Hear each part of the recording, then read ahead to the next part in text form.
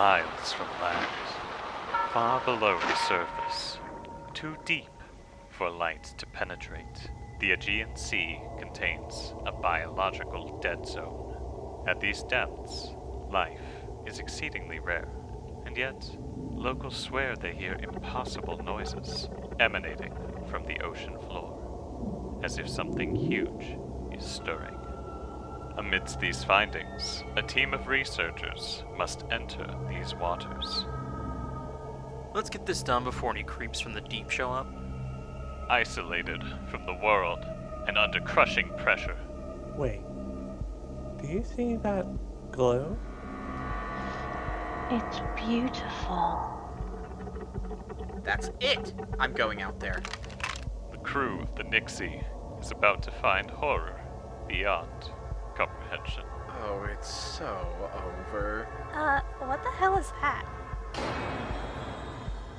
Trouble's near our way, and fast. Brace for impact. She's a big one. I'm trying everything, it's completely unresponsive. This October.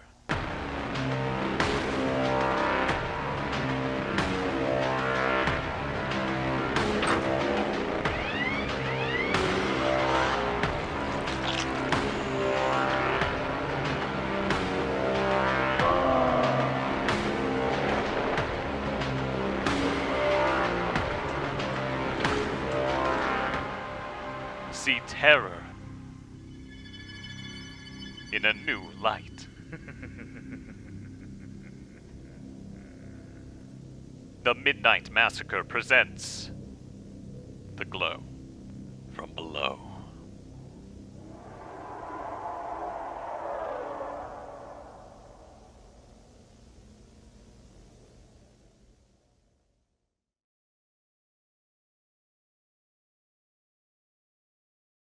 Why, hello, everybody. Hello, everybody, and welcome back to The Glow from Below. I do want to inform you, up front, first and foremost, Joey was going to join us as the narrator for today, just like they did for last week on Sunless Skies, but, unfortunately, Joey is having some pretty severe stomach pains due to gallbladder stones, so if everybody could please direct love and care towards my wonderful little puppy, and let them know that it's okay and that we love them a lot.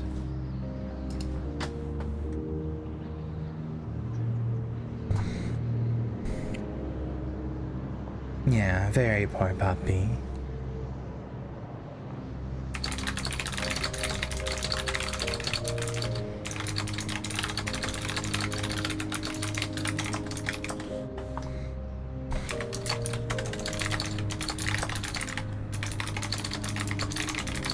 So many clicky clackies? Yeah, I don't know why that's happening. It's not supposed to. I'm gonna try putting this back around where it was.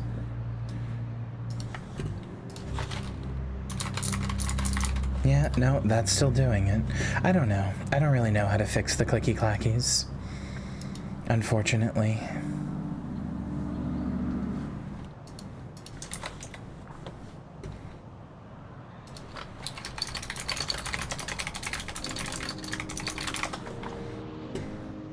I'll have to figure that out somehow.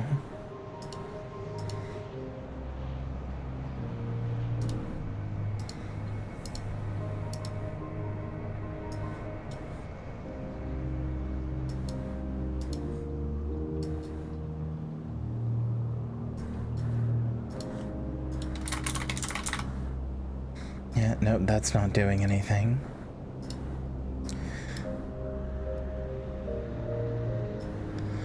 The problem is... So the problem is, if I put my threshold for clicky clackies to go away, then my voice is going to cut out a lot. And it didn't even take them away anyway. So, oh well. What's the point? Whatever.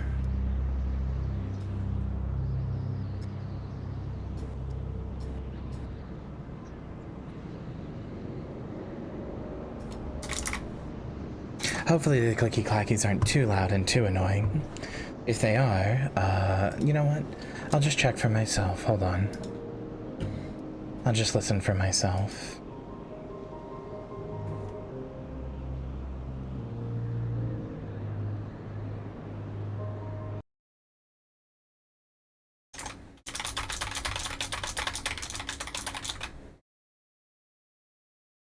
Oh, no. No, no, no, no, that won't do. That's loud as hell. That's not going to do. That's so incredibly loud. You can love the clicky clackies all you want, but that's way too loud. They weren't doing that yesterday when I was testing, which is very frustrating. Hold on.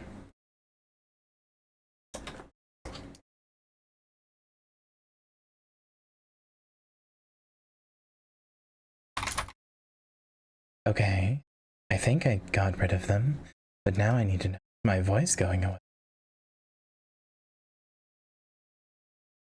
Yes, my voice is going away. I just checked. I can hear it. That's not good.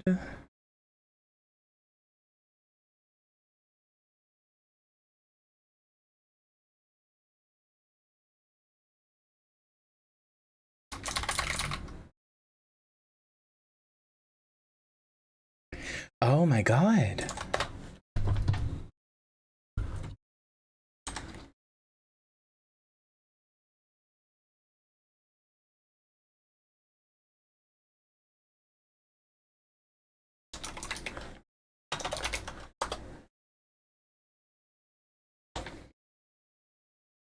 What's the point of a cardioid pattern if it's detecting that much behind me? Jesus Christ, okay.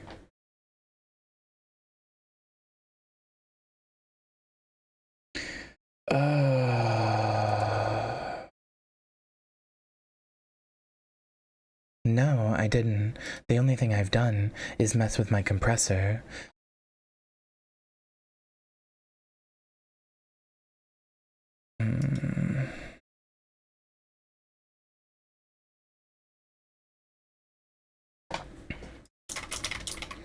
Nope, that's still getting it.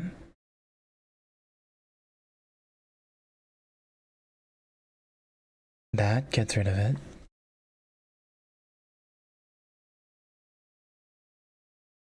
Okay.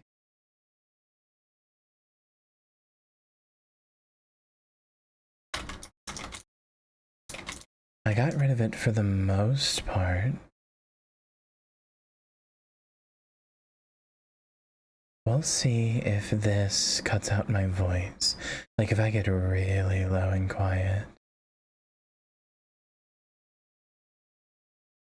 No, it doesn't seem to. What if I move the microphone away?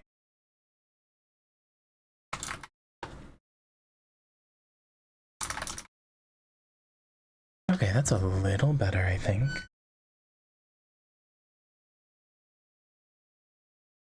Alright, we'll try this for now. Chat, will you do me a favor and tell me if my voice starts, like, cutting out or ending early or anything like that? Like if some of the consonants or letters in my words are just gone?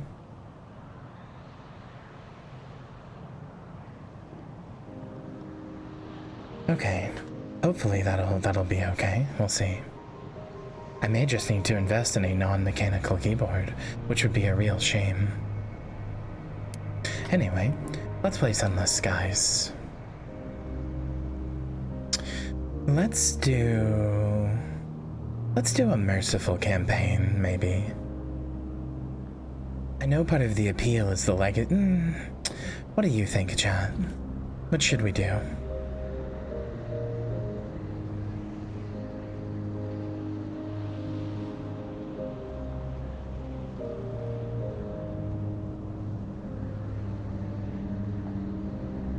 Part of the appeal is the legacy that when you die, it's all over.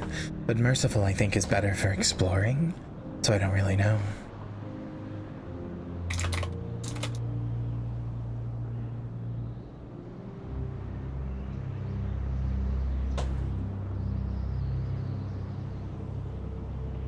Maybe this... merciful? Okay.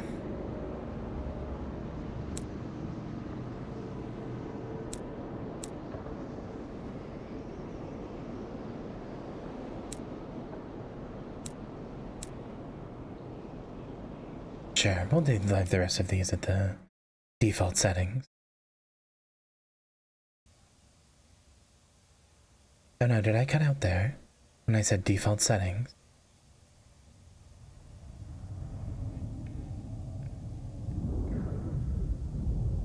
Log of Her Majesty's Locomotive the Orphan, March 14th, 1905. Our expedition to the domains of the dead has been eventful. The Orphan is damaged and in grievous need of repairs and supplies. We are returning, in haste, to the Reach, where I hope to make port at New Winchester. May God be with us for 1,000 deaths wait in the sky. Final entry of Captain Amelia Charity Whitlock, DCM, written shortly before her death.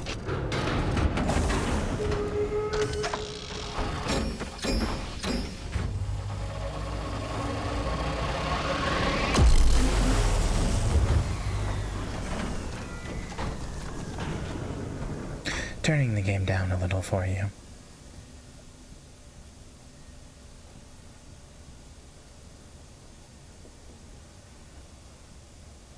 And you know what?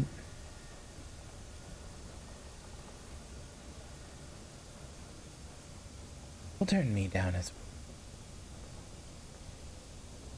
a little bit better. Hold on. Maybe that...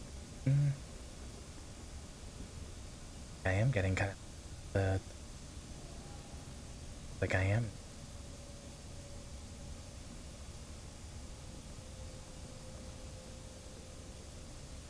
Uh-oh.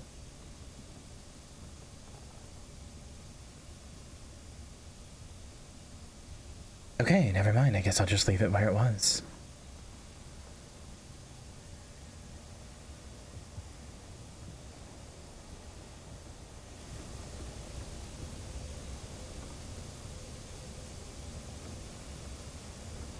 Okay, let's go.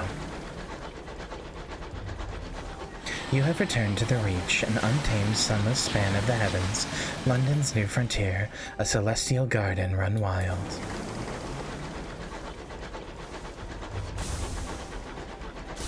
Am I still cutting out, by the way? Your journey back from the Blue Kingdom was tumultuous, your locomotive is damaged, and Captain Whitlock is badly wounded. Also, the fact that this has a dodge now is everything that I wanted from the first game.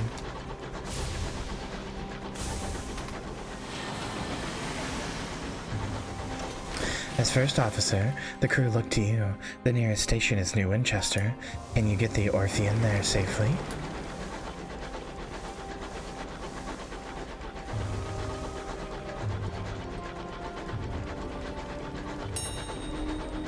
Much to the relief of your stokers, you find a barrel of fuel among the detritus. Oh hi, the Ozymandias. A wreck drifts here, less fortunate even than you. We should scavenge her for repairs, a crewman suggests. The wreck hangs in the sky, pocked with recent gunfire. You and the boarding party don your sky suits, garments of waxed canvas, lined with felt to protect against the cold of the sky. Two of the crew are whispering as they dress. What business did Captain Whitlock have in the Blue Kingdom anyway? Why the devil did we trespass on the districts of the dead? You silence him. Now's not the time. The gap between the two engines isn't wide, but the endless fathom of heavens gape beneath it.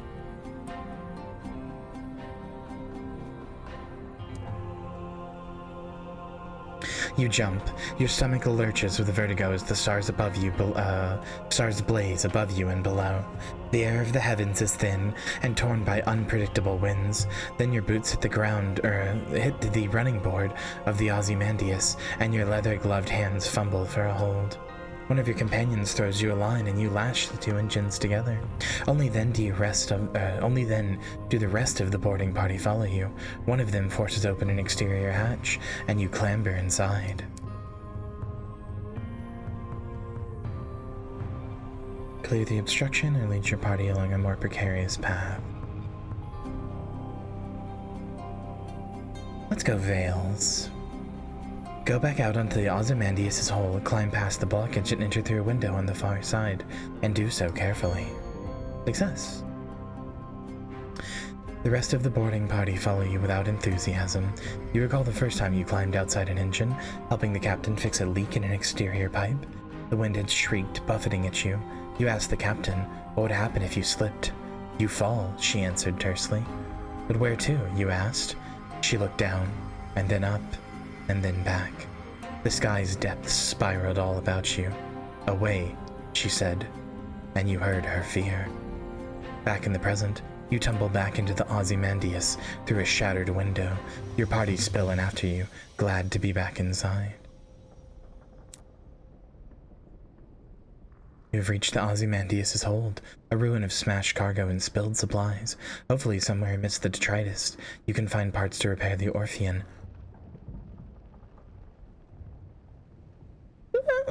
And restock your stores. Conduct a thorough search. Your companions work quickly. The Ozymandias' hull begins to creak. Your action on board may have compromised its integrity. You find enough food and gear to restock your supplies, and enough spare parts to make necessary repairs to the Orpheon. The food will need to be thoroughly thawed, of course, but you've eaten worse in the skies.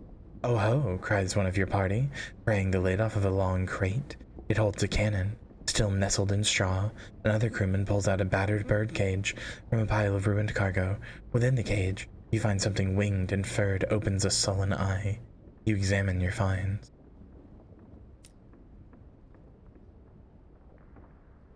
Mount the Jerusalem cannon on the Orpheon. Your own weapons were damaged during your flight from the Blue Kingdom. That leaves you vulnerable. The Cotterell and Heather Sage Jerusalem fires single shells to a good range, more or less accurately. You order 2 of your party to get back to your vessel and fit it immediately. The Ozymandias groans again. The structure shudders spasmodically. The Ozymandias emits a long, juddering creak. Your boarding party exchange nervous glances. From the chaos of its hold, you have retrieved repairs and supplies, and discovered some useful equipment. A gun that can be mounted on your locomotive, and an educated bat. Liberate a diffident bat and employ it as a scout. The heavens are wide, so locomotive use scouts, like bats, to locate things of interest. Ports, resources, wrecks like this one to scavenge. The bat treats its rescue as an inconvenience, and immediately begins haggling over pay. You offer to put it back in its damn cage and leave it on the Ozymandias, at which point it becomes more polite. You doubt it will last. From the chaos... Oh, no, that's everything. You might find more fuel there, but you'd better hurry. The Ozymandias is beginning to tear apart. Sure, why not? 50-50 on this, huh? The wreck of the Ozymandias screeches as its metal buckles and tears. You press on through the shuddering corridors, searching frantically for the engine room. Send a smaller party ahead to retrieve fuel. Foolish for all of you to go. You send your quickest and lightest to retrieve the fuel, while the rest of you return to the Orpheon. Oh. You select 2 sprightly members of your party, and they dart into the Ozymandias. The rest of you return to the Orpheon and wait. You choose wisely. The 2 explorers return shortly thereafter, carrying several sacks of glistening black coal. They are lauded as heroes by your crew, as you stoke your engines and steam away, restocked, refueled, repaired, and rearmed.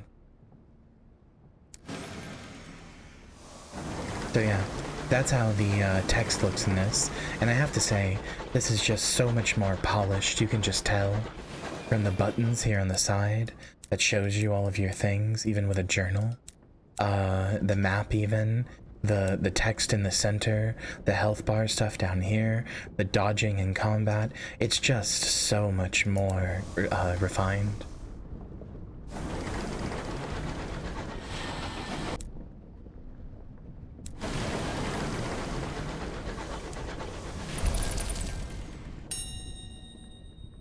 Summoned by Captain Whitlock. The walls of the captain's cabins are lined with a hodgepodge of curios from across the sky. Captain Whitlock lies in bed. Black marks cover her skin like a monstrous brand. When she coughs, coils of acrid smoke pour from her lungs. Inquire after the captain's injuries. The locomotive's doctor attends her. Her lips are tight. A word of living fire pursued the Orphean across the Blue Kingdom. It caught you just before you passed through the transit relay to the Reach, and set its brand upon the captain. It burned itself right through her, the doctor whispers. When I closed the worst of her wounds, I could see the sign is seared into her bones and her organs. Judging from her symptoms, it's on the inside of her lungs, too. The captain leans to one side and vomits a plume of fire into a copper bowl. There is nothing the doctor can do. The walls of the oh no, I already read that. Approach the bedside. The captain opens her eyes as you draw near. She attempts to smile. Her mouth is blistered from the blue fires that dance on her tongue. Her hand grips your arm. Her skin is as hot as a kettle. Made arrangements. The Orphean will be yours. Her voice is just a rasp of burned meat breath. But promise, she breaks off into a scream, a word in a language that was not made for human mouths. When she resumes speaking English, she is weaker, her crest a little more than a gasp. Promise me one last service. Promise!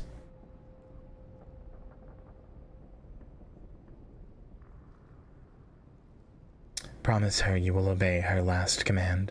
Whatever it is, you'll see it done. She sinks back, relieved. All in my will, she gasps.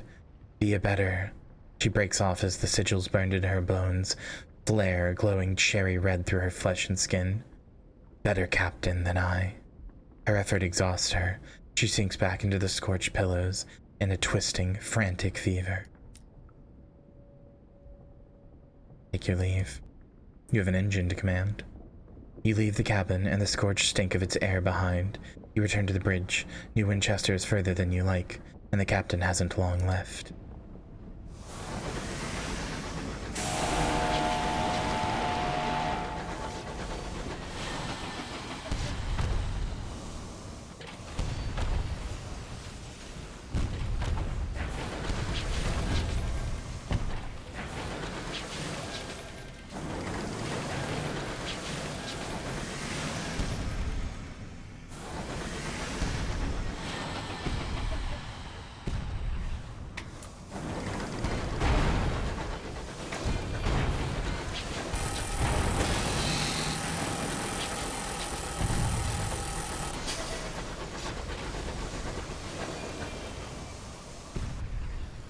I honestly have no idea what it means for that bar down there to get completely filled up.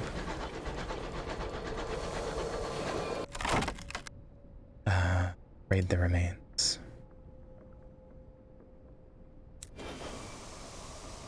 No, it's a heat meter, I just don't know what it means if it fills up. Because I took damage, but that was from getting shot.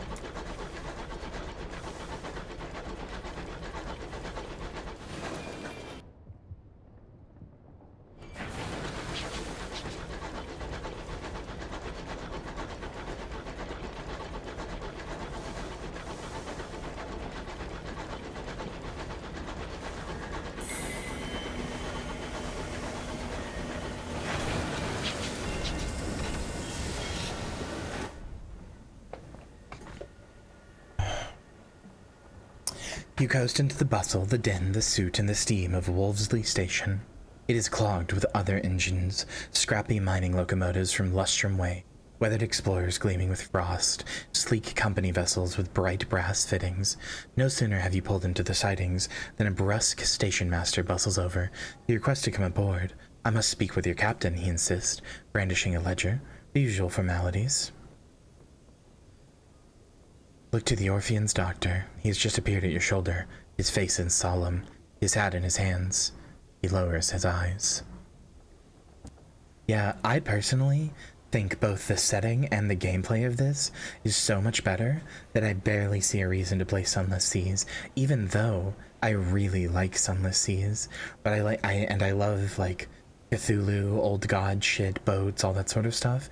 I don't even have train autism, but space trains that go through the sky in an eldritch portal world where we've turned the steam age into the space age without ever missing a beat. That's so fucking cool. I do have spaceship autism a little bit, Yes, this does appeal to my sense of the Old West. This is basically space age Old West, which the only other thing I can think of that's ever done anything like that is Starbound with the Nova Kids. And we all know how that went.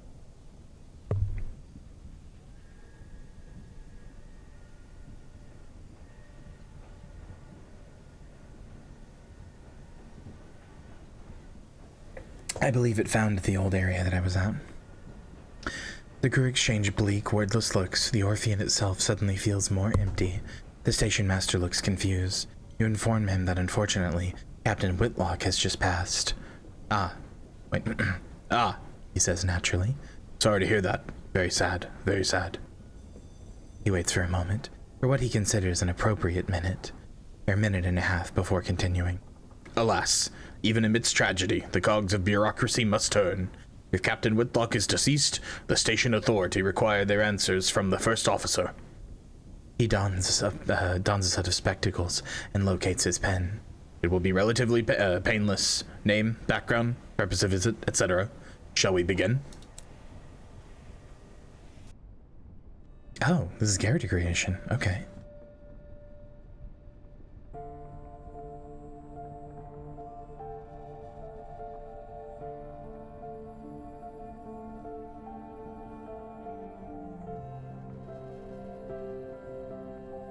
Oh, you can be a Zaylor.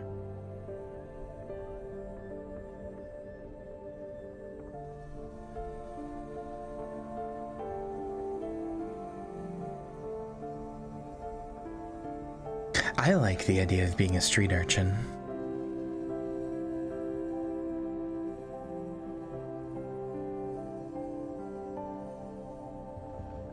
Wait, hold on. Does this change based on what you do? It does. That's cool.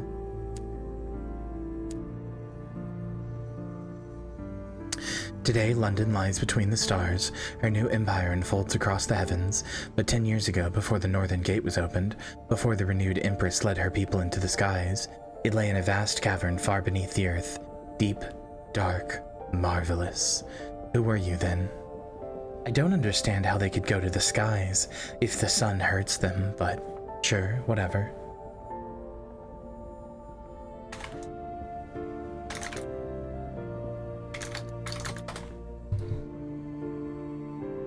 Yeah, we'll do this.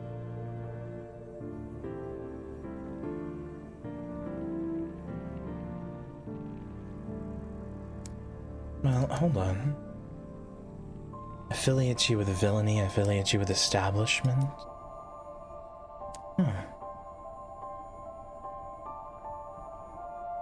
Sure, we'll do Street Urchin, and we'll do the Fisher Kings.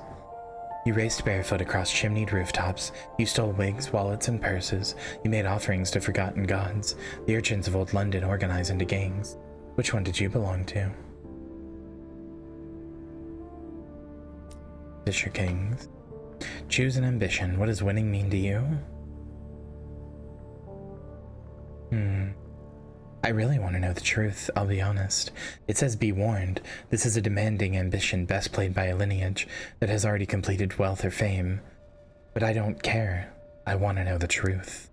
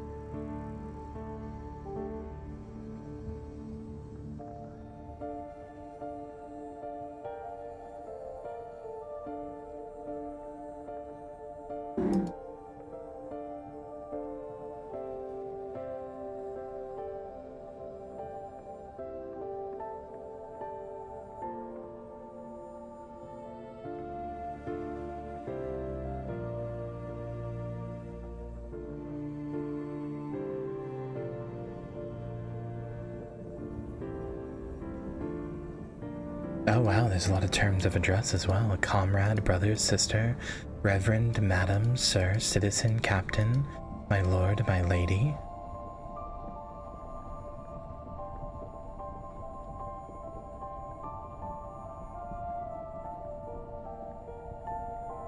We'll do captain. Captain Oshino.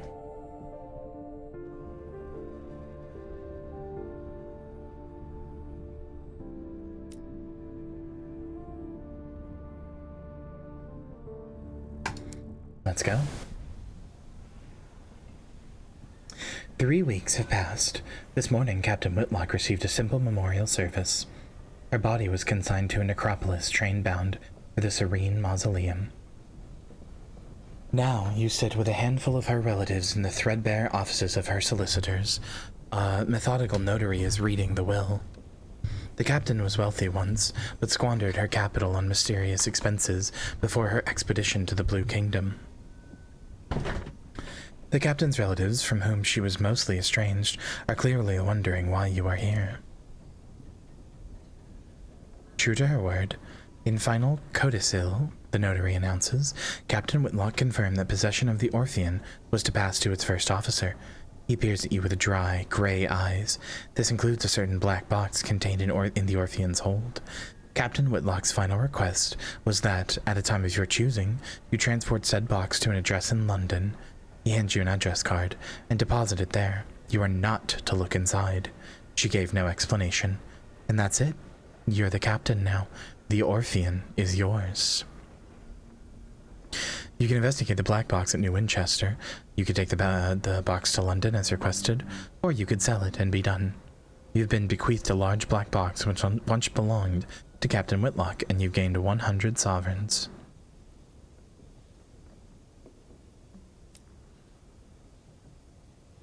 Okay.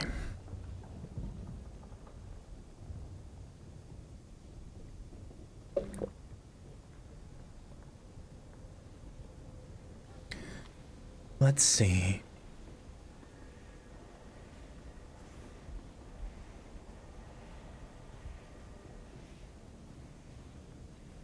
Excuse me, Captain! A woman pushes through the crowd towards you. She is short, square-shouldered, in a neat black suit and polished shoes. She shows you the case of her pocket watch. It is embossed with the crown and hourglass of London's. Good night, Princess. It was nice to see you. I'm sorry you weren't able to stay very long, but good night. Hope you feel better soon. With the crown and hourglass of London's Horological Society, the body responsible for ensuring time is consistent across the empire. I was hoping to book a passage to Port Prosper, she says, slipping the watch away. I can of course pay. Sure, why not? Pay sounds promising.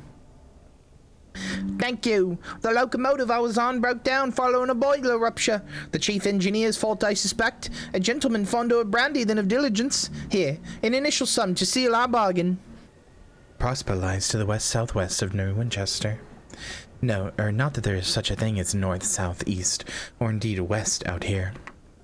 Instead, London cartographers picked 4 of the brighter, more reliable stars visible from the Empress's new palace, and named them north, east, south, and west.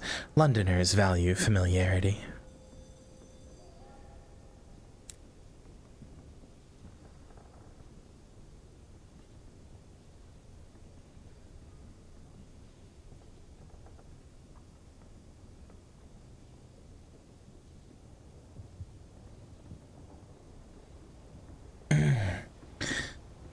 I specialize in test driving, but I'm looking for something quieter.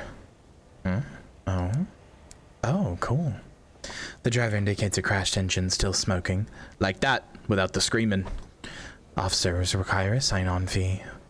Allow the driver to join your crew. What harm can it do? Get your chief engineer who greases your iron by 6 and your hearts by 2. Okay, sure.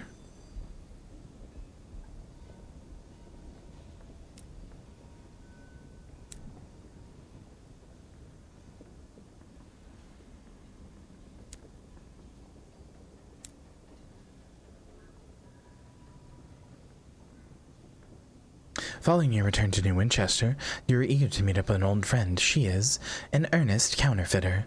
Years ago, you were members of the same urchin gang. When you came of age and the gang drove you out, she followed you. Would have been her turn next anyway. With her eye for detail, she graduated from urchinry to counterfeiting. After coming to the skies, she used her ill-gotten gains to buy her own locomotive. She is a skyfarer now, captain of the Azazel. She associates with a group of seasoned captains who gather at the Promise of Days here in New Winchester. Perhaps you can find her there. Okay, this is part of my The Truth ambition, sure.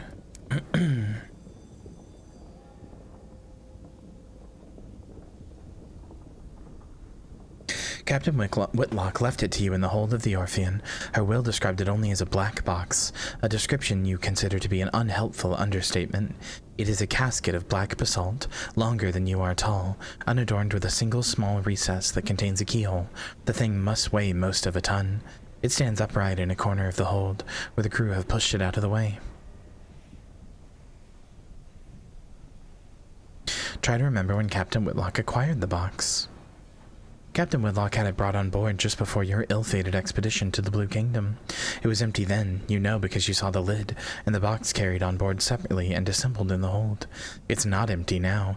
It is sealed and even heavier than before.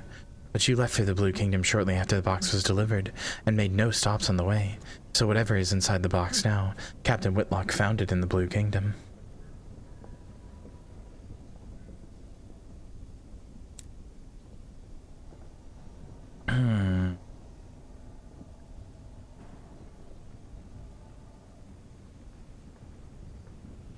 Examine the box. It has the dimensions of a sarcophagus plundered from the tomb of some forgotten prince of Egypt. There are no carvings or inscriptions on it. The join where the lid meets the body is too thin to admit even a knife blade. And there are no holes by which light or air might find their way in. It's impossible to see inside without opening it. Even the keyhole has been engineered in such a way as to prevent peeking. The recesses with the keyhole, though, as far as you can determine, that is a more recent addition to the box. The stone has been drilled and chiseled away to create space for a modern metal lock.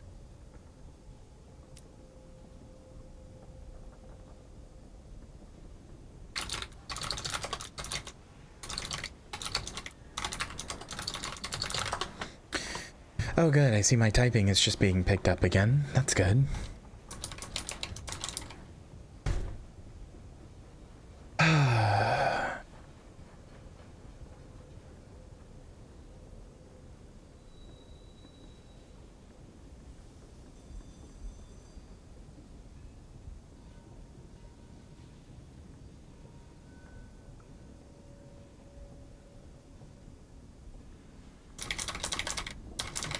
Yep, it sure is just being picked up again.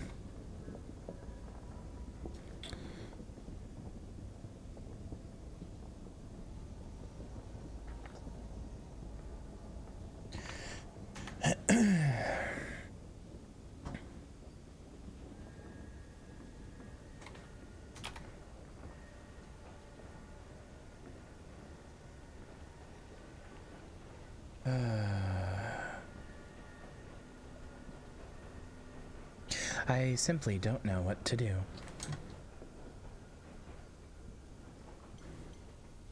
I do not know how to fix my voice and my typing.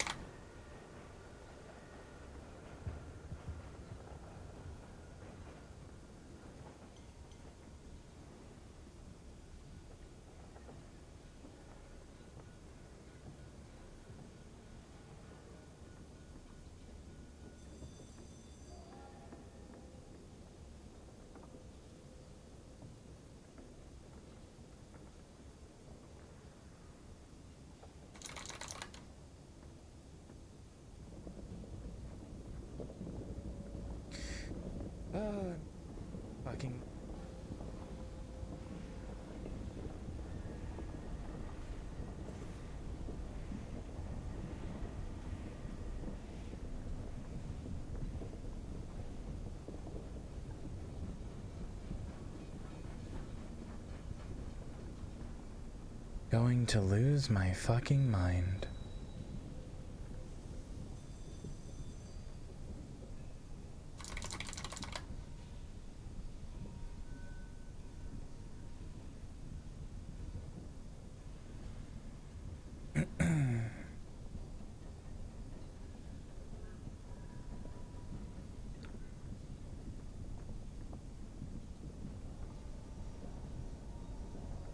And let me guess, this will make my typing incredibly fucking loud.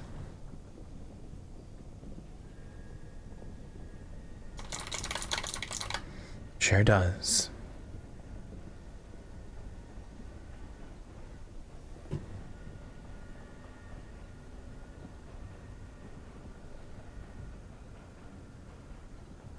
Oh, why did I buy this microphone?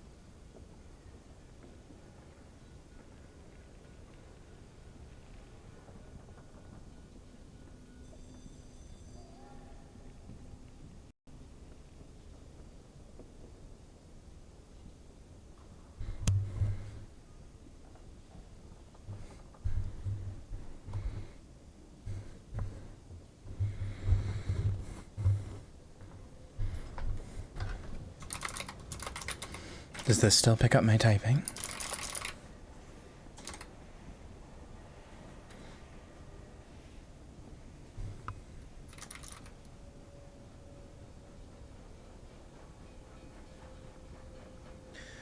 Wonderful, wonderful.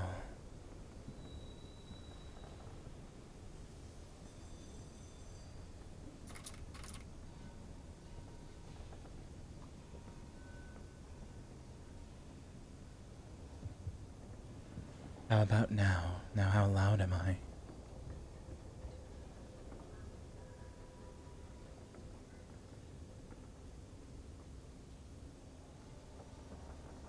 Hi, Twig. Corvus _ Twig just traded the graveyard with 9 raiders. I'm currently dealing with microphone problems. I apologize. But hi. How was your stream? I thank you for the raid. I hope you had a good one.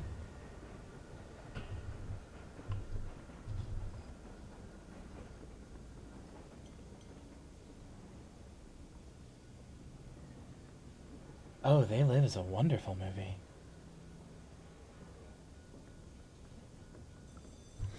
Twig barely escaped a lynching. Oh no. Twig, do you not like They Live?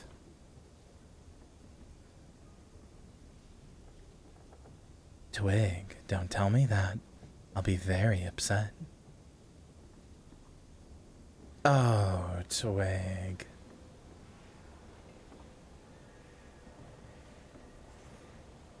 Well, it's off to the gallows with you.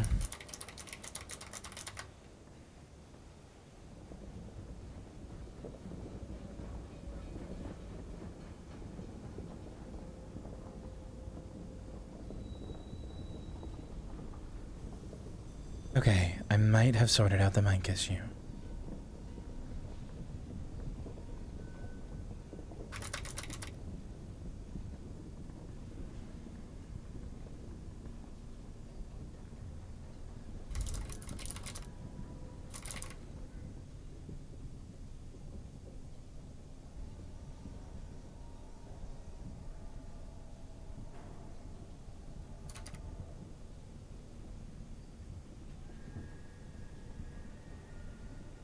Okay, I think I've done what I can.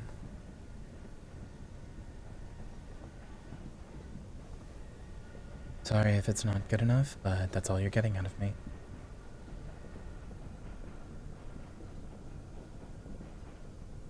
Yeah, I can't make it any better than this. I had to physically readjust my mic position into a worse position, and I had to fuck with a bunch of my filters.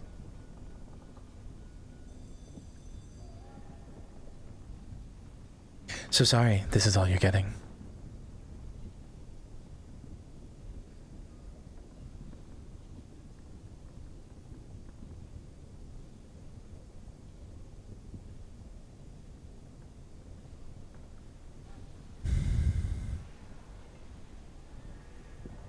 What happened? My typing was as loud as it could be, and I'm desperately trying to fix it.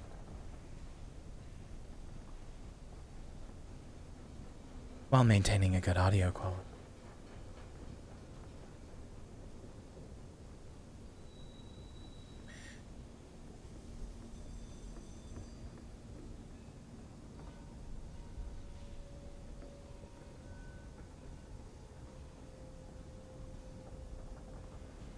Which hopefully I am.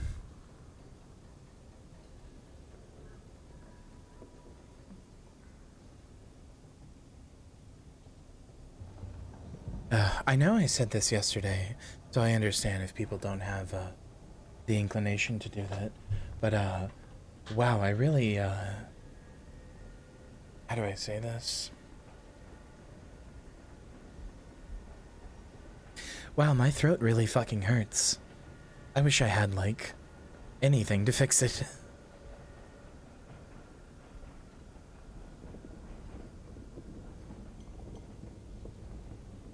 Do I still have a slushie on my treat stream?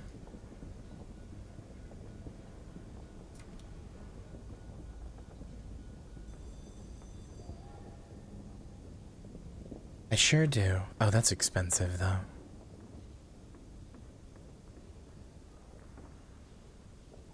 Well, if anybody wants to be kind, but I asked for food yesterday, so...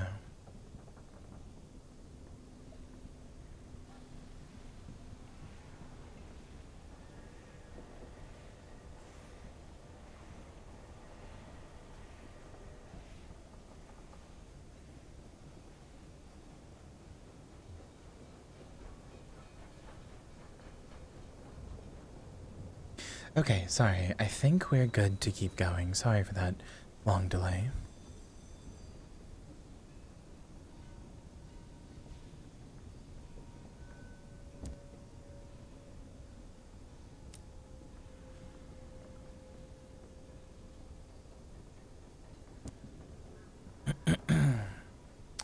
Decisions. The last request of Captain Amelia Whitlock was for the box to be transported to a special address in London. Alternatively, you could perhaps find someone willing to purchase it as a curiosity, and if you knew what was inside, you might be able to command a higher price. Captain Whitlock left it to you in the hold of... Oh, right, I already read that. Okay. Let's figure out what to do with that later.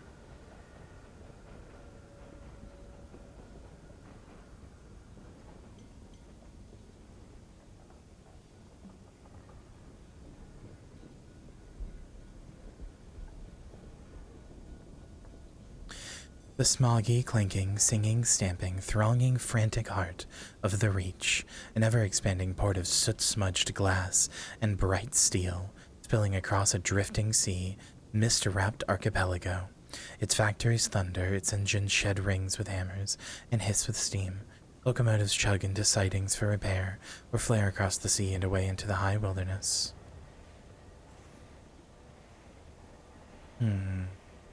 How goes the Winchester War? The slow-burning war for the Reach forms the backdrop to daily life in New Winchester. Citizens wishing to keep up with developments in the war turn to the New Gazette. It is famously the only newspaper worth reading in New Winchester, as well as the only paper that hasn't bankrupted itself. Its quality speaks for itself.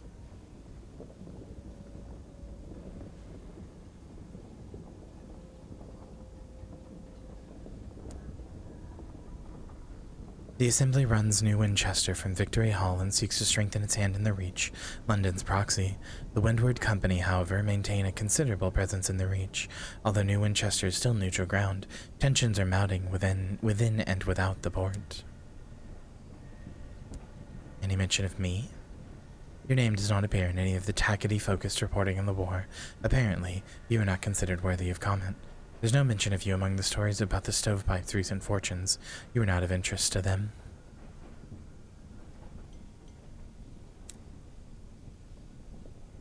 I wonder what the war is about.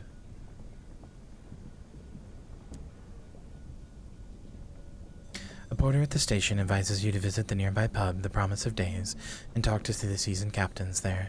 They keep their ears to the ground. They'll know about an opportunity or two.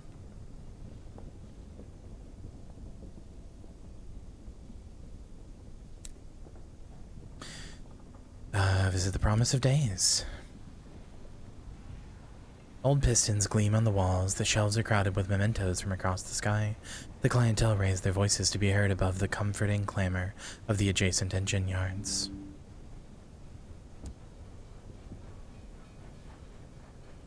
Four are gathered at their usual table: the masked citizen, a libertine, polymath, and pioneer of the neo-nocturnal artistic school; the bedeviled diadact, a scholar haunted by his discoveries; the plucky baroness, an explorer, collector, and philatelist; and spatchcocker Meg, who hunts monsters. Of course, everything out here is jolly dangerous, says the Baroness.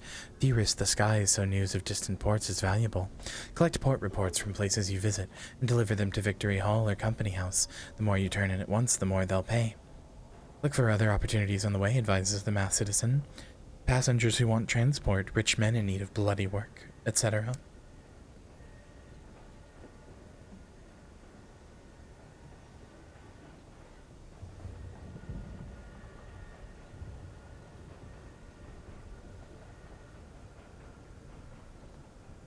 Inquire about the earnest counterfeiter. Ah, she speaks of you often. The plucky baroness says, I'm afraid you've missed her. We've all been missing her recently. Busy girl, but she's doing important work in London. The bedeviled didact frowns darkly and fingers one of his amulets. We've been assisting in our own small ways, but, well, she'll want you to explain herself. She left a letter for you. Meg pulls a crumpled envelope from the pocket of her patch coat. I'd open it somewhere private, or someone, she glares at the masked citizen, will try to read over your shoulder. The masked citizen nods unapologetically. It's true. I'm a disgrace.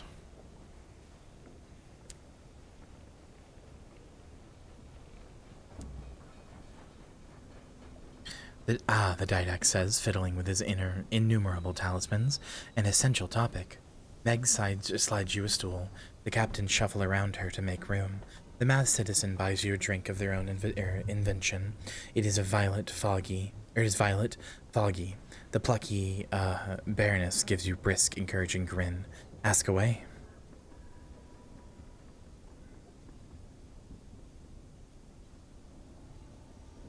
Oh, this is a lot. How can I sell goods?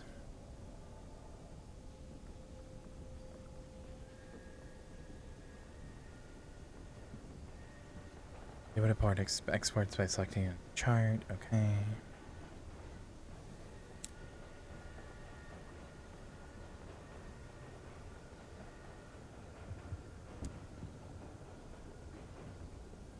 I'm not reading all these, they're just tutorials, sorry.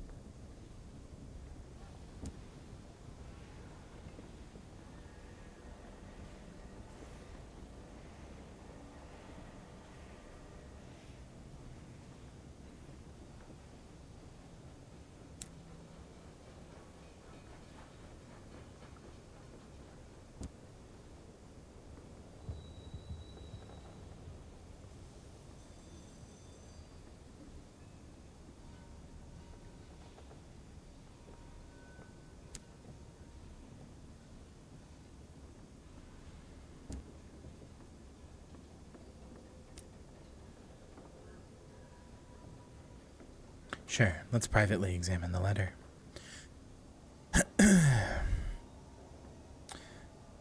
Privately, you examine the letter. The owner's counterfeiter's handwriting, never neat, is clearly hurried.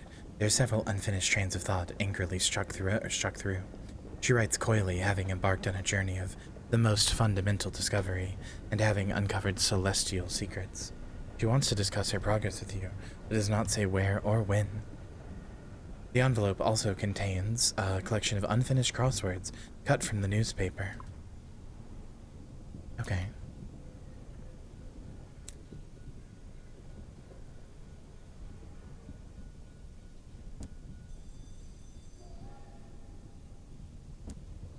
Hold on, there was something.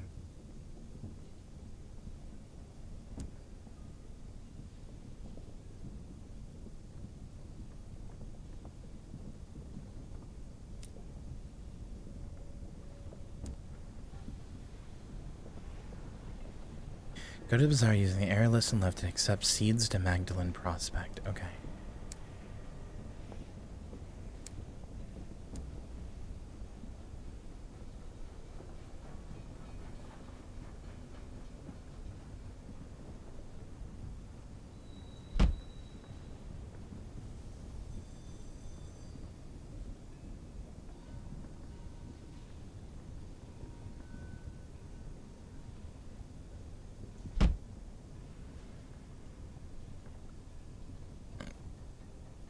Okay. So are these in my journal?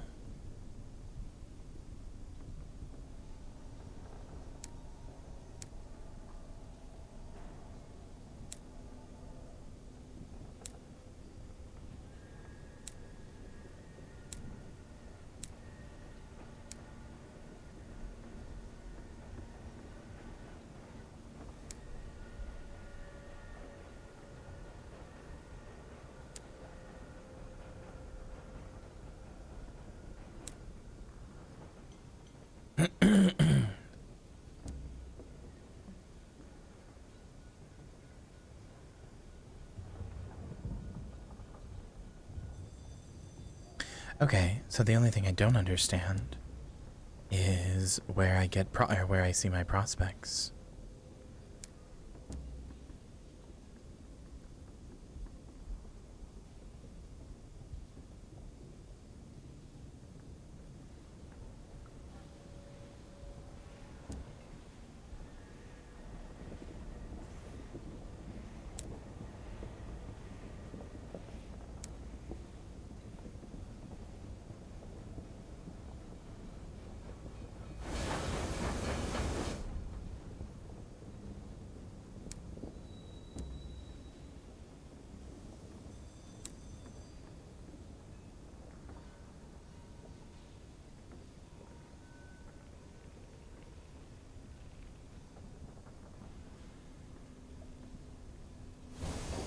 Okay, I guess that's it.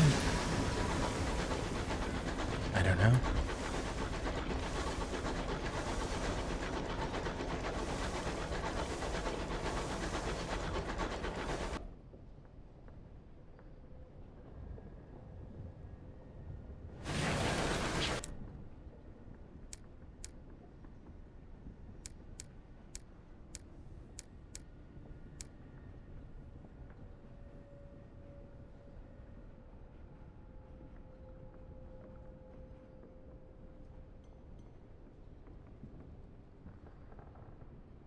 Southeast of New Winchester.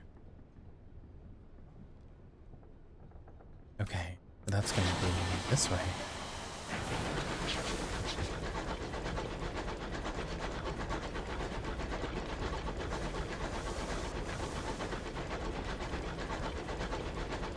You know what? I'm going to buy some fuel and some supplies while I'm here.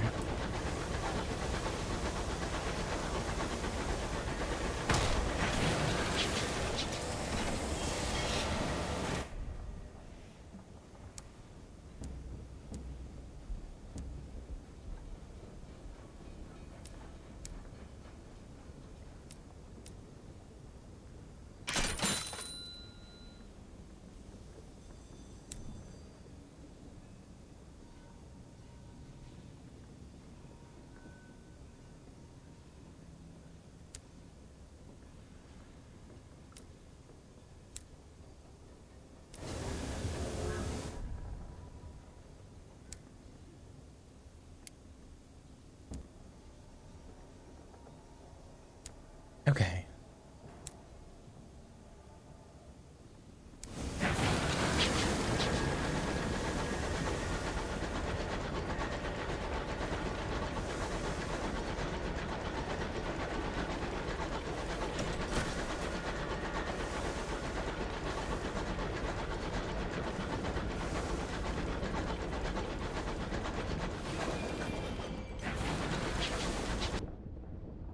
Well, is this a gate I can go through?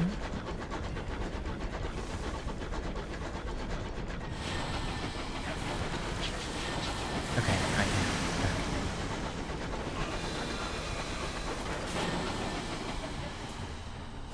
Is that an enemy?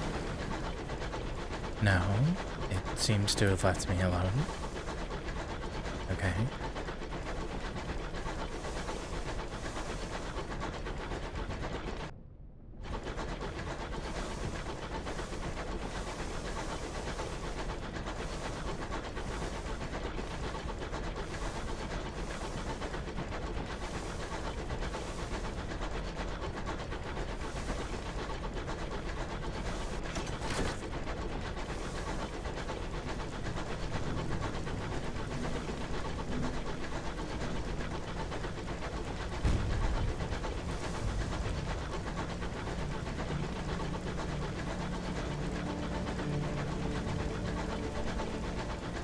That's cool.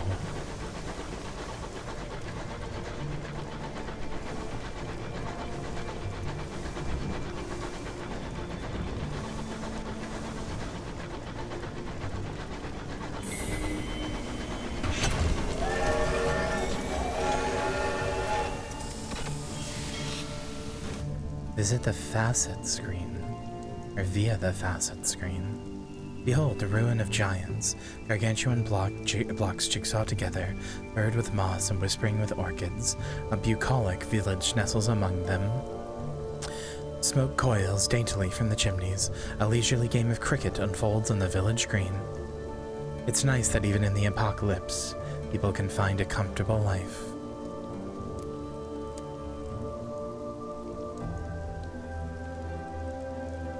An oily-faced, black-haired girl waves your locomotive into position. Welcome to Port Avon, she calls as you disembark.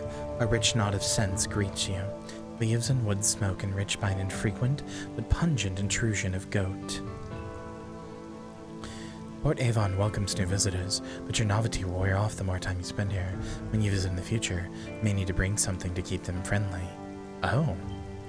Well, this place seemed nice. I guess it's not.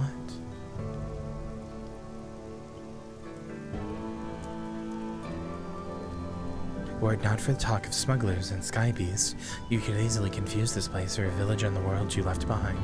It's quite peaceful here, apart from some fuss over a newspaper delivery. The villagers frown and change the subject when you ask about it.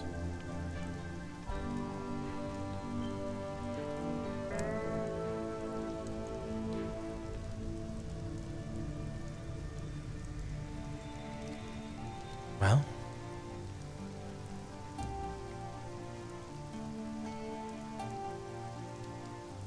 repentant devil.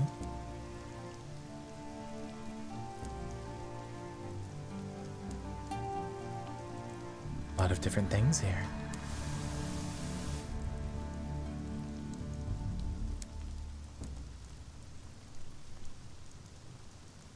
Okay, one moment. I have to go to the bathroom.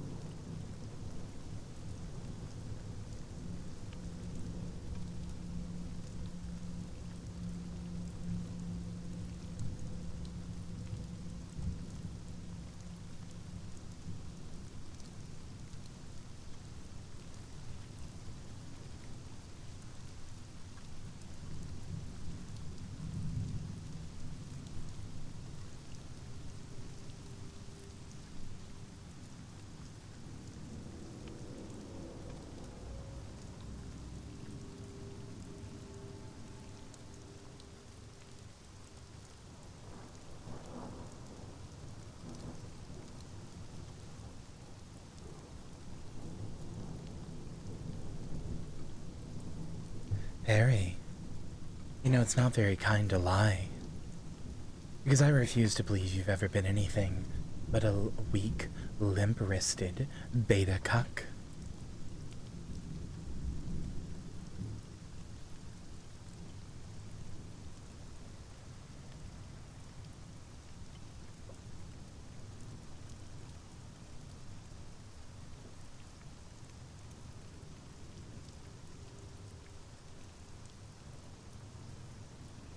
Okay.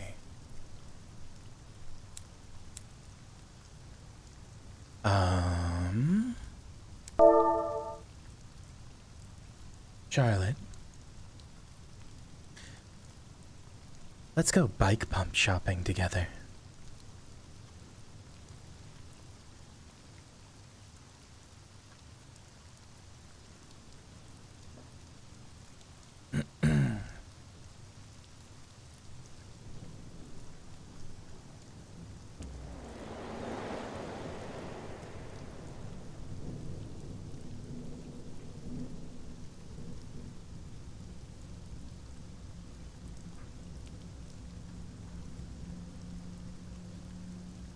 You lost your mind once. They put you in a splendid hotel managed by cheery gentlemen who would determine when you could leave. Okay.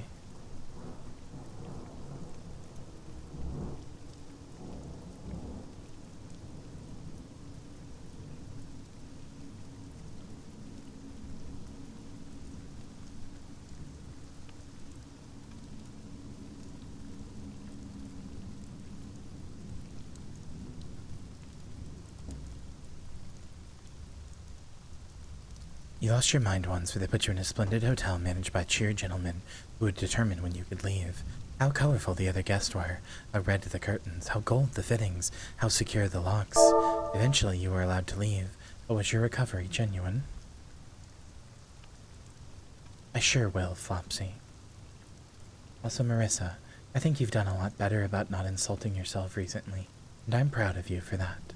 I know it's difficult, genuinely, so I'm proud of you.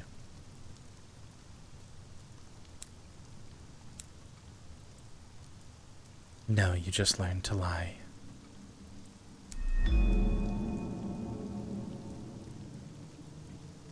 Okay.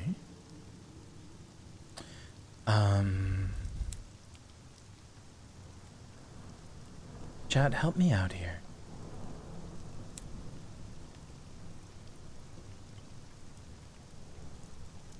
I would really appreciate some help. How do I see my things, my little quest I have to do? Not the ones in the journal, the ones to buy things and move items.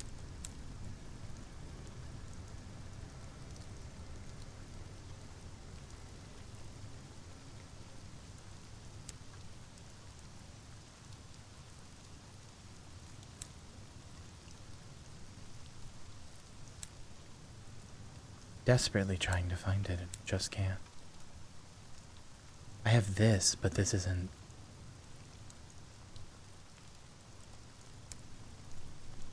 quite what I needed.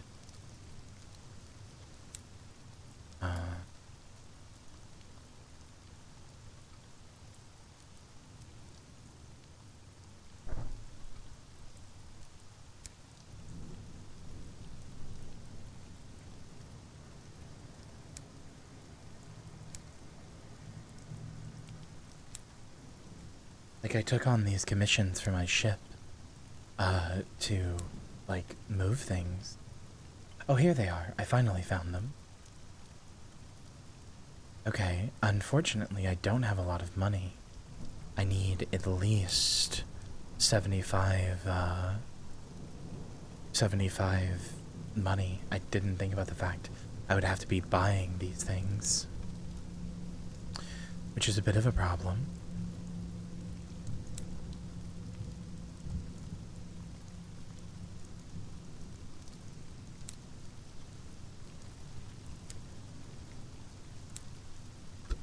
Let's just do some stories for now.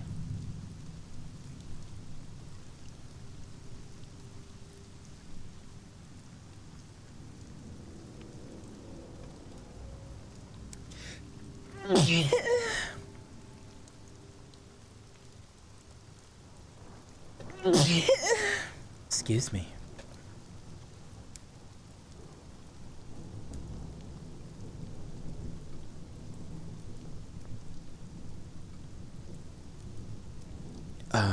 Let's see if we can't get any money from any of these.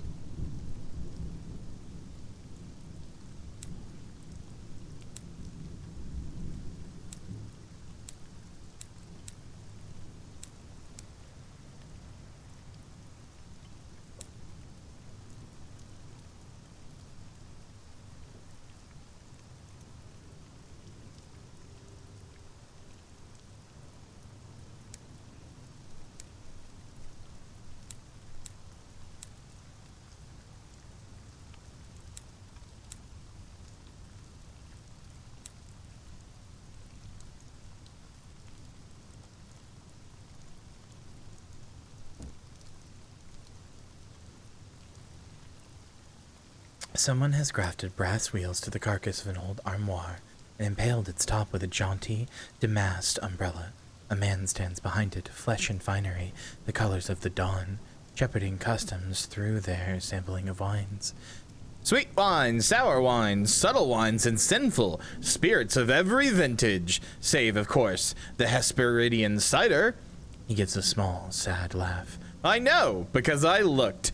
This is the only place with real apples, but even here, that cider eludes me. He beckons you with a gloved hand.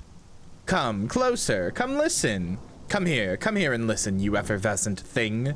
I have a story. An associate of mine, he once gave me a sip of it, one golden drop to place under my tongue, and my life was changed. A carnivorous pleasure steeps in his voice as he speaks.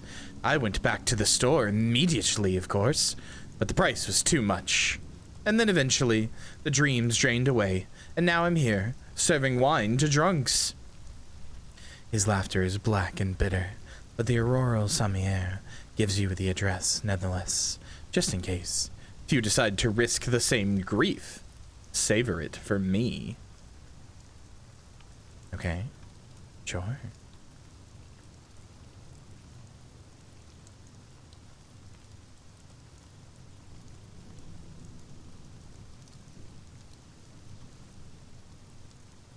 What about the Nowhere Inn?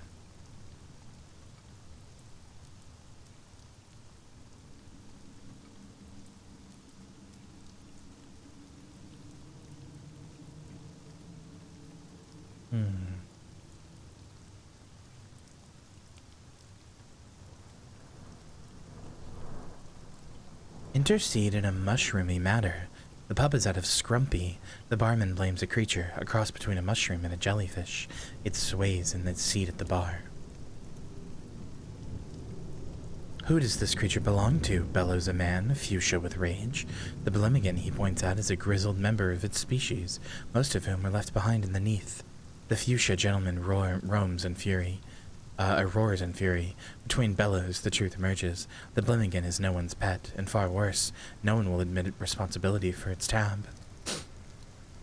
The Blemmigan is unconcerned with the tumult.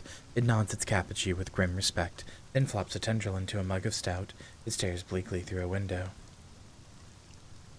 Creature does not emit a rather appley aroma. It must have consumed, or does emit a rather appley aroma. It must have consumed an orchard's worth of scrumpy. It would be unduly uncharitable to pay for its bar tab. The Blemmigan is looking to sign on for one last journey. If you settle its bill, it'll join you on your locomotive. Man, if only I could get this, but I don't have the money. The Blemmigan drinks serenely while squabbles continue above it. This is, of course, a problem for someone else. You can always drink cider. Maybe I can come back once I get some money.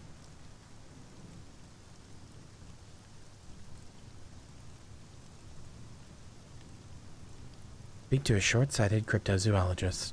She's perched on a stool in the corner, staring at a map of the Reach. I could have. No.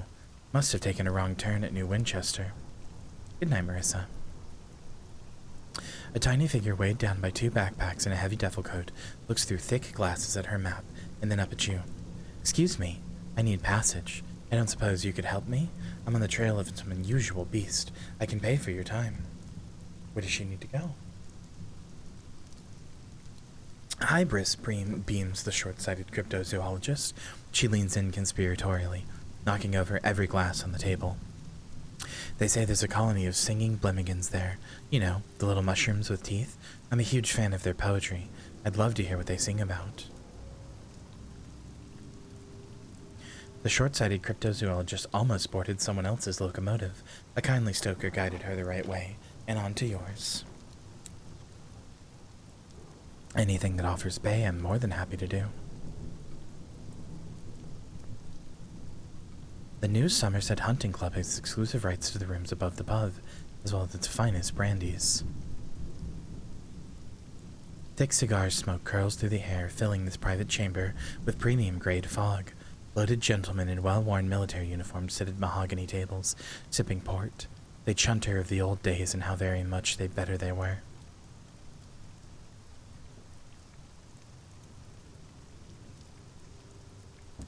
Sure, we can request membership. A stout veteran gives you a polite once-over. I suppose we could countenance an application. Of course, no membership. Membership is not a matter of mere money. No. He directs your attention to the trophies. Most are old and musty. Neath creatures, deer, foxes, and a bear, all hunted the members' now long-distant youth. Perhaps if you could help decorate our walls with some impressive local fauna, we can talk matters of first payment and then membership. Of course, we could hunt the beasties ourselves, and we will. By thunder, we will. But the fire is so warm, and there is port left in the bottle. Bring back a cantankery, a coister, a scribe spinster. The hunting club in Port Avon. Okay, sure. Can do.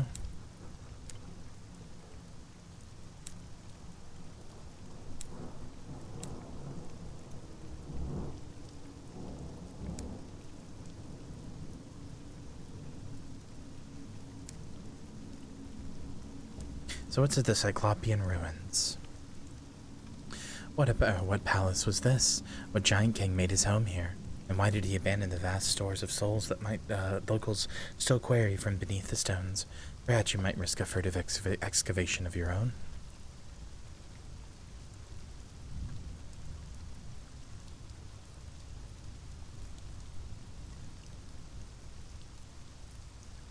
Not one of the looming stones is quite square, yet they all slot together immaculately. What were these ruins before their fall? Even their bones are tall and stately as the finest cathedrals of old France. What purpose did they serve in the past, plentiful days, when their sun still shone? Actions here will wear out your welcome. Perhaps not, then. Okay. Well, we need money, so why don't we get going for now?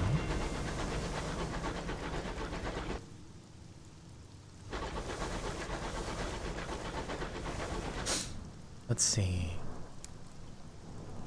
Port Avon lies in the southeast of New Winchester, while Magdalen's lies to the south-southwest. Okay, so Magdalen is going to be here somewhere.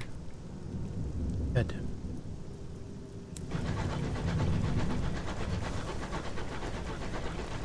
The cuckolded streamer, the inflationist rabbit, the amicable monotrone, the moonstruck wolf. The bugs in which there are millions.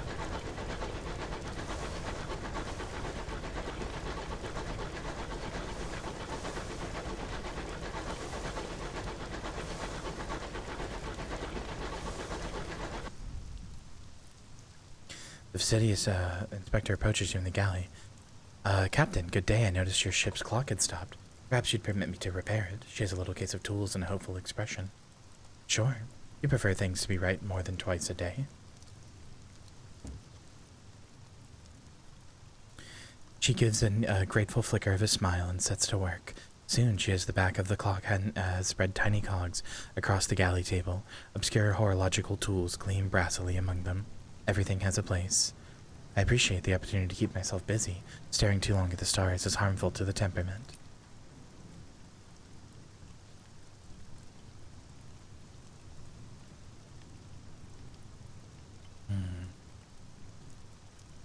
Inquire about her work. It is of fundamental importance that 10 o'clock on the 2nd of June in one corner of the Empire occurs at the same time as 10 o'clock on the 2nd of June in the opposite corner. How is an empire to function if it can't agree what day it is? Unfortunately, the process is complicated by the fact that time is less reliable than it was. The hours trade has seen to that.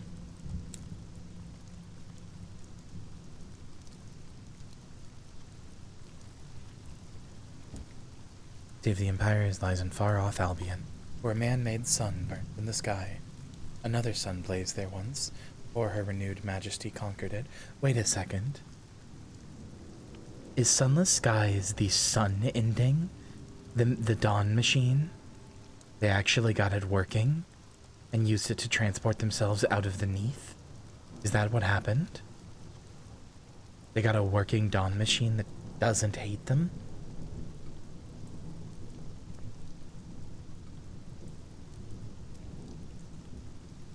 I mean, sure, why not? I'm not going to get, like, so into the lore that I care about spoilers.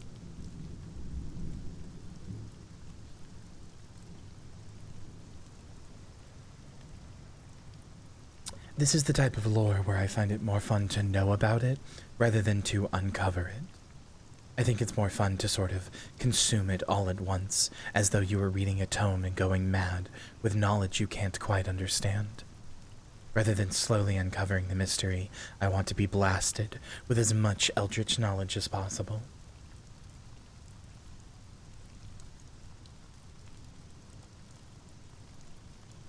I want to be the shrieking madame, yelling, "The sun, the sun, the sun, the sun, the sun, the sun, the sun." By the time I've done anything.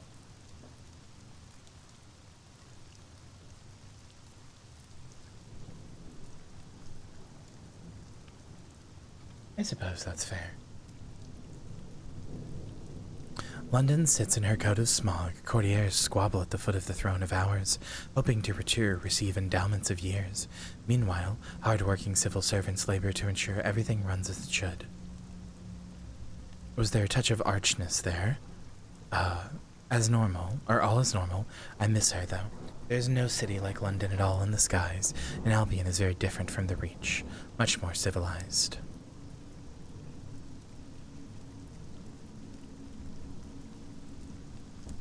Compliment her skills. Thank you, she says, a small, embarrassed silence. I'm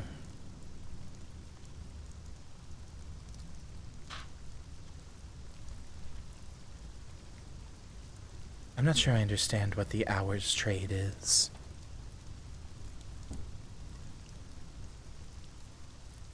There are those who feel that London is a long way away, and they do a better job of governing themselves. The frontier attracts independent spirits. We call them tackities for the hobnail boots that are so practical out there. London, unsurprisingly, disagrees. The Windward Company earnestly represents Her Majesty's interest in the region, sometimes very earnestly indeed. The tackities call London's loyalists stovepipes for our hats, I suppose. She avoids looking at you. And you, Captain? Where do your sympathies lie? With the tackities. These are new lands. Why should old rules or old masters hold sway? We are never free of the past, she says, her hand touching her pocket watch. Never.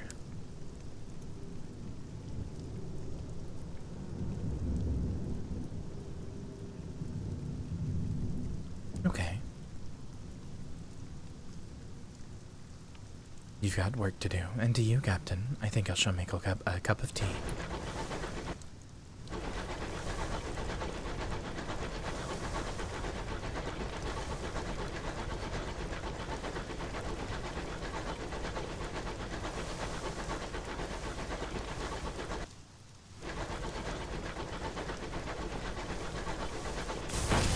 Well, I didn't mean to hit myself into that.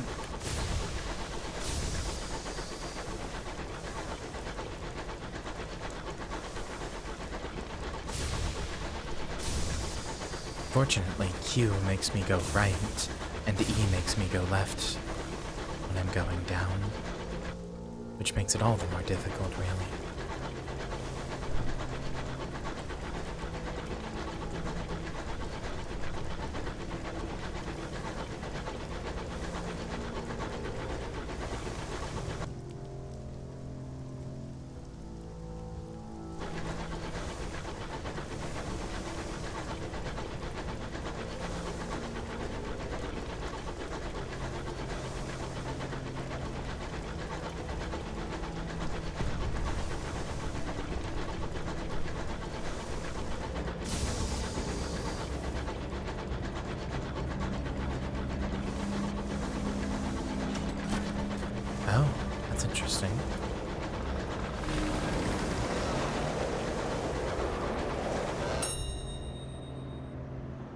join the dead.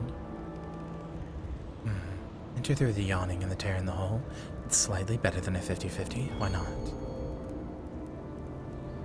Your boarding party follows you gingerly.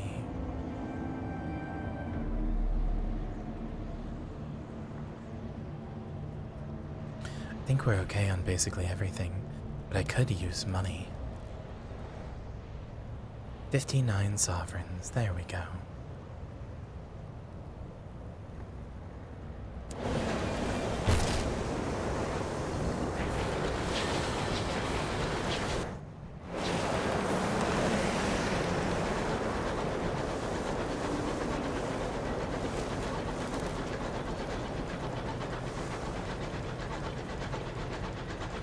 I'm not sure I'm clever enough to imagine ways that that could be used, but that's certainly interesting.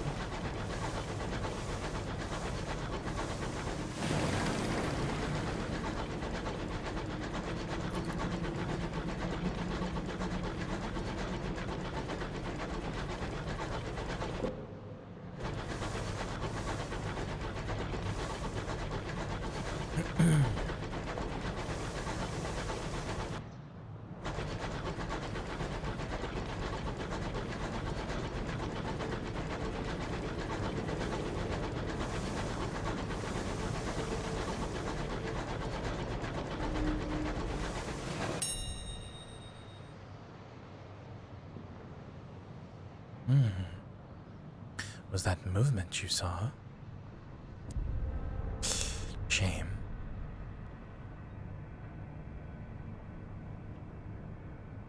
Your signaler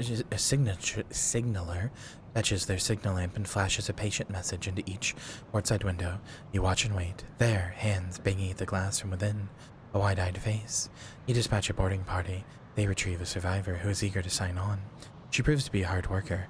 However, her reckless laughter and her stories of the horrid, haunting things she saw from her frosty windows do not improve morale. Oh, hello.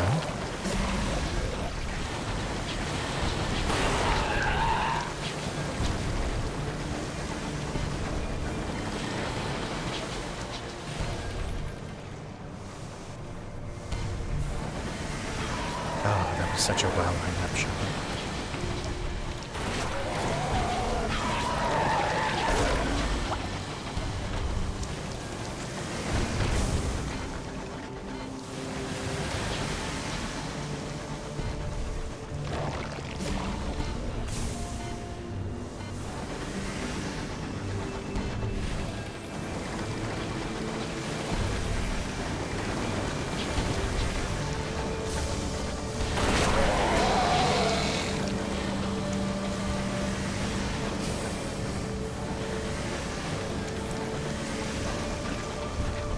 Wow, this thing is jittery.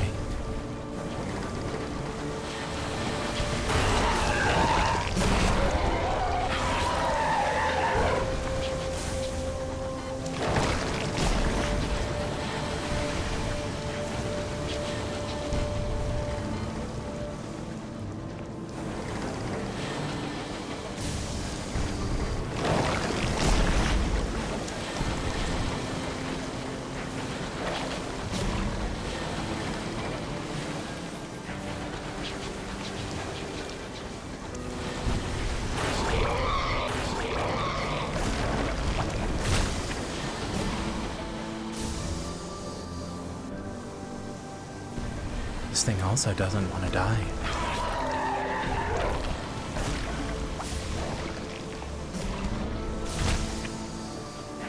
Oh wow, that hurts.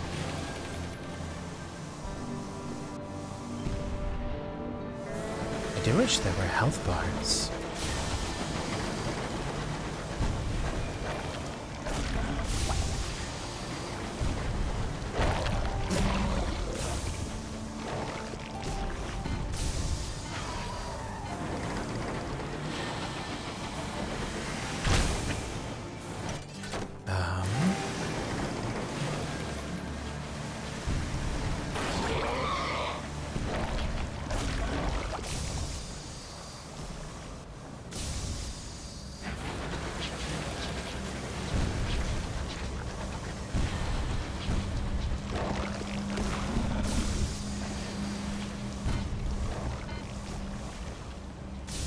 No!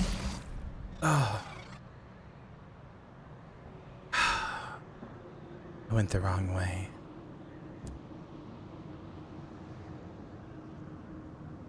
That's frustrating. Or resume from the last autosave. Hopefully that wasn't too far back. Okay, it wasn't.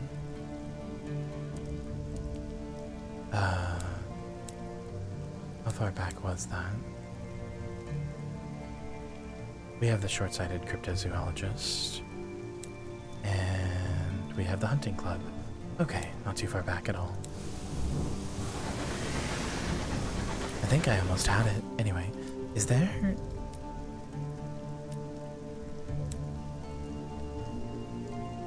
Is there just not health bars now? There was in the first game. I thought there was in this as well. I thought I remembered seeing them. Are there just no health bars now?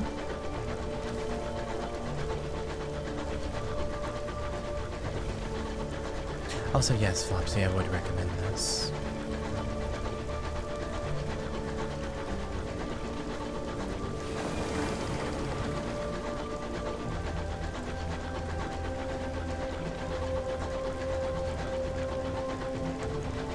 There's no health bar. Not sure I like that change.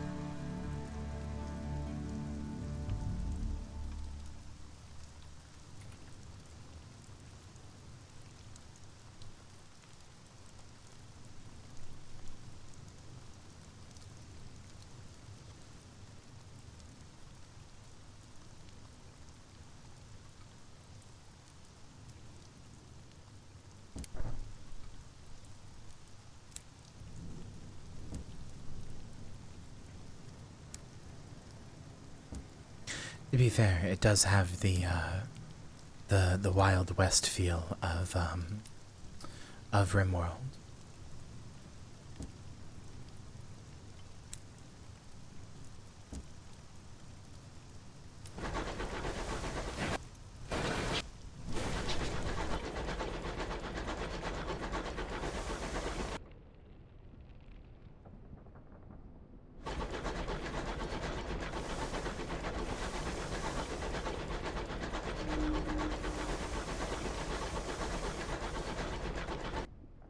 Wait. Did the map randomize? Because before this was a really big rock that went down. Is the map randomized?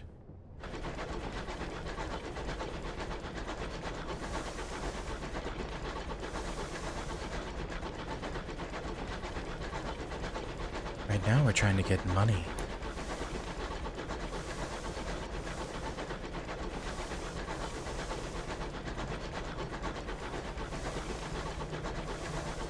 Yeah, this definitely didn't do this last time.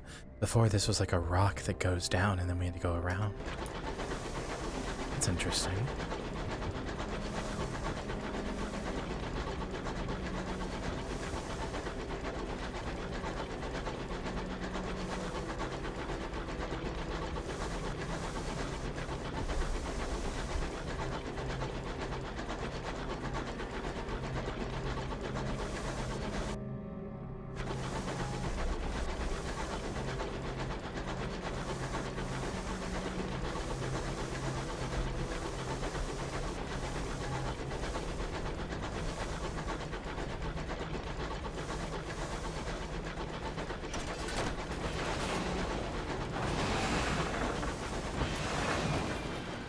Are you an enemy?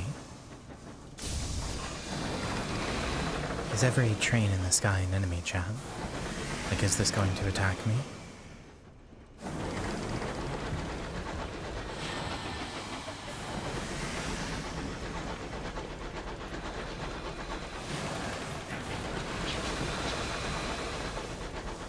Okay.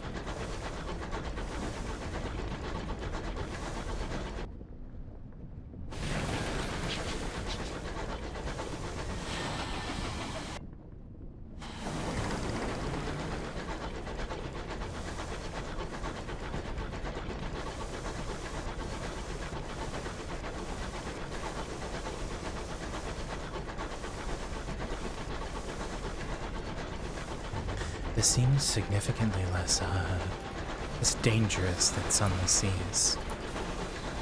Part of the problem with getting around in Sunless Skies is that everything wants to attack you.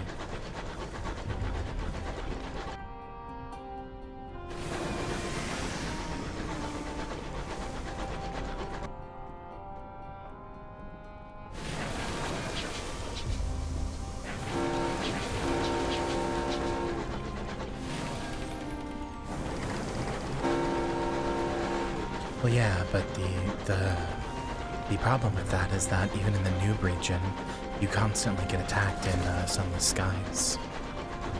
That was my issue anyway. Hi, Jacob.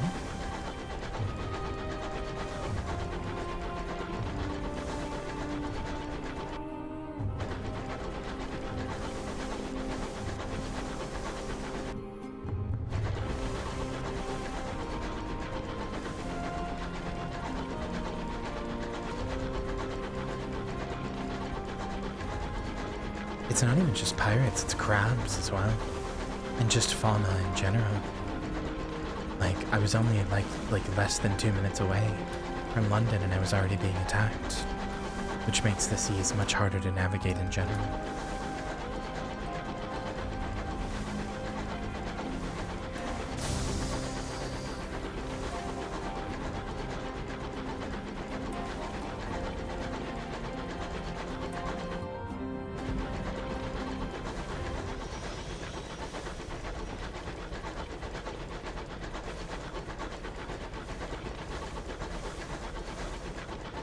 It's just a little much in the tutorial zone. You know what I mean? Or the starter zone, I guess. Like, it's manageable, but it's difficult.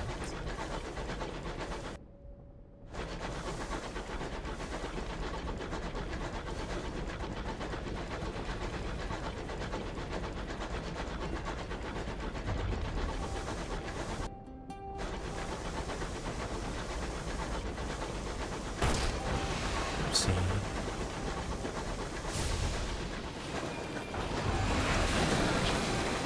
Okay, good, they're not attacking me. Yeah, if Sunless Skies had this, just this system right here, it would be, like, if it had that and controller support, it would literally be my perfect Steam Deck game. I don't think I'd ever put it down.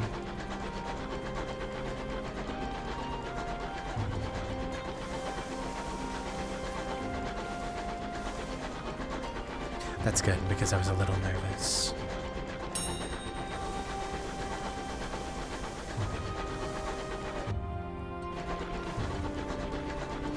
Oh, I prefer Skies.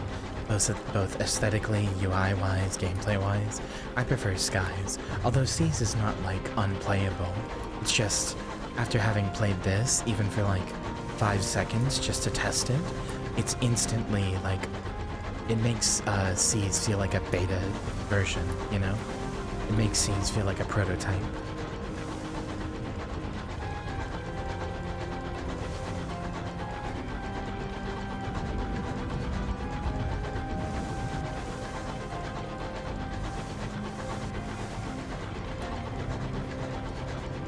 I don't know, I quite like the mood of this.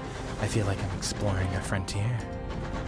But I think the problem is that this aesthetic is much less popular, but is much more geared towards somebody like me. Like, I am the target audience for this. This is exactly to a T my aesthetic. Cowboy trains in space, conquering the eldritch unknown, all while following the decorum of a dead society. Perfect. You could make a more Mia game if you tried.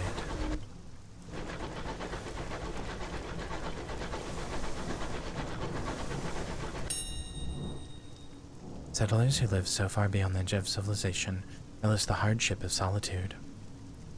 They will fiercely defend their small territories, but occasionally welcome company and trade. Oh, well that's nice.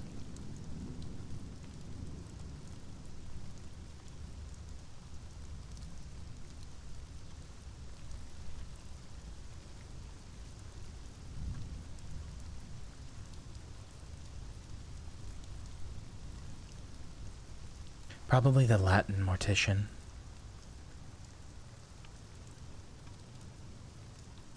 Or the Latin bookkeeper.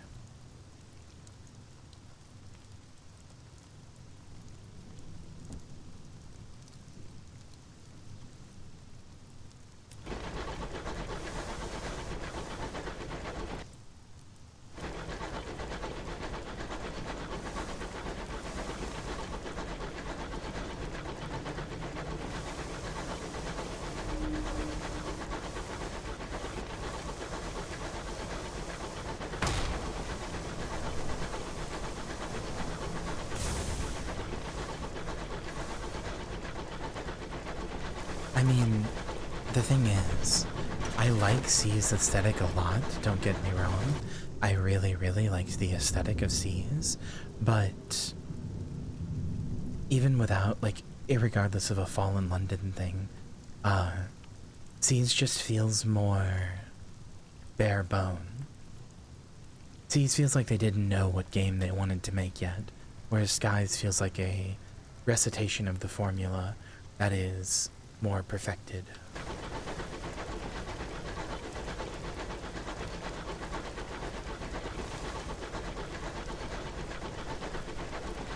Like, if they remade Sky or Seas in the same engine as Skies, with the same style of gameplay and everything else, but just, you know, as Seas, I would adore it. I would probably like it more than this, even though the aesthetic of this hits harder. Seas is very good. Its aesthetic is just wanting. To the point that honestly, I think the Nintendo Switch version may be the best way to play Seas. Which is really embarrassing to say, but I think it's true.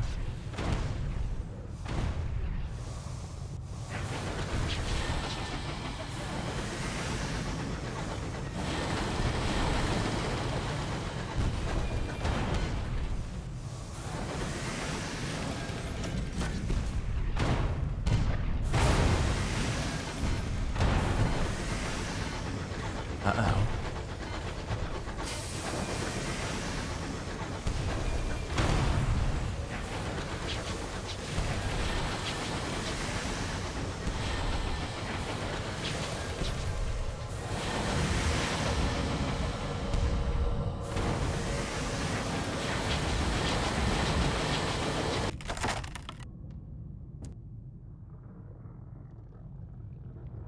Oh? You prepare to board the buckled wreckage poised to plunder the plunderers. Behind you, someone is humming a song of victory. The crew of the Marauder lie dead in the corridor, killed not by your guns, but by knives and small arms fire. The only survivor is the captain, locked in the brig with a bottle of brandy. Chalk eyes stare back from every wall. When he ran out of chalk, he began scraping them in with his fingernails. Little remains but bloodied stumps. Seen this before, Captain, says a crew member, grasping your arm. Sky Magnus. The Magdalena can trade it if you can be bothered to take the Borsod. The high wilderness is cool. This could easily be you one day, sure. The crew wraps the Sky Madden captain in blankets, then obscures them tightly with belts. Takes 4 to transport him to safely to your locomotive. You might not be happy restrained, but it should keep him from harm until you get to Magdalen's. Magdalen lies to the north-northwest of New Winchester. Captain is secured, and you have a moment to see whether there's anything worth on his locomotive before abandoning it to the wilderness.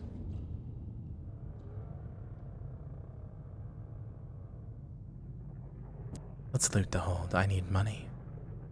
An intriguingly bulging sack. You have a jumble of undistinguished souls. Okay.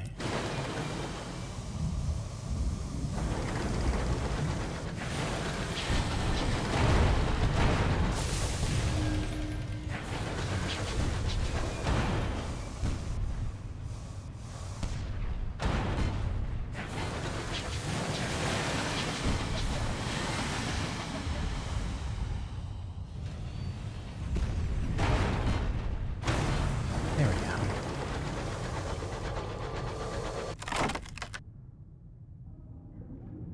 Let's repair our hull. There we go. Wow, and you can repair your hull from damaged, from killed ships too? This is so much more forgiving.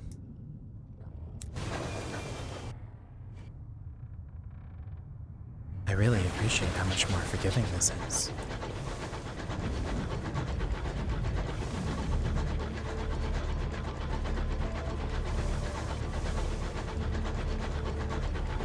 At least in this first area, because it makes getting to the second area feel easier.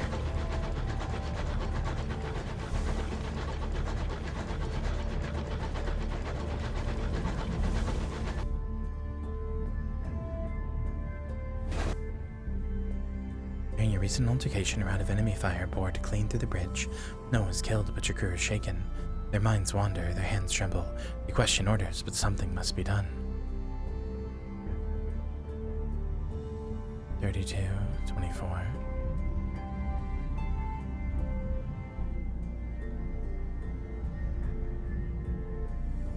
Tell them everything will be fine. Death took its shot and it missed.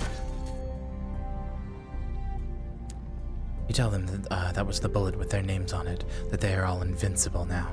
That and the brandy give them a bravado that could pass. If you didn't know better, for courage. It will do in a pinch. I just love the writing.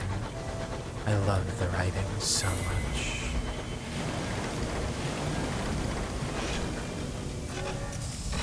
That is my style completely.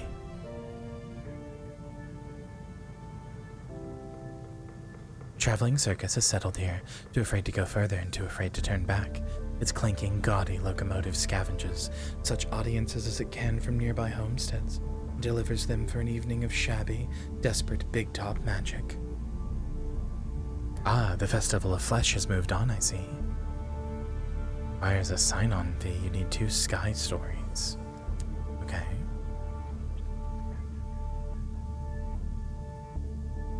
The greatest show. That's what the adverts promise. The reality is not impressive. Aside from the big top that dominates the circus, the place is shabby, poorly maintained, and even more poorly attended. Bored-looking circus folk run rotting booths. The clowns painted on smiles are no match for set misery behind the grease paint.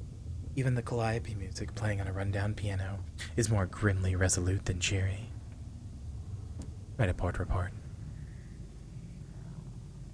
Big top looms dramatically in the fog of the reach, but it's not nearly as imposing as the massive obelisk floating nearby. Some enterprising soul is hung bunting between it and the big top.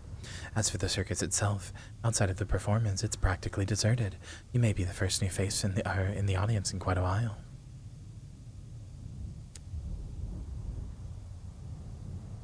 I don't have the money to purchase a ticket, I apologize.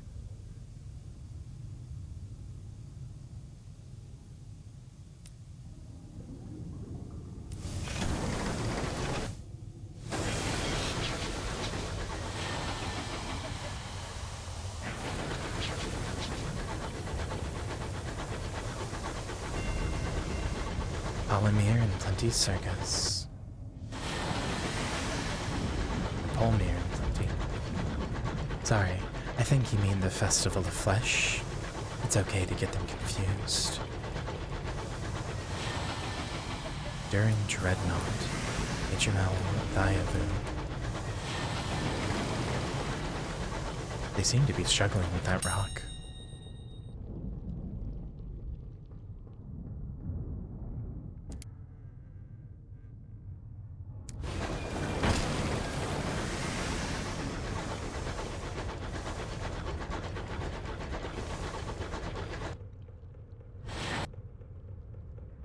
Magdalene, where could you be?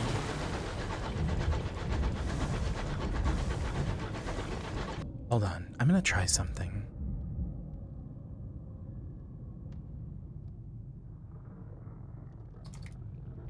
Chat, tell me how much this fits with this game. 1.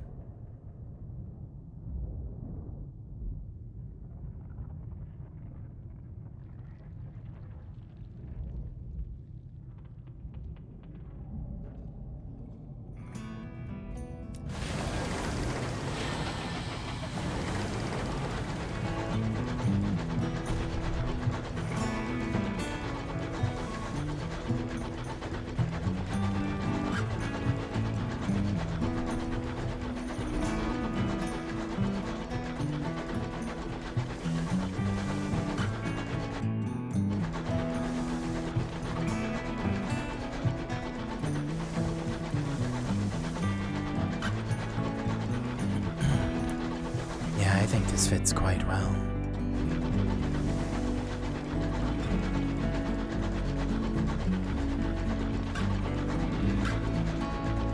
Yeah, it has.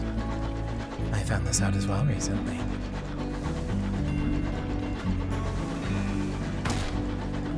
Okay.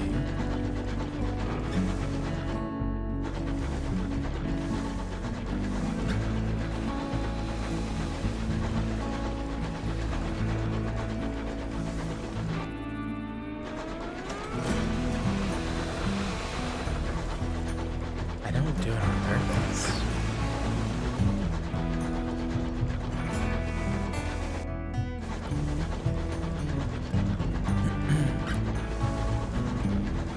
But to be fair, hugging walls always leads you to a new port. Almost always. Because the ports are built into the walls, you know.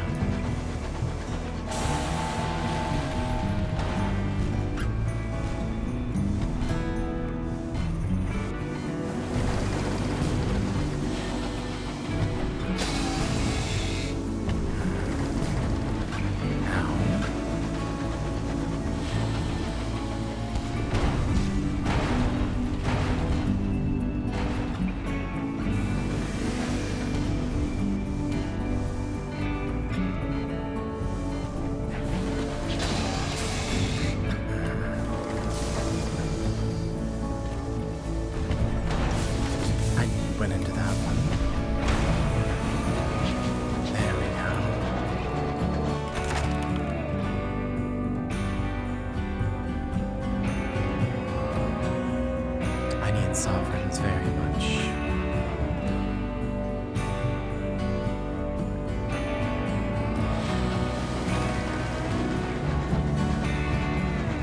Okay, well now I'm really going to need to repair my hull when I can.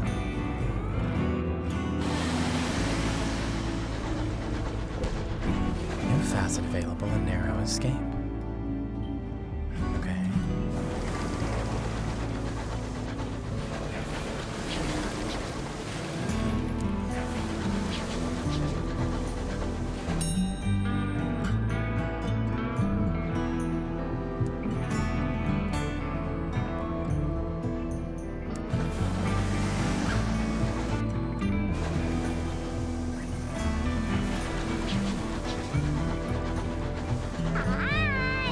Hana Fujisaki says hi.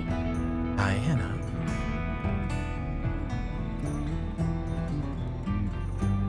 You emerged from a recent battle with what initially appeared to be superficial damage. Now your chief engineer tells you he conceals a deeper structural issue. Until it is fixed, the integrity of your hull is at risk. Okay, I have a 60% chance. Fuck. You clamber slowly across the hull in face of a biting wind. The stellar mist whip at you and damp and occlusive. The stars, when you can glimpse them, are hard and cold, their lights merciless. You now have one vision of the heavens. Interesting.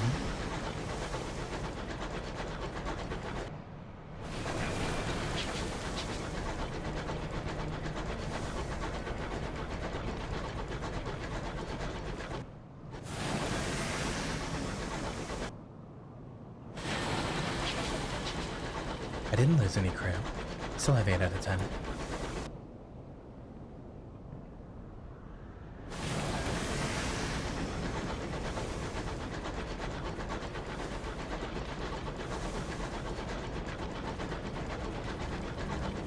But yeah, that was particularly harsh, I think.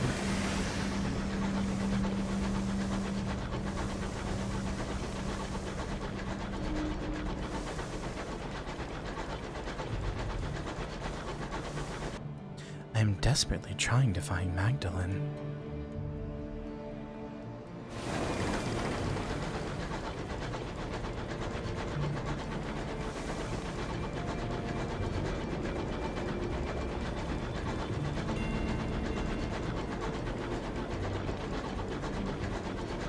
Oh, well, it cost a supply, right? I've only got the one.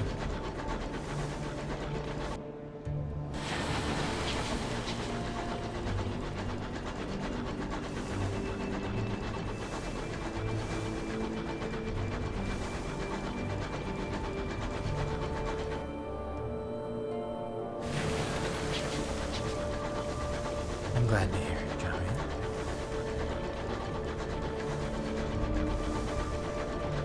Memorial to the unknown route. Okay.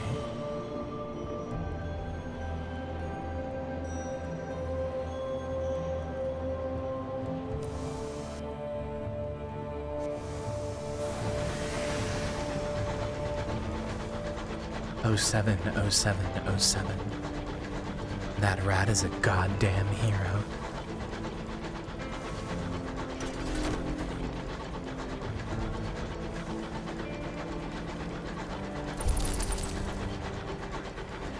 Oh, it only costs a little bit off of your supplies. I see. It doesn't actually I thought the bat cost a whole, bar of supplies. Which felt, admittedly, very restrictive.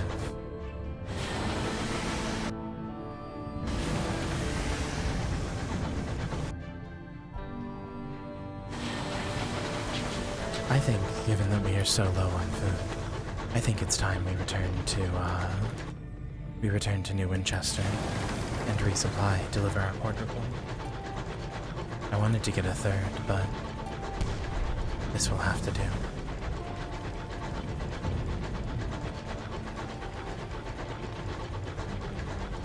Does the bat eat supply in the first game? I don't quite remember.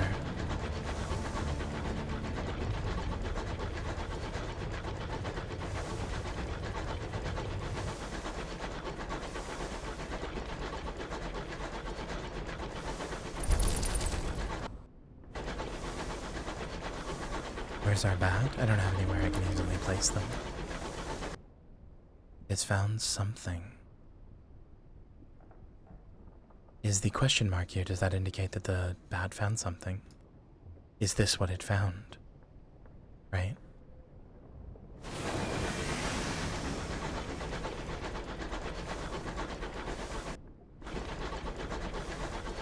I do wish you would keep going when you open the map.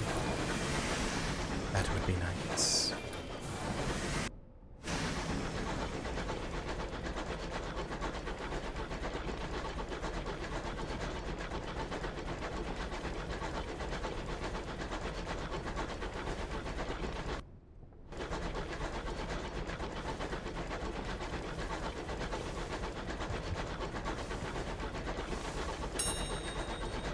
Hey, there's some supplies. That'll help at least.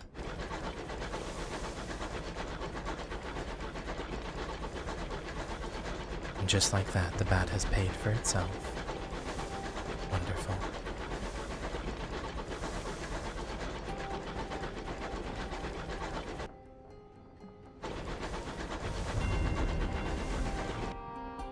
I shouldn't be surprised you've played this game as well, Lily. You continue to have an amazingly esoteric knowledge, passing knowledge of almost everything that I play. It's really quite impressive.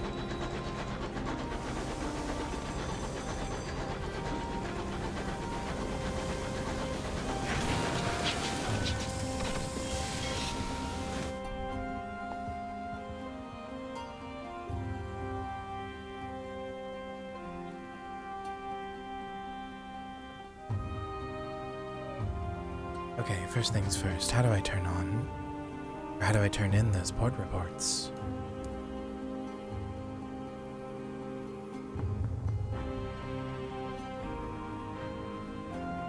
Can't afford that.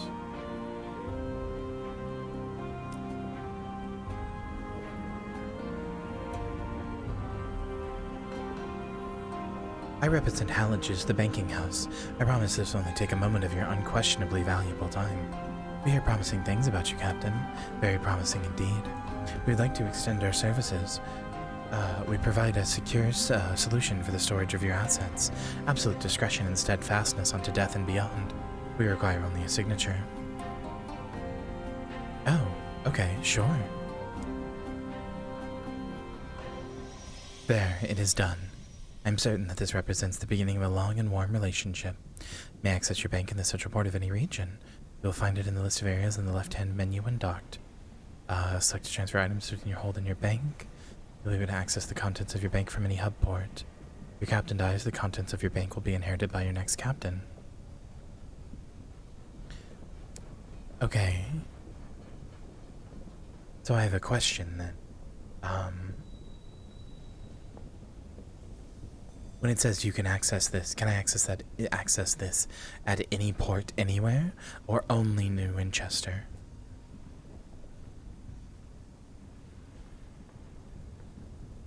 Like, could I access this at the carnival, for example?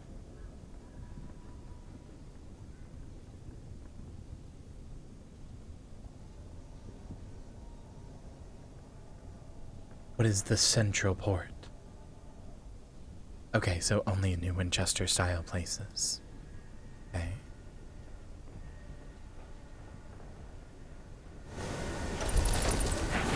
I didn't mean to send you.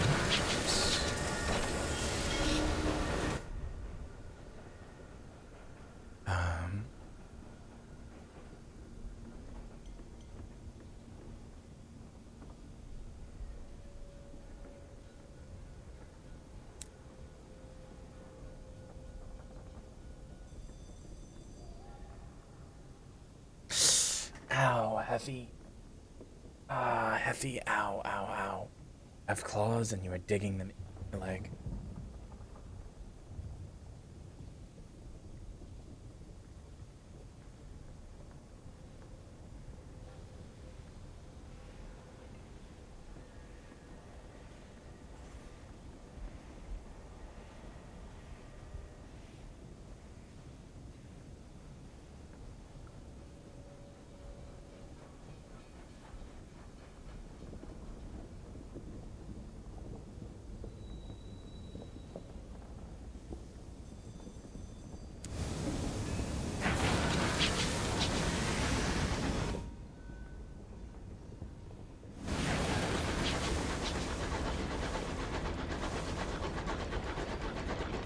He does this thing where he gets on my leg and like acts like he wants to get up and get in my lap, but then when I pick him up and put him in my lap, he gets scared and runs away. But he'll like reach up and put his front paws on my knee, just look up at me like he wants something, or like he wants to get in my lap.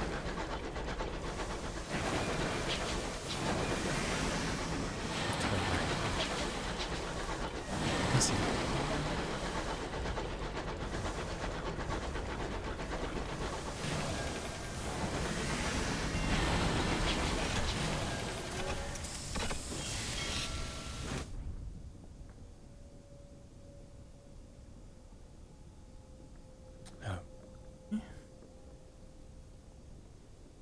Deliver your port reports to the Endurant Veteran.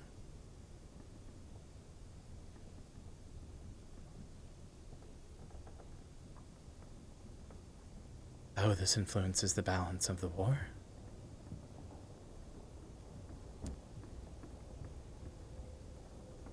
"200 sovereigns. Why is this censored?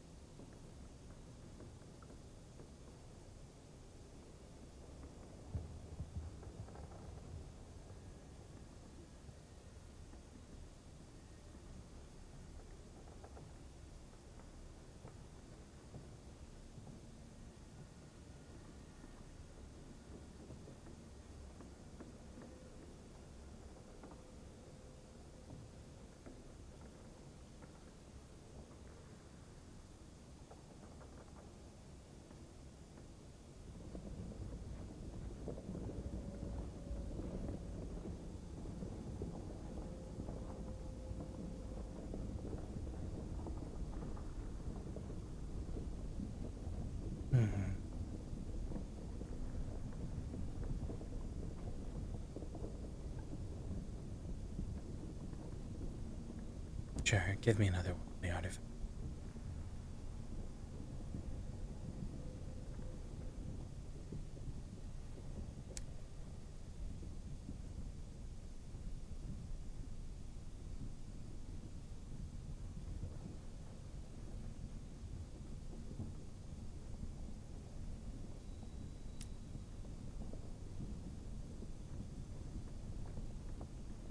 Oh, hold on. Wait a second. Why does this place have the tackities? Wouldn't it have the stovepipes?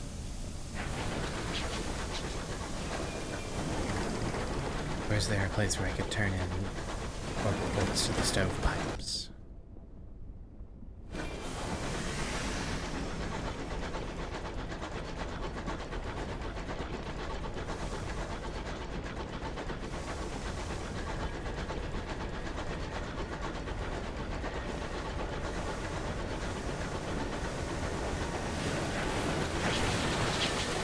I see.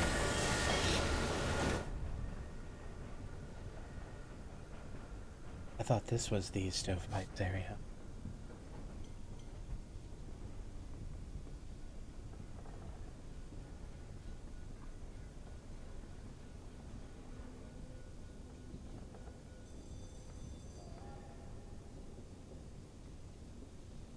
Goodbye, Heavy.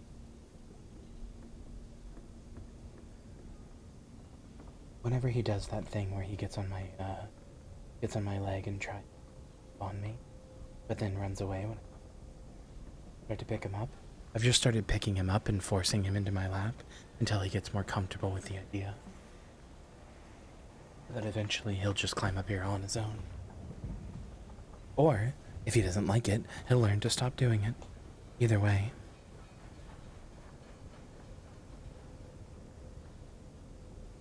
He's going to get what he wants. Now, if only he didn't shed so fucking much. I'm now covered in cat hair.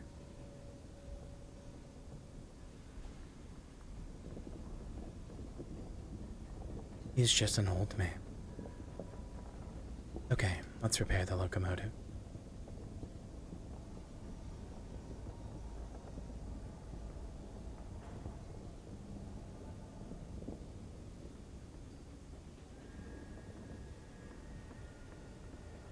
I'm going to fully repair her hull, but only because I expect to make big money from one of the things that I'm about to do.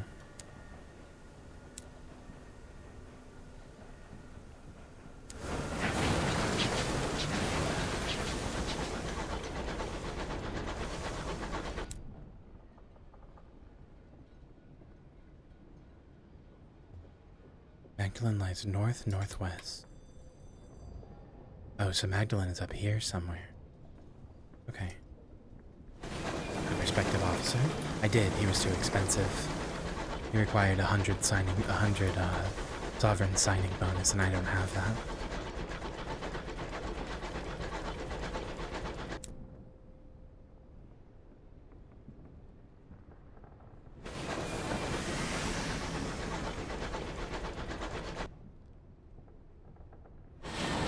I do really enjoy the aspect of this that is essentially just space trucking.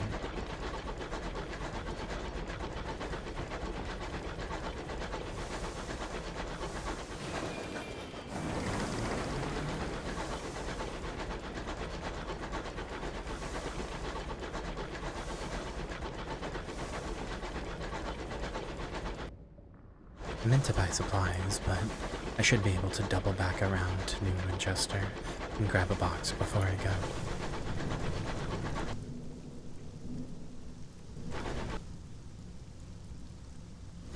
Oh, I can actually buy some here too.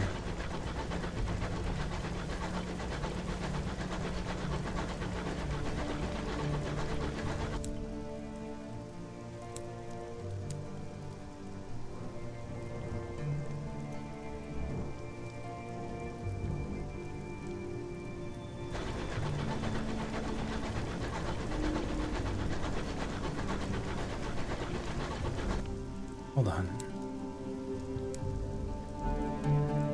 There we go.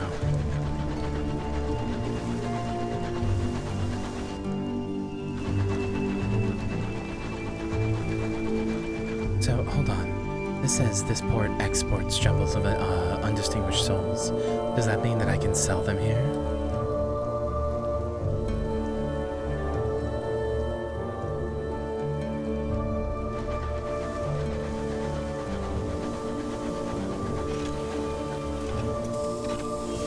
Screwing with this. I'll be honest, I couldn't give a shit about Elder Scrolls 6 one way or another. Doesn't matter to me.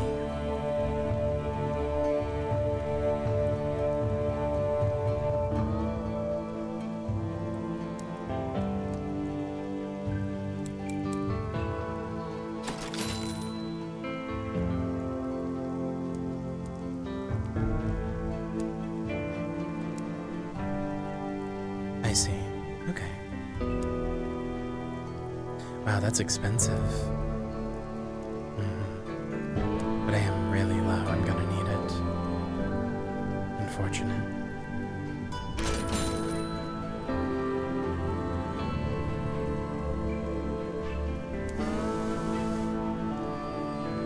A quiet day in Port Avon. Oh, 2 fuel for 20 sovereigns. Yes, please.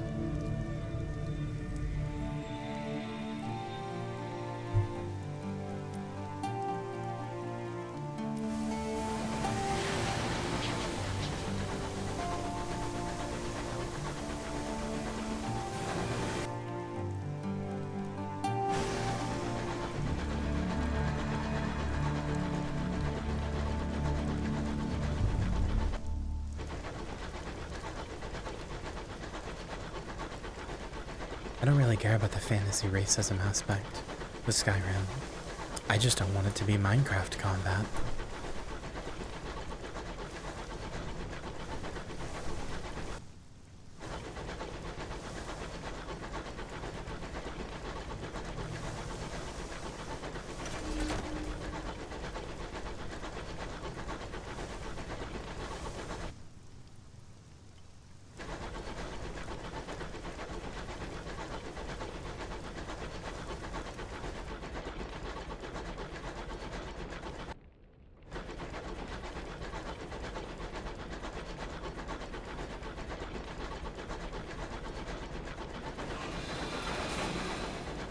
My only worry is that I don't know where Magdalene is. It's somewhere up here, I guess, because northwest, but that means it could be basically anywhere in this quadrant.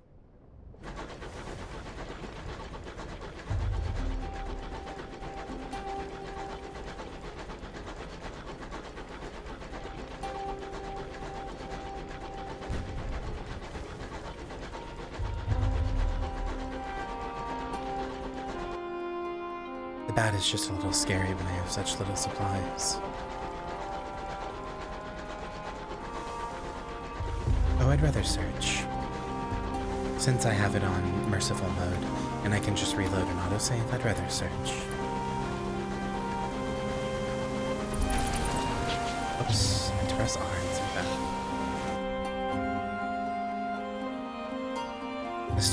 Mr. Menagerie is passing through New Winchester.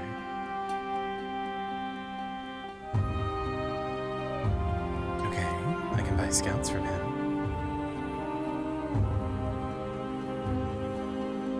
A Ratronaut? Oh. Oh no. No. You're telling me I'm not gonna be able to buy the Ratronaut? He's wearing a miniature sky suit, and he has a very determined expression. Oh no. Oh.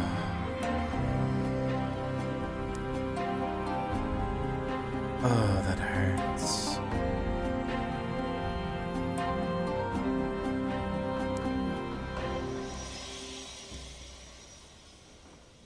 Oh, supplies are 40 here as well, huh?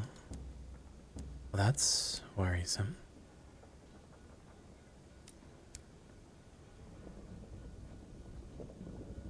And of course, they won't buy the one thing that I have, as far as I can tell. Where can I sell these damned souls? This jumble of undistinguished souls. Where can I sell them? Because they won't buy them.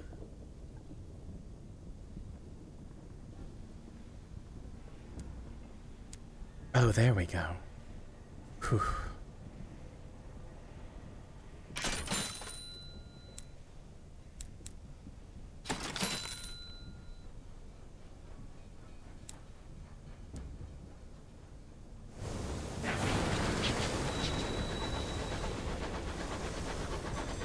Exactly, how could they?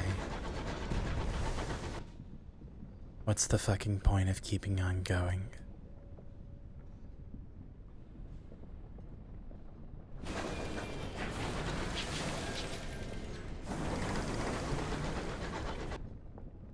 Okay, maybe over here. Actually,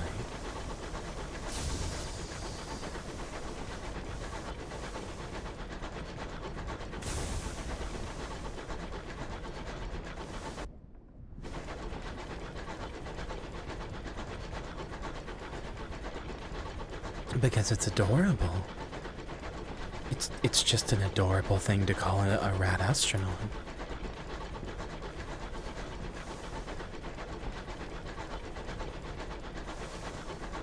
It's wearing a sky suit. It has a determined expression. How could I not immediately fall in love? I'm not immune, even despite being a Cthulhu-esque eldritch goddess. I am not immune to a little guy in a suit. Do any of us have a heart so cold that we're immune to a little guy in a suit? I should hope not. You think I can make this? I'm gonna assume no. No.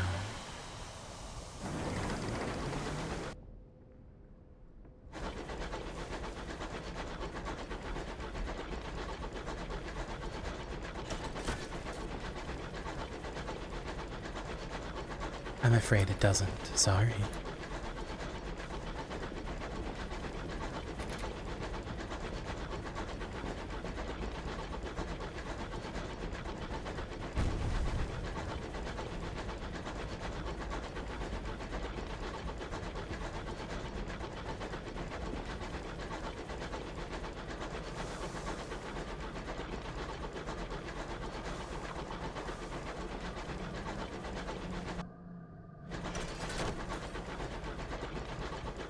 No. Nothing wiki-worthy. I don't have any particular obsession with rats.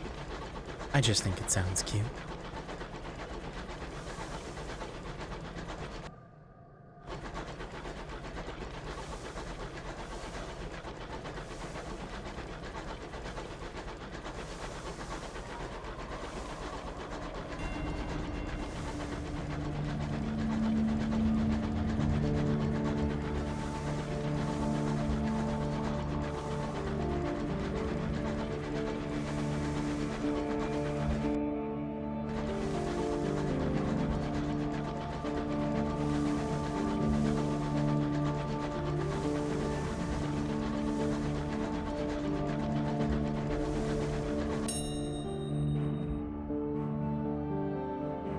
Sure.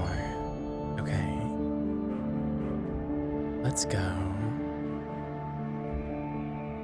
The crew quarters. And we've gained 60 sovereigns. Perfect. Oops. I thought it was going to disappear after.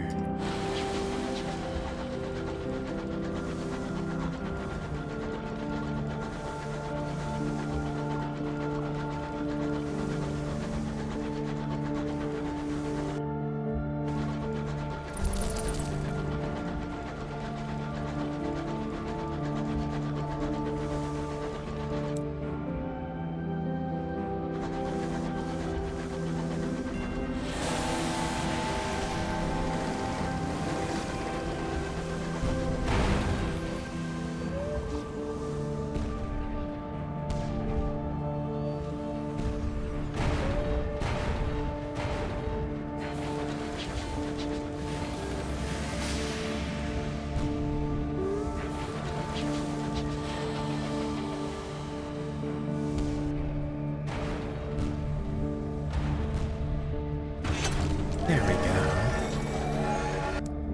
Perfect.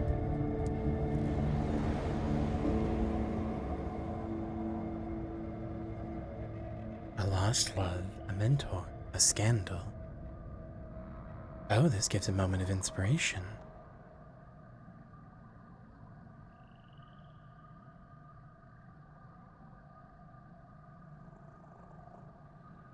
Sure. Love, the gradual erosion of that which separates you from someone else. The fitting together of two lives as an intricately and intimately as the threads in a tapestry or the cells in your skin. And when one of those lives end, what remains of the other? You loved, you lost. How badly does it hurt now?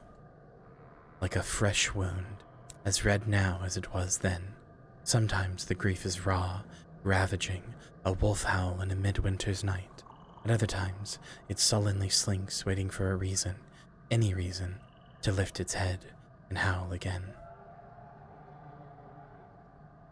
Mostly I just want the hearts and the iron, but oof.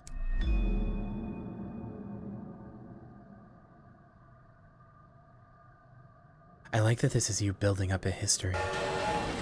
I really enjoy that leveling up is you building up a history. That's really cool.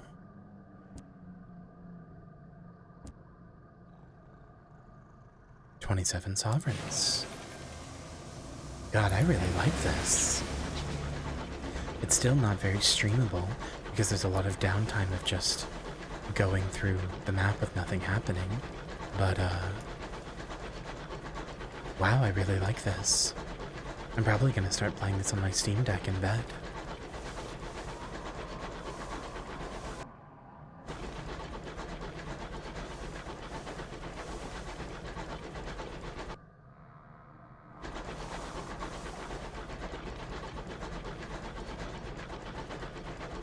It's extremely good atmosphere.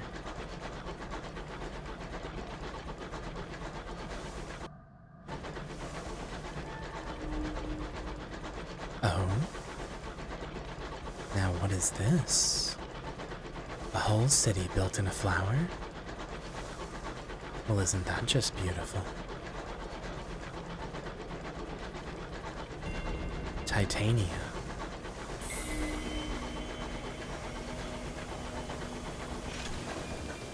Very pretty. Titania is cupped in the petals of a colossal orchid, heady with scent, lurid with color. An enclave of bohemians have made it their home, seeking inspiration in the wilderness of the Reach. The port unfurls itself, welcoming you ashore. This perfumed haven was intended for thinkers, artists, philosophers, and poets. Instead, you enter its main dome to find yourself surrounded by arguing bohemians and the unfinished shells of buildings and variety of styles. Nobody looks happy, but everybody agrees it's someone else's fault. Okay.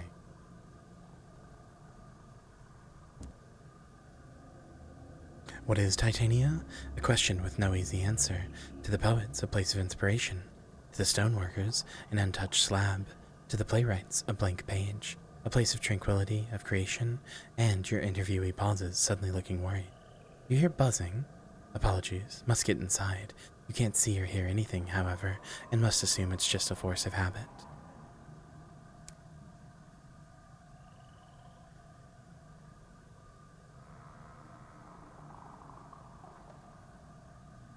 Meet with the rhapsodic mare. Titania's petals fill the air with perpetual perfume, but eventually you become accustomed to it. Even so, the scent of the many flowers in the mares. Is this basically the golden city that I found in Sunless Sea? It feels very similar, even down to the constant scent. Even so, the scent of the many flowers in the mayor's small office sends your senses reeling. Obviously unaffected, she sits behind her desk and gestures for you to take the other chair. How can a place like this flourish out here in the dark? A spectacular place, isn't it? We couldn't believe that nobody else had colonized it after, well, whoever built all the crystal domes and spires. Honestly, I can't believe our luck.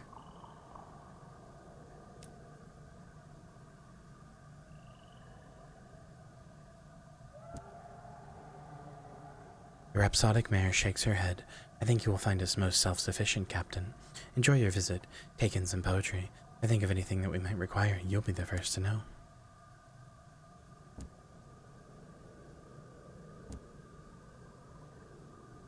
Lights sparkle through the jeweled petals under the marble white paths. Wherever you explore, poets and singers perform their latest work, while artists peer behind canvases to try to capture the beauty in oil and chalk. In the horrors of the high wilderness, this is a place of safety and wonder, where nothing could possibly disturb the peace. But what is that buzzing in the distance?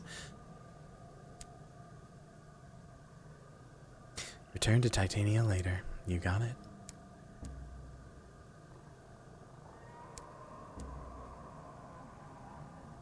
Oh, right. I had to buy these. I don't quite have enough. You know what? Would you let me sell you? That's a shame. You don't sell for very much. I was going to sell if 2 fuel so that I could have enough to buy all 3 things that I need, but I don't have enough. Oh well. For now, I shall buy carefully packed crates of munitions, 2 of them, and hope that I can find 20 more things in the meantime, since I need those as well.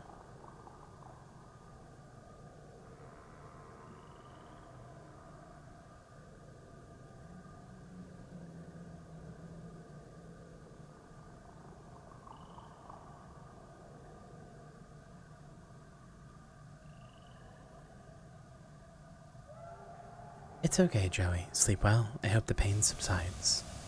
I love you.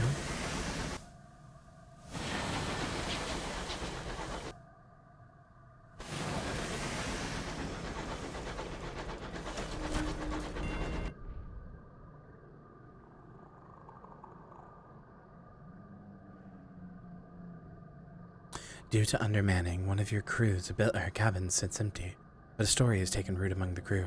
Something sleeps in there on nights when the wind howls, something that leaves frost on the bed sheets. Some of the crew have begun raiding the pantries to leave bowls of food outside the cabin door. Your cook complains.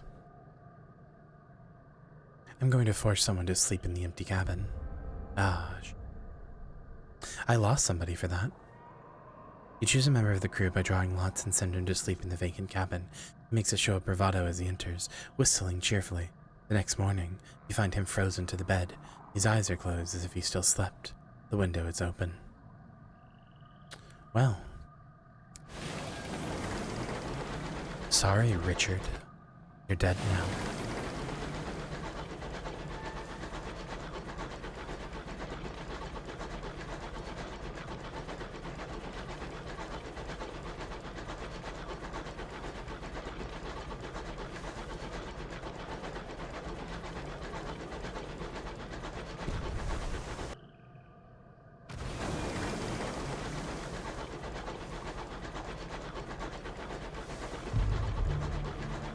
Nolan's comment. Please, please, please have money.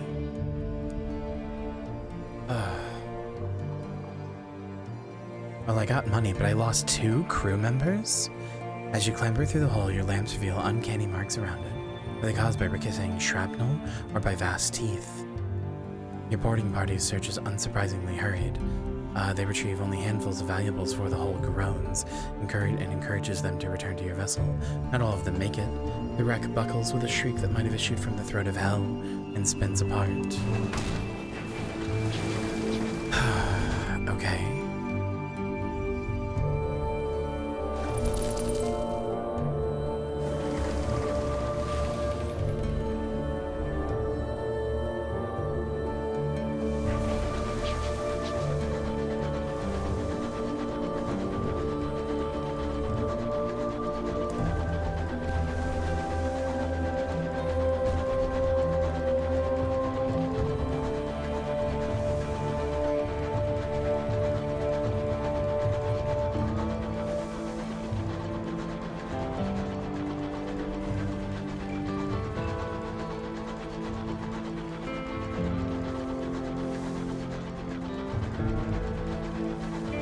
Nicole has such good emotes.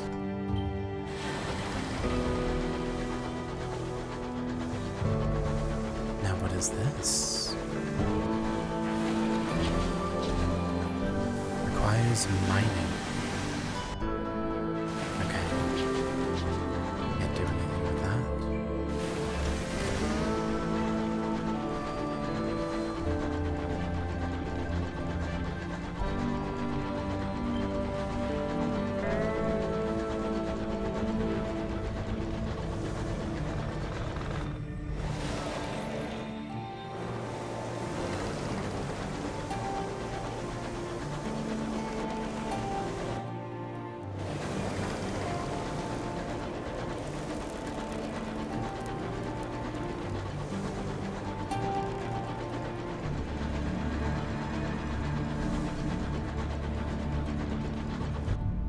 This place is well frequented.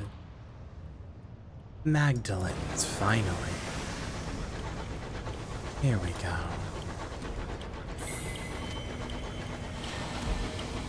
Oh, now that is very pretty.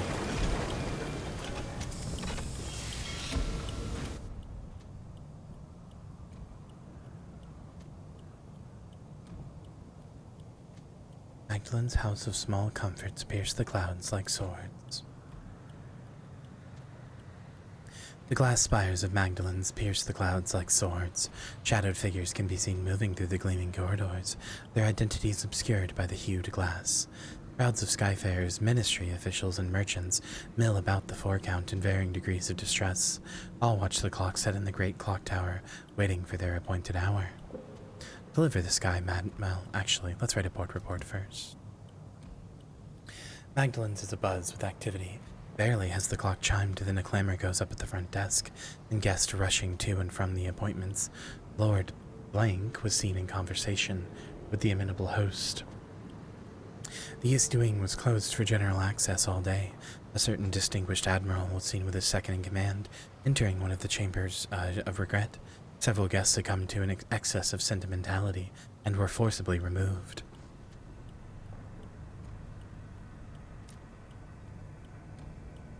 Okay, now we can deliver the Sky Madden Captain. The nurses bring a stretcher to carry the Sky Madden Captain from your train. They'll receive the care of Magdalene's finest, at least Magdalene's finest with a sense of charity, given that he has nothing for him to pay for their ministrations. One vision of the heavens, your terror has fallen, and 100 XP.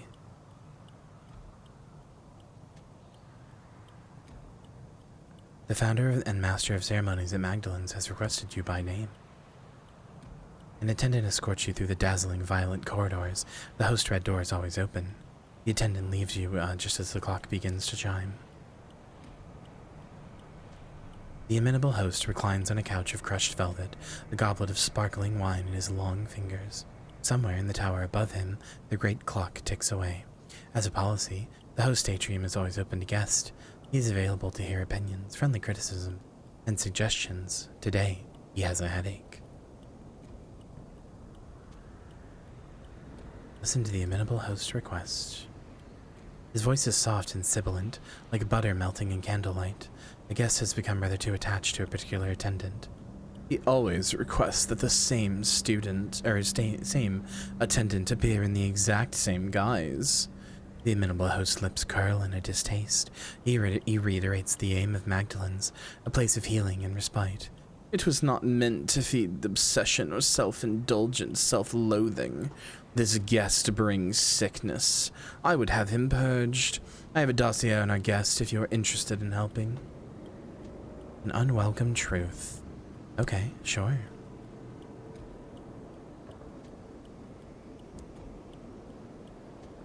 The amenable host smiles indulgently. I'm so glad you want to help. He produces a thin sliver of pages and passes them to you. I'd recommend taking on the role of one of our attendants. That way, you'd be playing the role of someone significant to him. The amenable host sighs, reaching for his goblet. He knows all of our attendants by voice now. Someone new is needed. Alright. Real quick. Let's deliver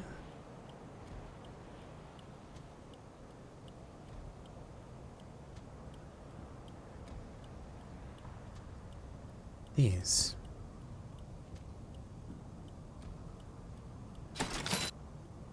I was right that I was going to make a lot of money from that.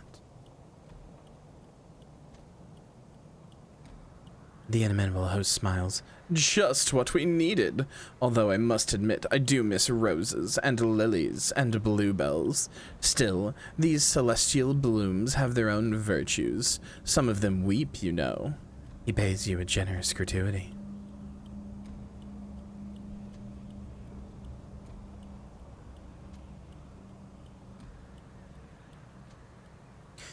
So, this is... The bargains available means that I can buy this cheaper than I could in other places, right? This isn't like a quest that I have. This is just saying I can buy this cheaper, right? How much did it sell for? I think it sold for more than this. At New Winchester. I think it sold for 60. And this is 55. That's a profit.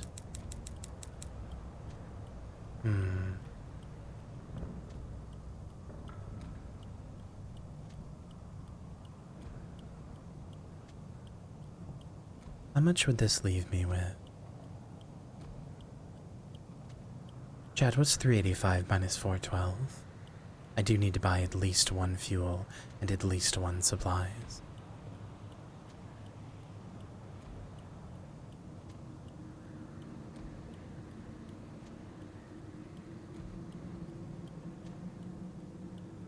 $27. It's not enough.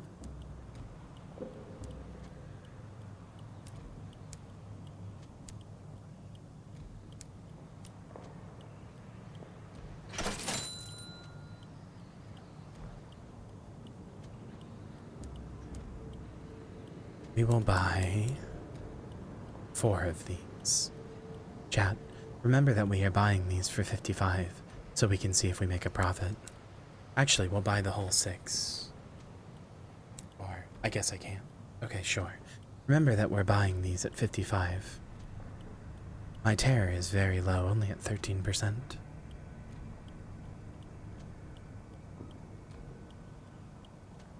I do have this to deliver as well.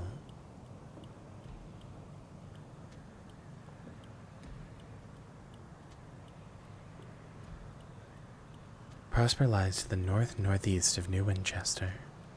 Okay.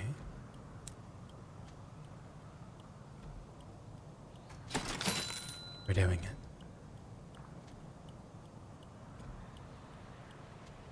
Actually, could I just sell them here? No. Okay.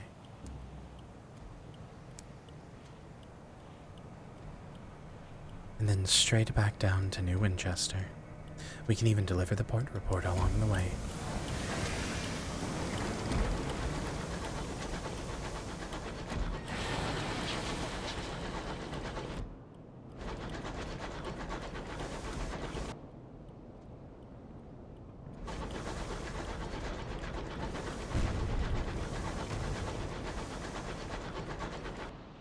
Oh, okay. Well, we can't go straight down that way. Let's try going this way.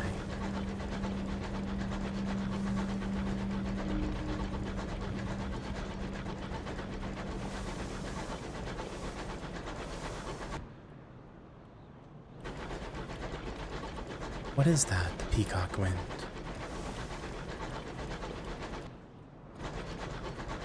I noticed it before. It was like pushing me.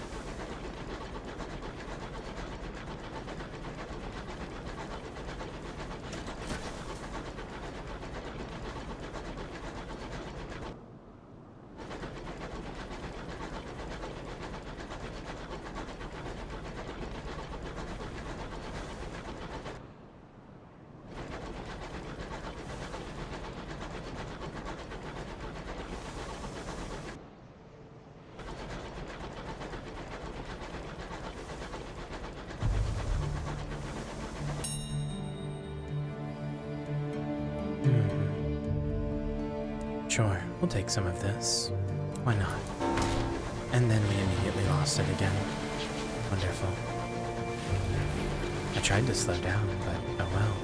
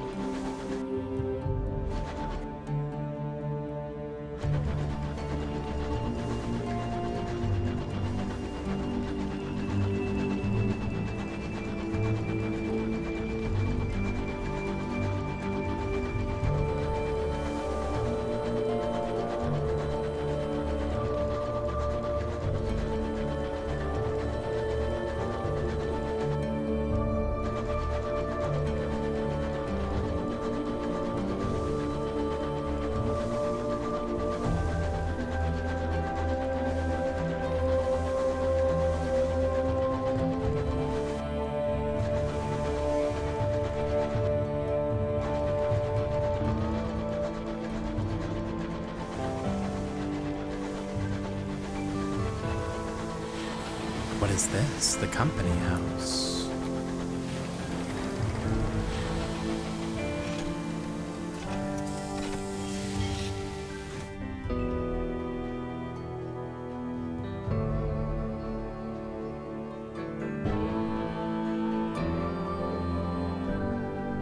Oh, you can deliver your port reports here.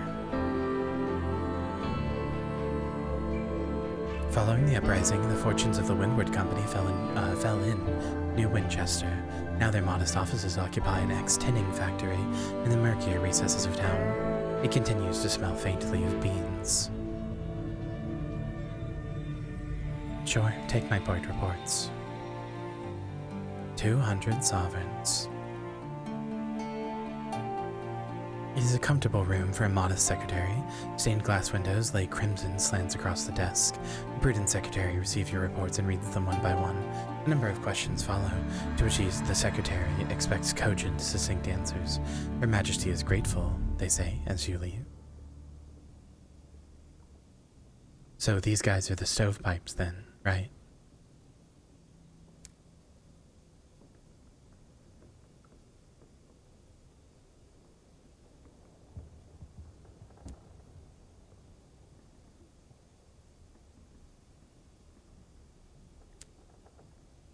Okay. So if I don't want to pick a side, should I just alternate who I give my port reports to?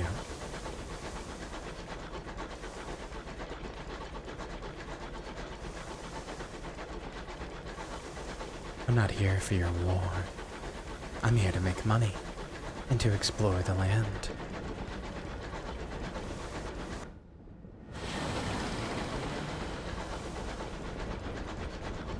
Okay, we bought those at $55 a pop.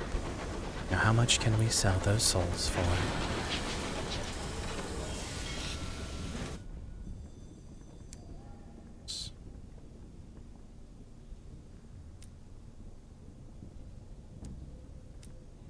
$70. Oh, what a good buy that was.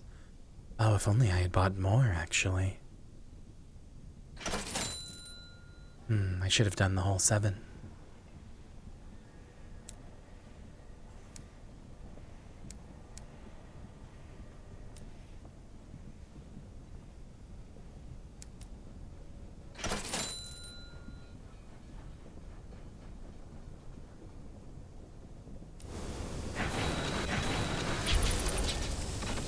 Didn't mean to press that. Recruit a fortunate navigator. I wonder where I get savage secrets. The equipment upgrades, I guess I haven't.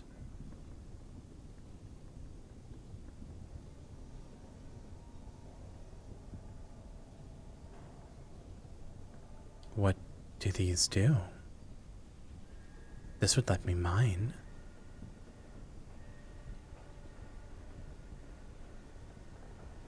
Additional cargo bay. Sensible plumbing.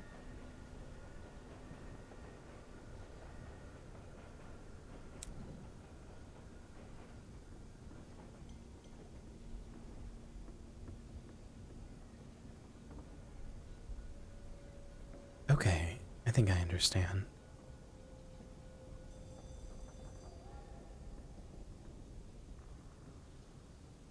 Oh, this reminds me, I do need to buy more crew.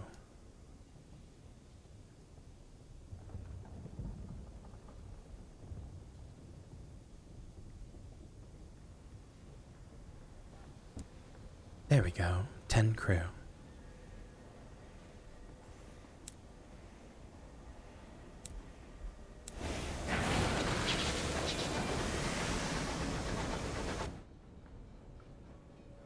Oh, and they found something there. Okay, let's return to Titania so that we can then find a Prosper. Prosper should be here somewhere. In Titania, we can buy another one of the engines. Oh, wait, actually.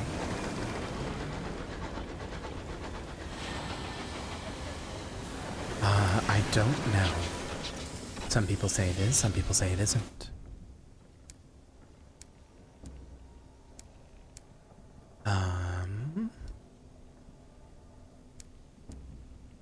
Prospects available. Magdalen's House of Small Comfort requires 3 gourds of Chorister Nectar. Where can I get the gourds of Chorister Nectar? I'll take it, but... Oh, that's a Titania. Right. Okay, sure. That means I can do 2 at once. That'll actually be a really great route for me, because I can hit Titania, grab both of what I need, hit Magdalen's on the way, and then the area that I need is over here, so I simply do a whole loop. That's really good for me. That's incredible for me, actually.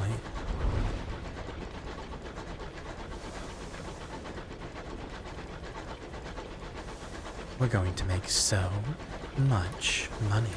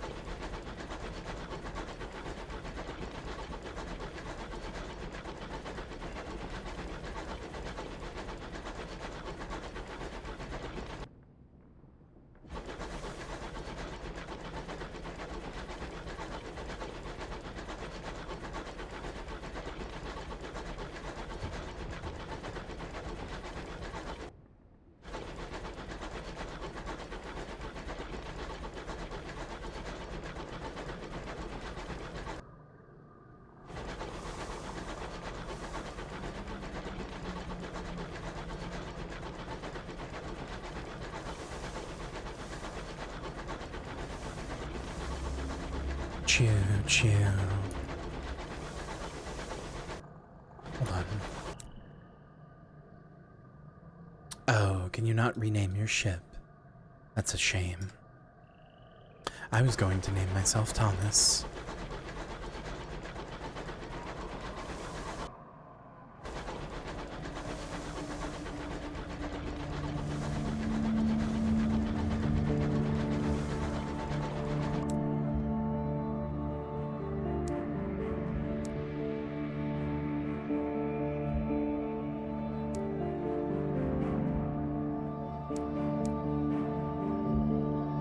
Oh, and we have to deliver the inspector to Prosper as well.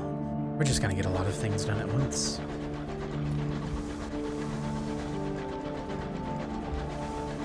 I love space trucking. I find it very fun.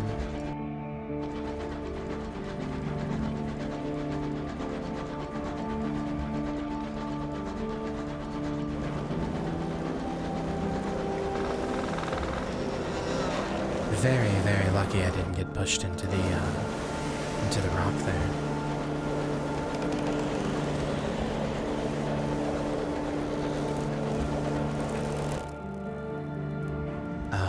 Unfortunately, looks like this is the way I need to go.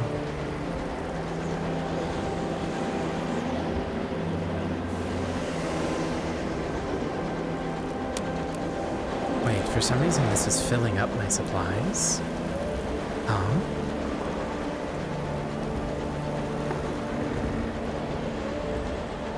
How? Why?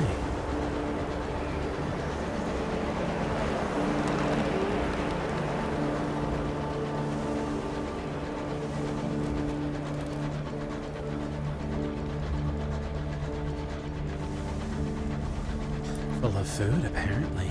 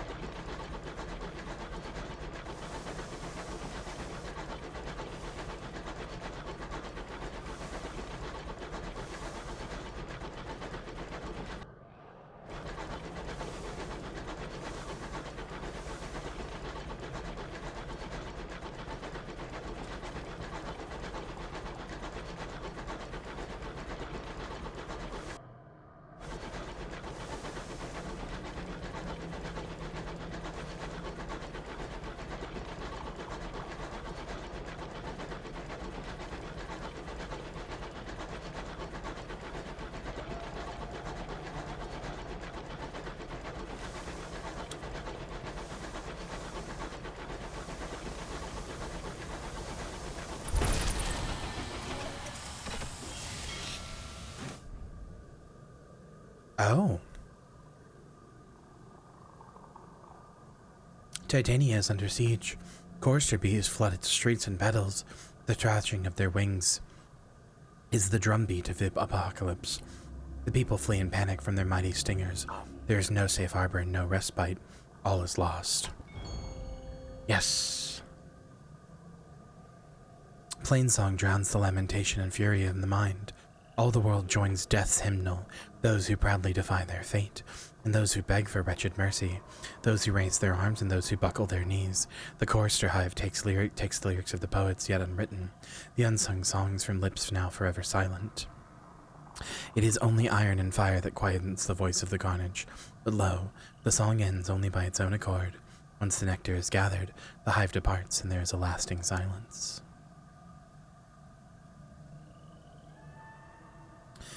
The port unfurls itself, welcoming you ashore. Little remains of the port now that the hive has departed. The crystal domes are cracked, the buildings beneath them lie in ruins. Survivors pick through the rubble for salvage, while a philosopher proclaims on the nature of destruction and rebirth. More practical poets glare daggers in their direction as they attempt to rebuild. The damage from the chorister hive doesn't appear to have dampened the mood.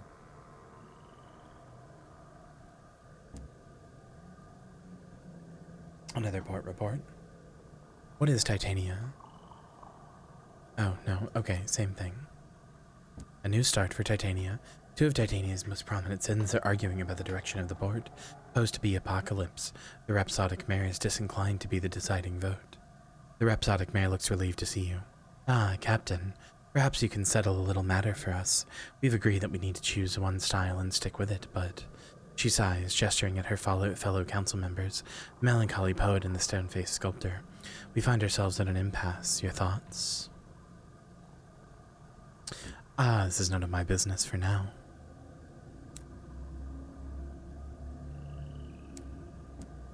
For right now, I simply need to buy from you. How much did I need of this? 3. I got 1 for free, which is nice. Perfect. Now, on our way to prosper.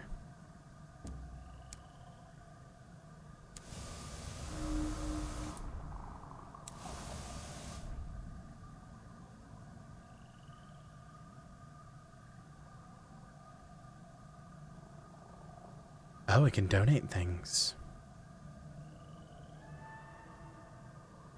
Sure. I'll donate a moment of inspiration for 300 sovereigns.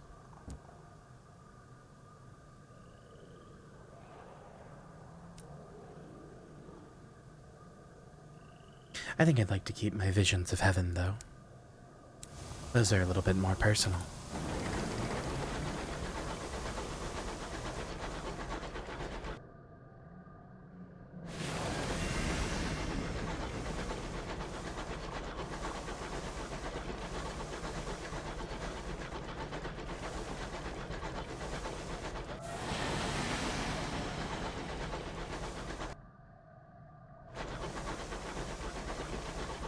Blue Ridge Mountain and Shenandoah River, indeed.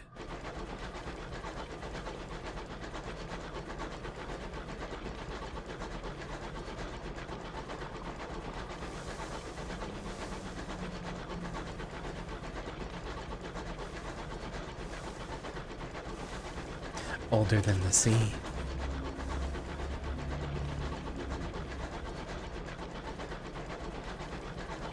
See, it kind of works because the last game was Sunless Skies. We're so clever.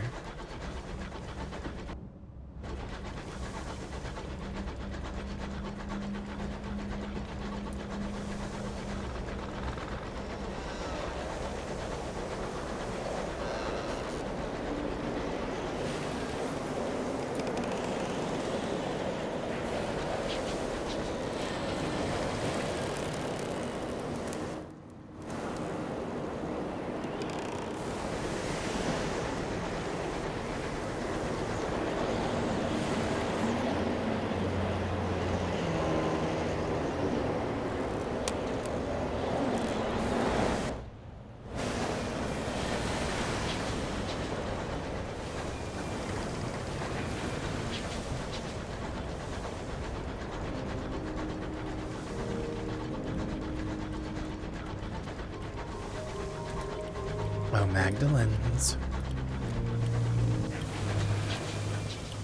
I have the honey that she ordered.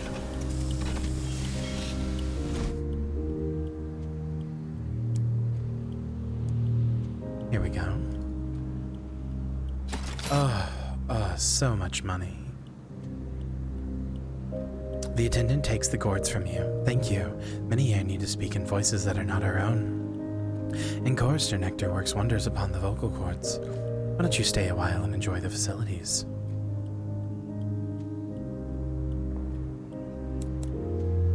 We should buy these so that we can sell them as well, since they're just so cheap. I have so much money. God. Now I just have to find a prosper.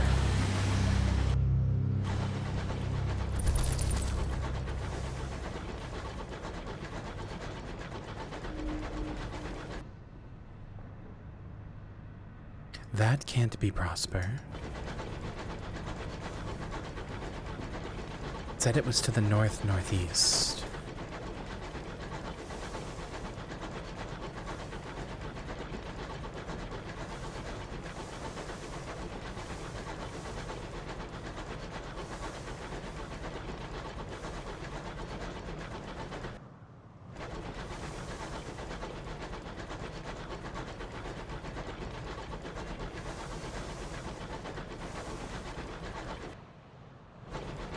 I mean, it's not like soul trading is illegal.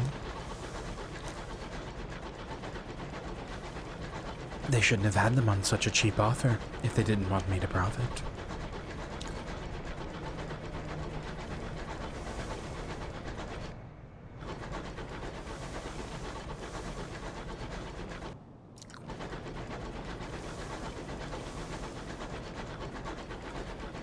Have you considered it? It's really their fault.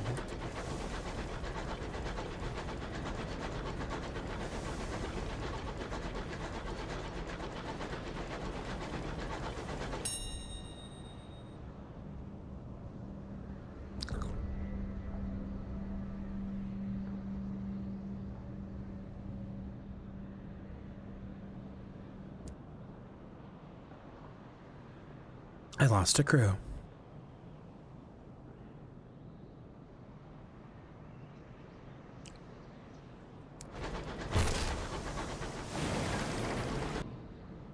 One day I'll learn to slow down in front of those. Today, however, is not that day.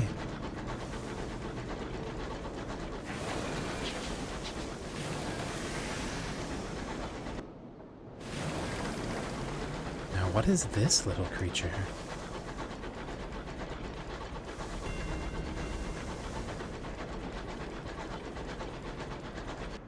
Hello, Catastrophically Enough. Welcome to chat. What a great name. Wonderful to have you.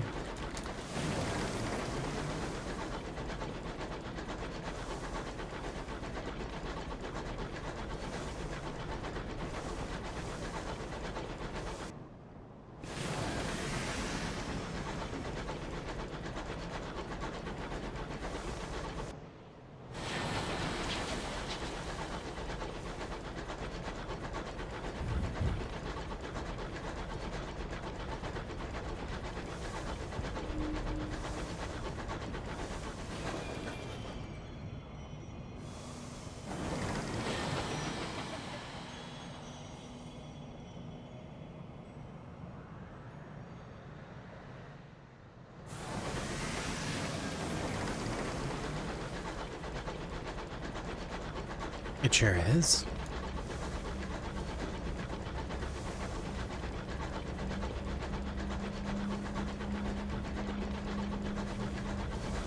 And I'm loving every minute of it. We played Sunless Skies last Sunday, which was good. I liked it. But this is much more my style, and also much more polished in a way that I really enjoy.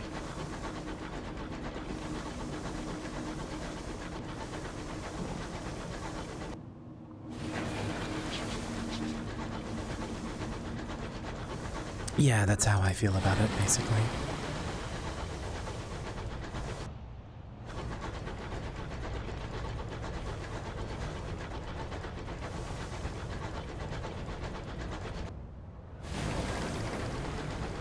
Now, where are you, Prosper?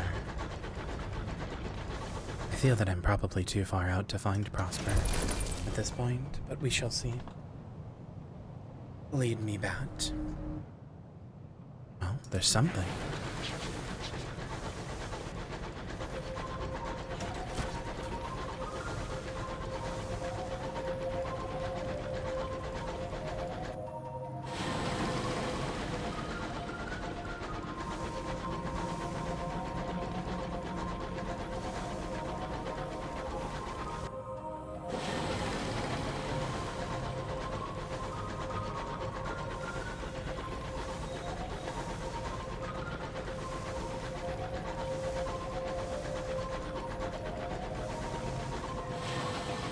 Requires a save. I don't have anything quite like that. Sorry to tell you.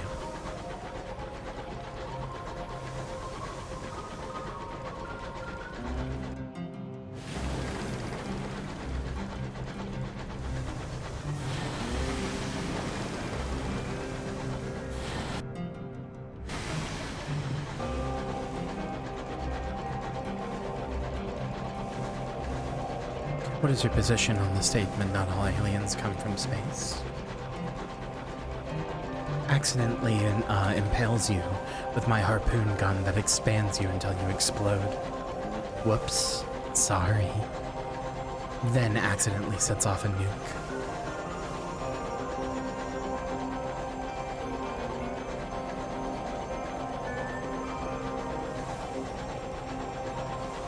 God, what an incredible movie. Can't believe there's a character who both accidentally murders somebody and accidentally, sets off a nuclear bomb. And they're both genuine accidents.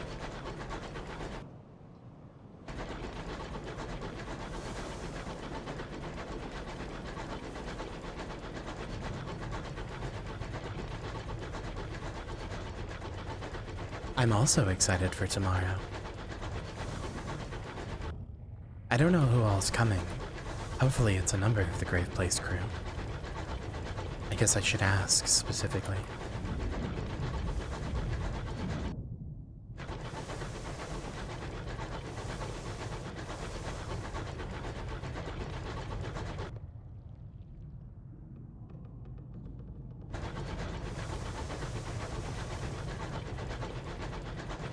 No, he knew they were nuclear.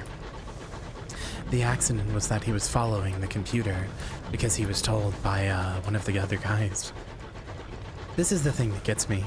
Everybody yells at him for setting off the nuke, and everybody gets really mad at him. But he set off the nuke because the other people told him to. When he asked, the computer gave him an error, and he asked, "What do I do?" They said, "Oh, I don't know. Tell them that there was violence or whatever." And the computer assumed that we were being attacked nuclearly, and thus was doing a retaliatory self-explosion to delete any evidence and you know, anything showing the facility. So it's like, it's literally their fault. He was doing what they told him to do, and what the computer told him to do.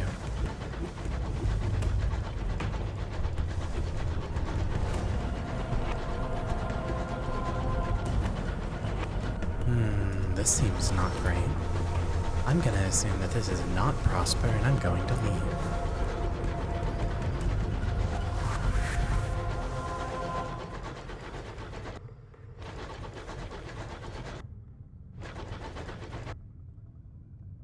We'll find Prosper eventually. At some point.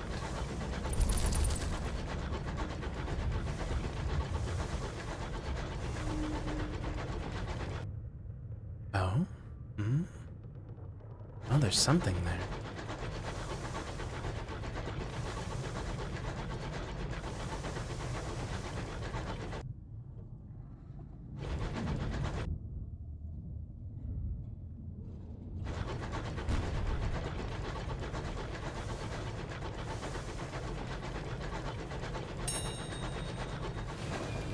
What the hell did I just get? Crate of nostalgic crockery. Okay, sure.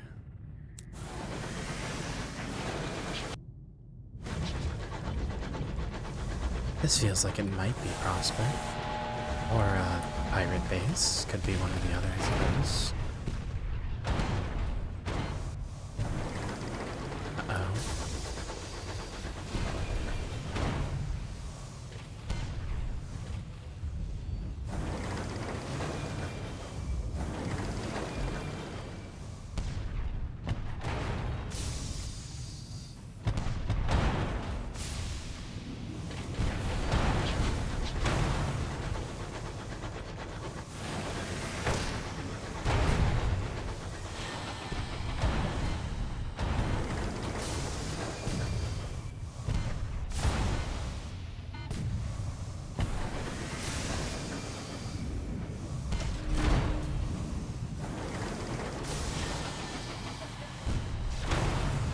There we go. Whew. Scary.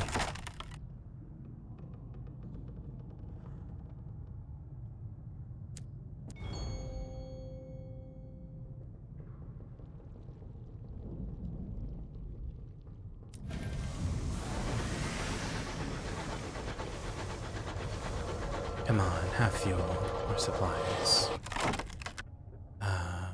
Gain hull. That works, I suppose.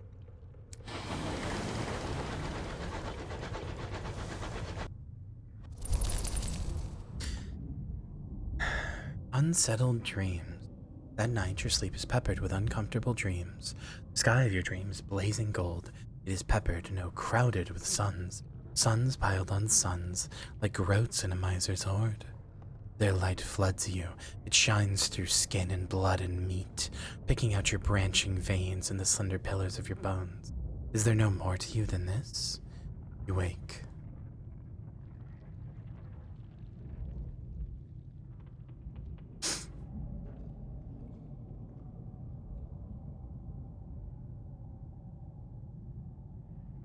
It gnaws at you. It recalls certain eerie tales you've heard in the sky. Perhaps they fit together like pieces of the perilous, like pieces in a perilous puzzle. Sure, let's give it a shot. I have a 20 or 33%, or a 25. Let's give it a shot.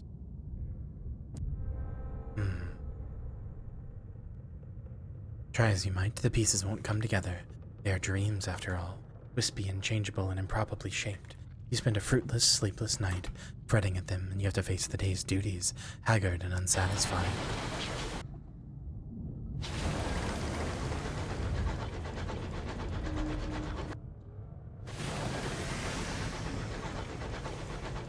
What the fuck? Anonymous just gifted 10 Anonymous? subs.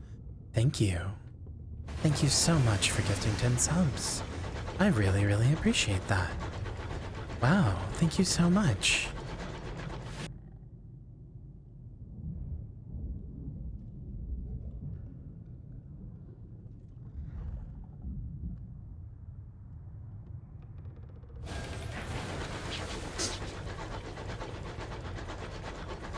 That's really, really sweet of you.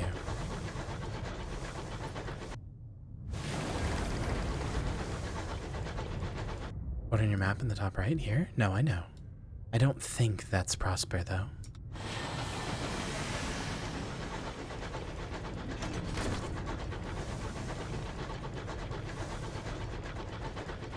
Hi, Maki.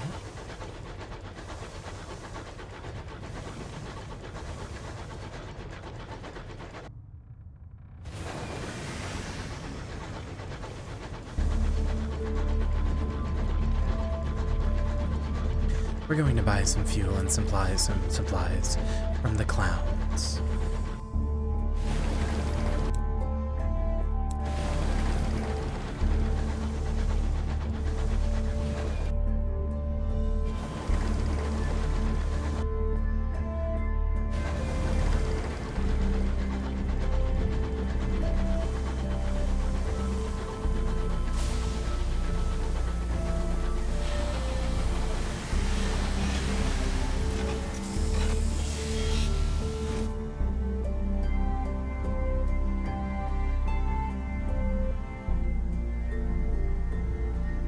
Okay, let's buy before we do anything.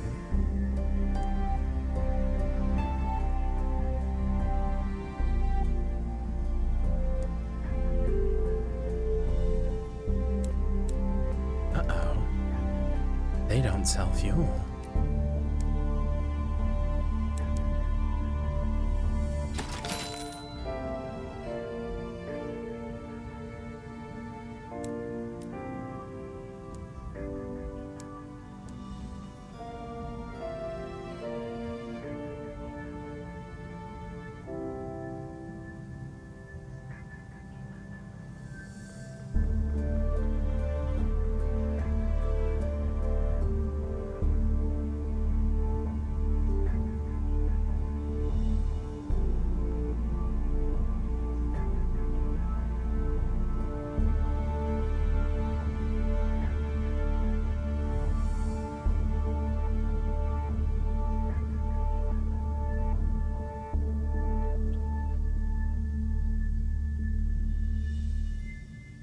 A fire burns by the obelisk where newcomers mingle.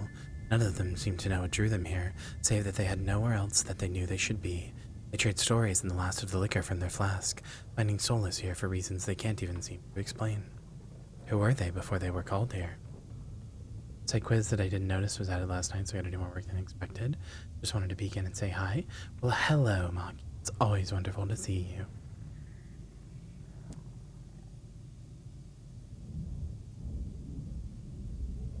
The broken, the disavowed, the fugitives. Every visitor has their own story. and a hole in their heart. A few demonstrate acts they hope to do. Others talk. Not today, but tomorrow, or the day after that, perhaps.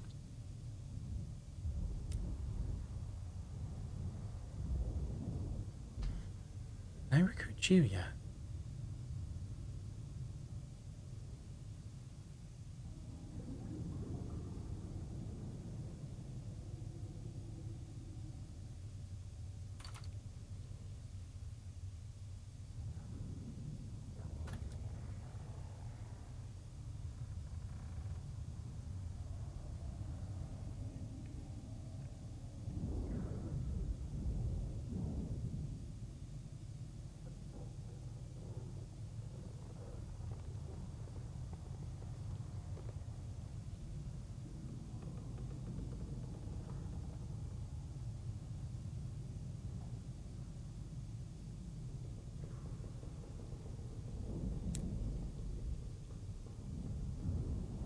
Can I buy anything from you now?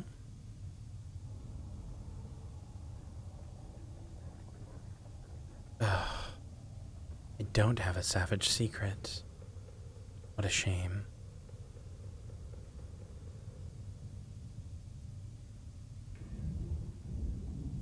Sure. I'll listen to a story of things past.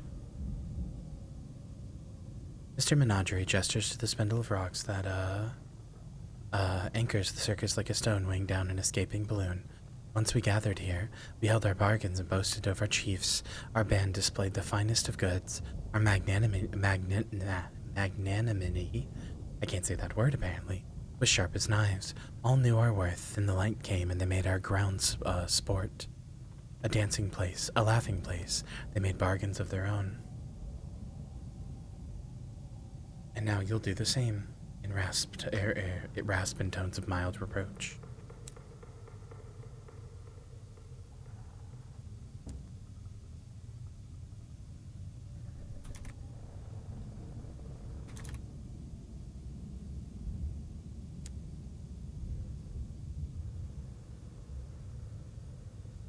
Okay. Well, I need to find some sort of fuel. I can probably make it back to the New Winchester.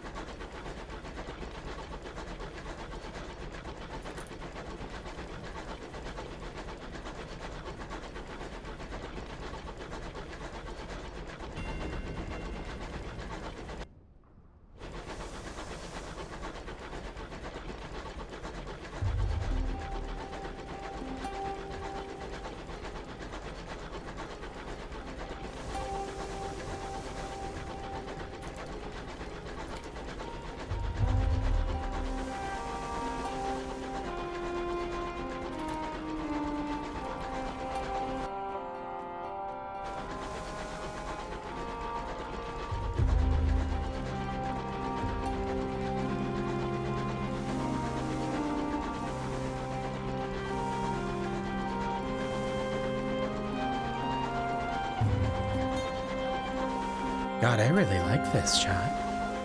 I'm really enjoying this. I know it's probably a little boring to watch, and I apologize.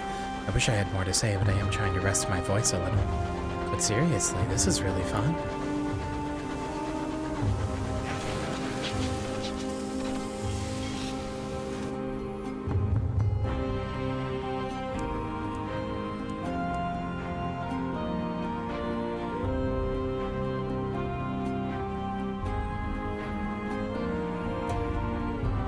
Sure.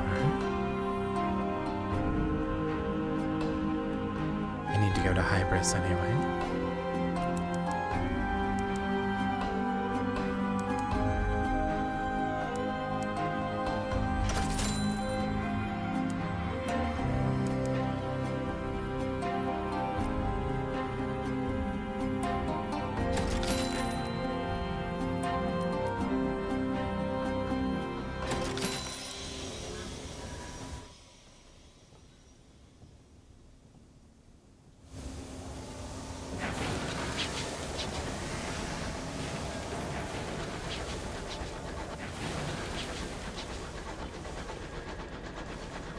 I still really need to find a Prosper. It might be this, but I don't think so. Though I have explored a surprising amount of the world.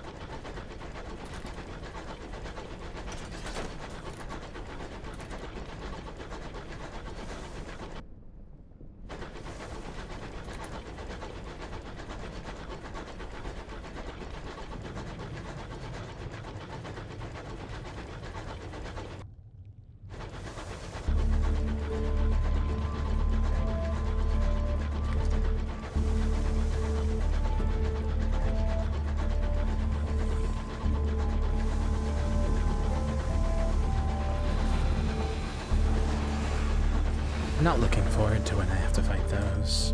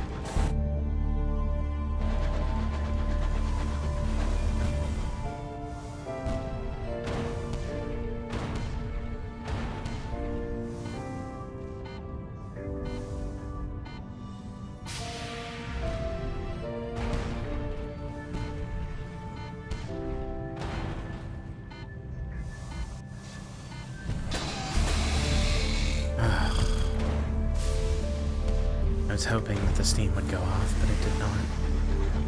Maybe I can repair my hull here. No. We might be able to find something unusual, however.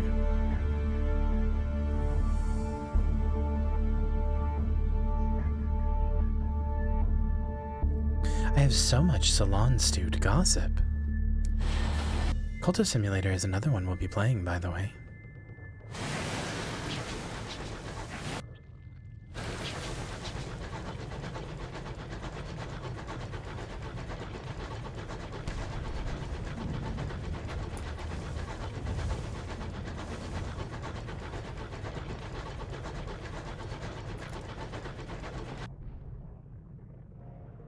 An argument breaks out between two crewmen.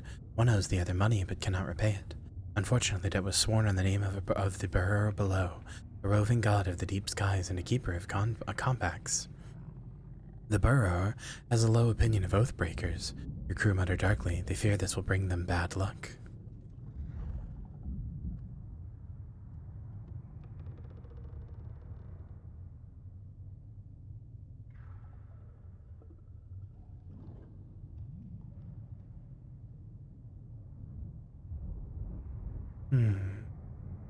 Goodbye, Oathbreaker. For now, you order him confined to quarters, as much for his own safety as for punishment. You'll leave him at the next station. His remaining friends are sullen, but most of the crew are glad to be rid of him.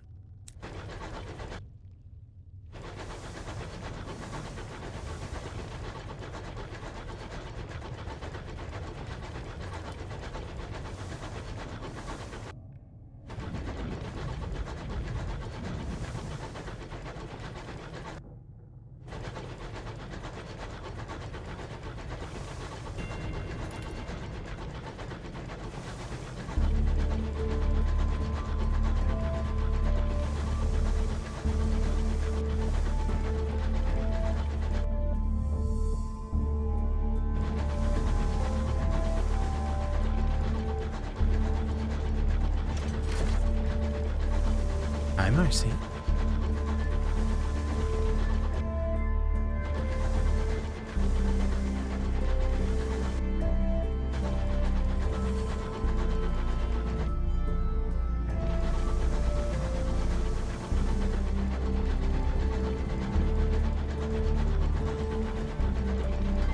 Marcy, this game is very, very good.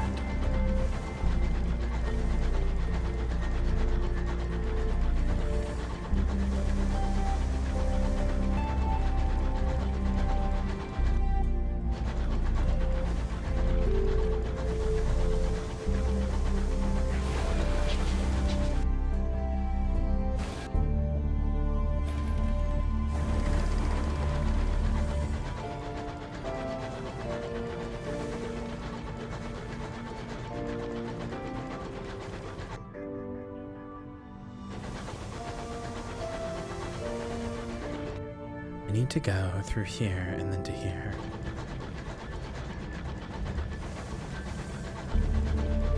Oh, much better. I mean, first of all, to be clear, they're both good games, but this one is much more mechanically, well made. For example, look what I can do. I have a little dodge in place, and to attack, I just click. So already, the combat feels much faster paced and much better. I can also use my horn.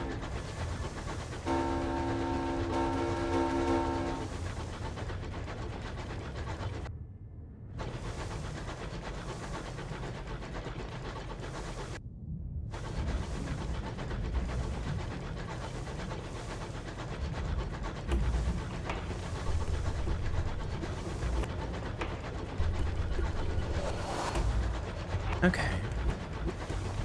I'm not really looking forward to going in here, but...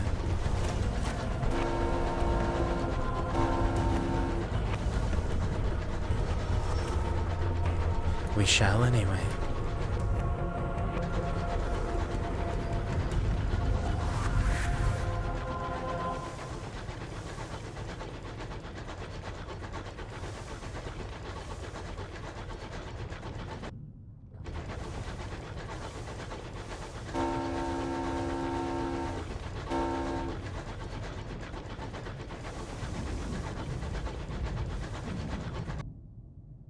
Okay, well, I was hoping it would lead into there.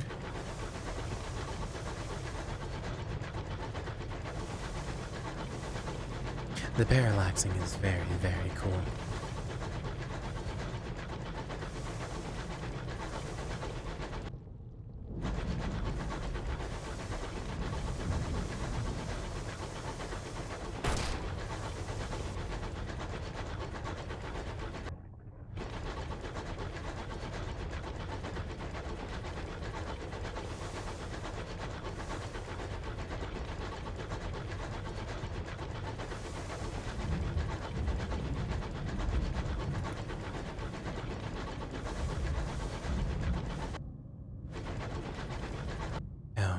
Maybe it will still lean to it, actually.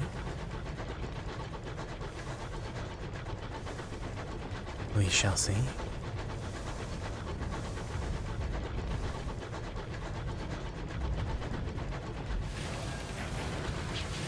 Oh, well that's quite good.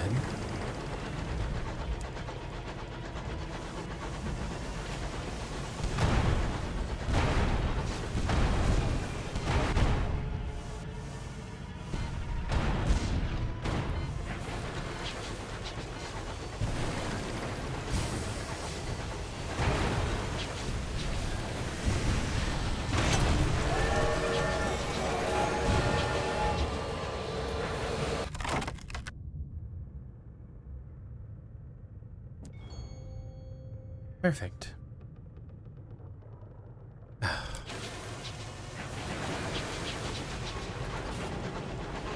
This is extremely cool.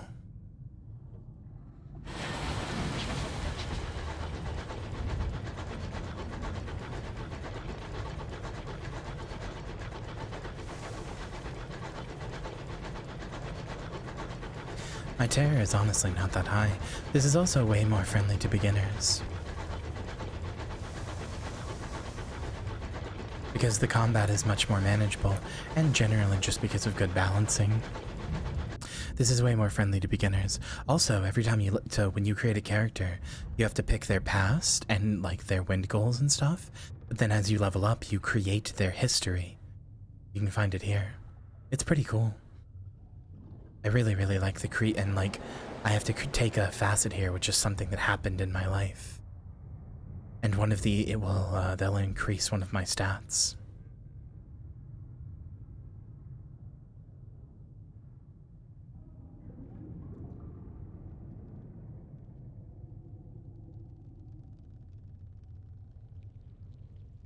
Sure, I'll take a narrow escape. Your engine was nearly destroyed, but you lived to fight another day. You unlocked this when you survived your locomotive being reduced to less than 10 hull. You walked through the valley of the shadow of death. How has it changed you? You've learned to be cautious. Death waits in the sky, kept at bay only by a few inches of plating and the fires in your engine.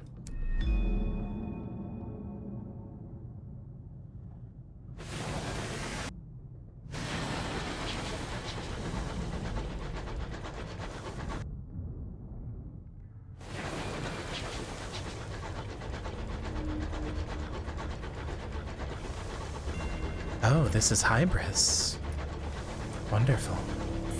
I did need to come here.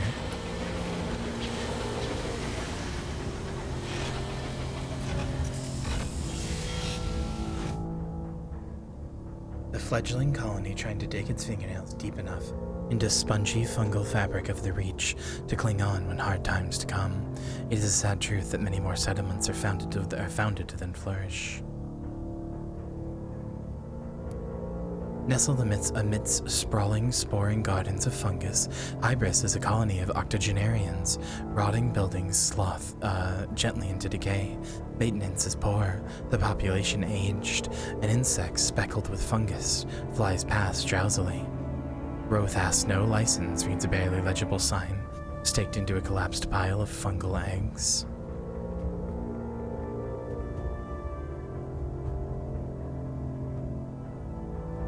Let's gather a report. Not much seems to happen in this sleepy place, but perhaps someone will be interested. Life moves slowly here. There are arguments over the rules of bowls and the correct amount of time to steep tea. The station master seems to avoid the villagers. There is an unusual, unique quality to the starlight which filters through the underside of the caps. Cryptozoologist. Hunt in the woods with the cryptozoologist. If a colony of sentient mushrooms were going to establish itself anywhere, this would be the place. The cryptozoologist leads the way, following a melodic hum in the air. Soon enough, you find it. In a pus-soaked hollow, a chorus of blimigans howl in perfect harmony. I can't see, whispers the cryptozoologist. I need to get closer. She sneaks towards them, but stealth is not one of her talents. They scatter. Wait, she calls, giving chase. I just want to record you. You leave her to her hunt. She seems happy enough. Okay. Goodbye, cryptozoologist. A venerable welcoming party is gathered. The wizened mayor approaches. His back is bent, but his pace is steady. He has a firm handshake. Welcome to our little hideaway. Watch your step. That one's about to fruit. True enough, the little white sack at your feet suddenly splits. Snaking tendrils of red fungus explode outwards. The mayoral assistant, a severe woman of slightly less advanced years, guides the mayor to a nearby bench. You may stay as long as you like. Something is changing in Hybris.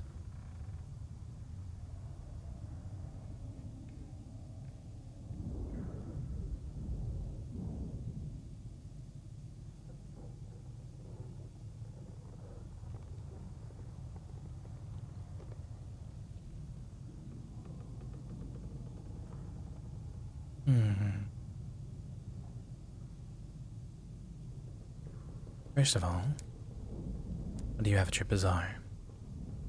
I think I do need these. Yes, flowers for Titania.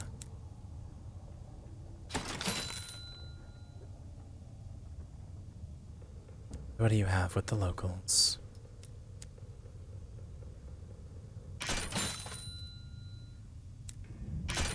There we go.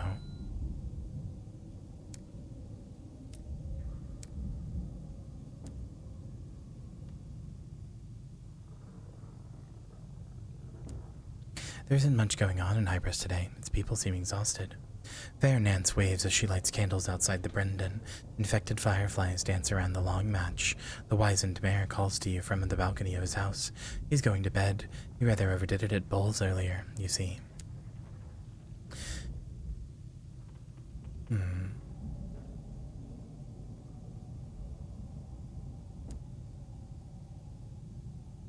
Life moves at a slow pace on Hybris. Several colonists attend the allotments, while others sit squabbling outside the Brendan. Periodically, a lady emerges with tea and fungal crackers. A carpenter struggles with the fretwork on the new town hall. The carvings are of factories and faceless workers. I can't remember what they look like, he says sadly.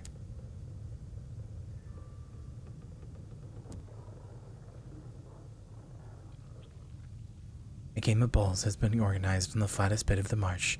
You are invited to participate by the mayoral assistant, who proves herself a mean backhand draw. When all is over and everyone is retired for fungal juices at the Brendan, the wizened mayor takes you aside. This is what it's all about.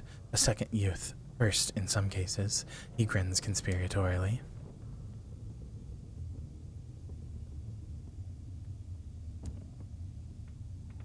The wizened mayor chuckles. Oh no. We welcome youth, but we don't get many settlers coming out this way. We're happily secluded here. He smiles wistfully as across the marsh, his mayoral assistant trounces on an unfortunate at bowls. Our best years were spent by others. Where preparations are being made for a performance. We have plans to hopefully change that, though.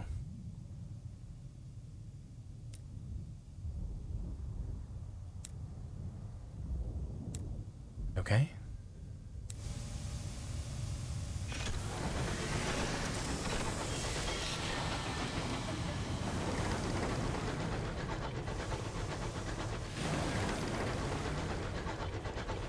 No, I think the implication is that they are literally stealing time from them, right? They are taking time from their lives and crystallizing it, leaving them to rot and decay. But that's okay, because they've turned rotting into a way of life.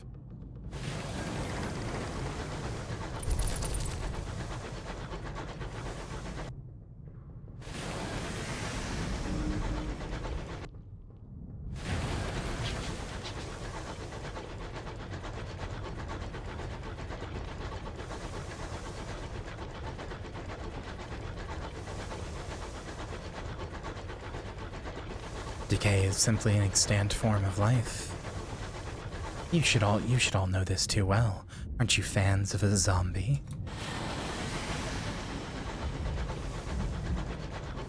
Nothing ever truly dies. It simply gives way to bedding for new, intricate, different life.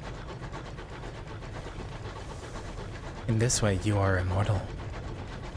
When you are buried deep in the ground, fruits will blossom from you.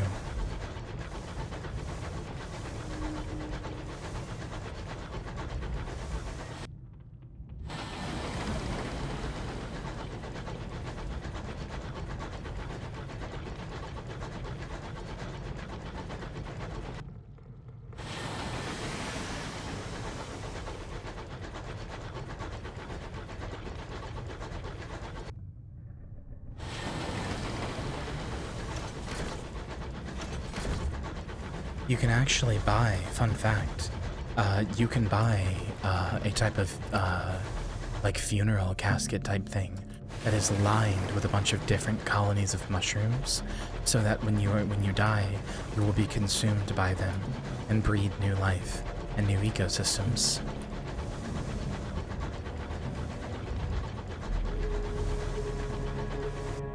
Again, through this, you may never truly die at all.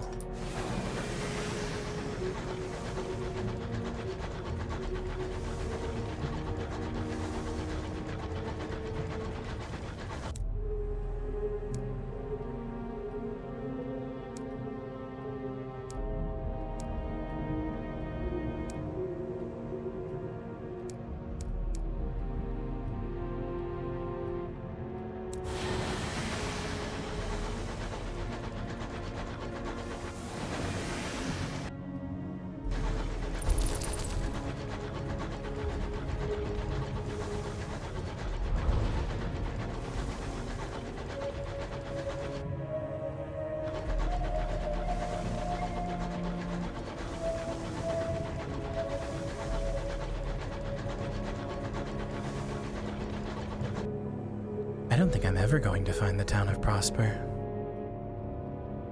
It seems simply beyond reach.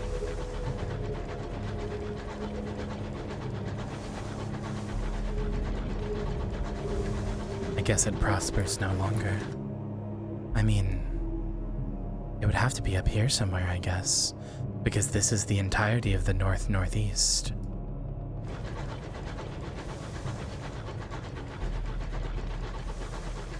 It says it's in the north-northeast.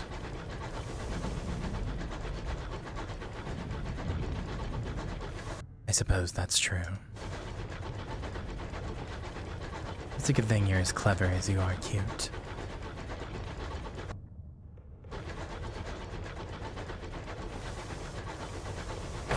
I pressed the wrong button.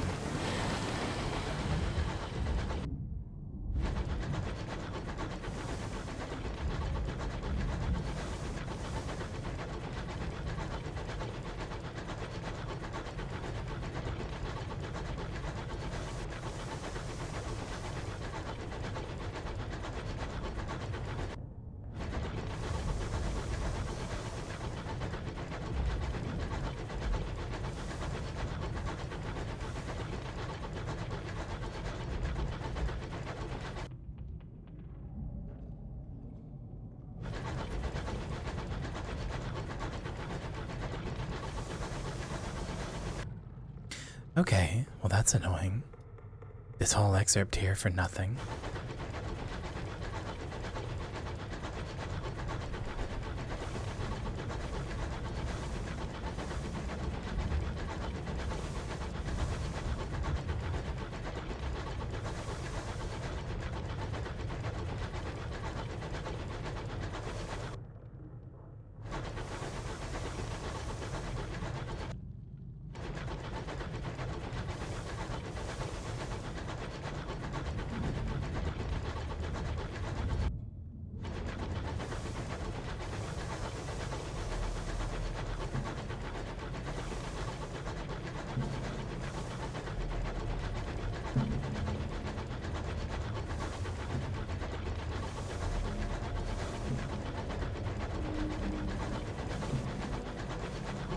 Oh, I saw very, very little. Very, very, very little. Unfortunately, I hit a spiral where I didn't have any food and didn't have any fuel, so I ended up praying to the god of salt and being sent all the way to the bottom corner of the map. I wounded myself twice to try to get somewhere else and got nowhere fast, and then we ran out of time to keep playing. I saw maybe 1% of the game.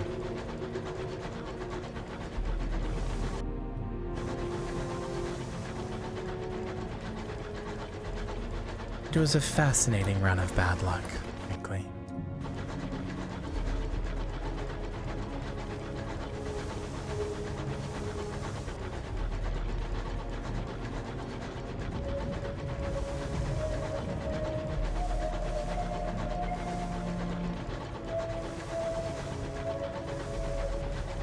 We resorted to cannibalism just to try to stave off the food concerns.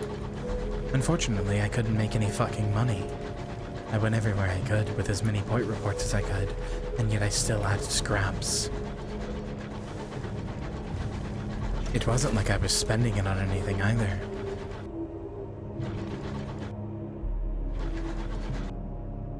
Okay, seems like it'll take us out.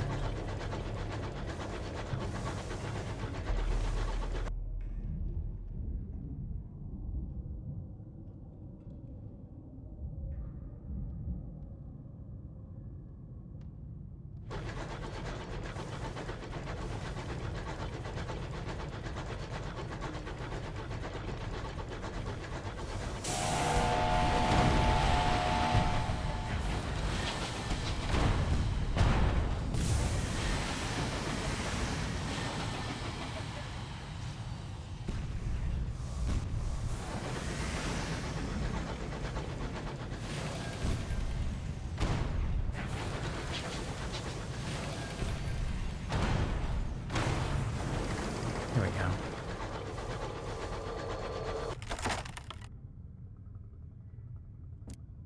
Perfect.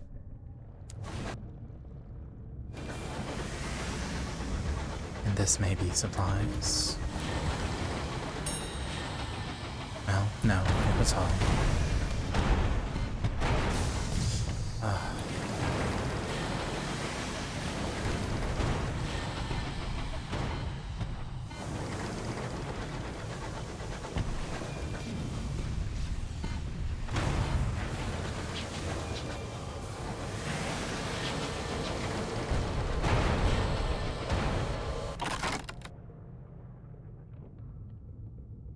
Oh, recover its weaponry. Yes, please. Reclaimed Marauder Mangonel. A rare find. It was a right devil to remove, Captain. Can I put that on now? Okay, worth noting.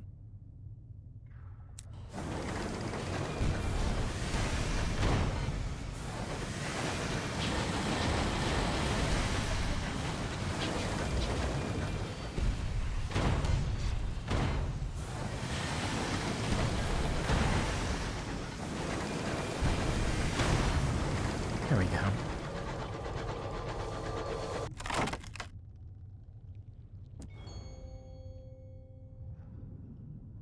Ugh.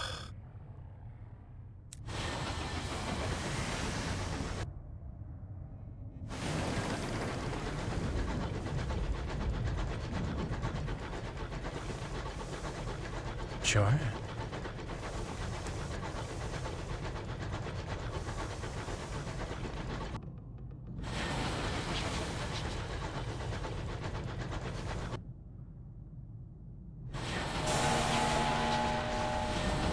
I frankly don't have the time.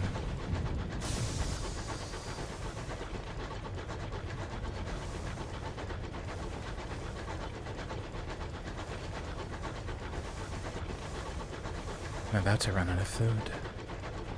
They can just hold on a little bit longer. We're so close to the circus.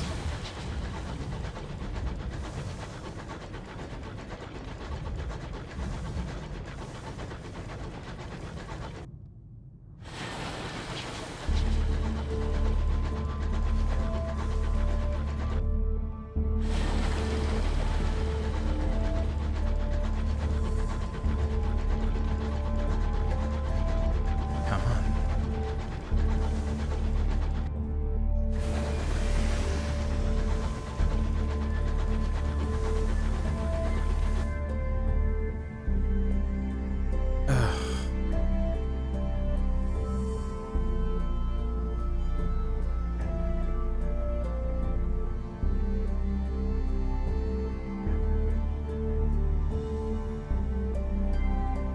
Give the body to the skies.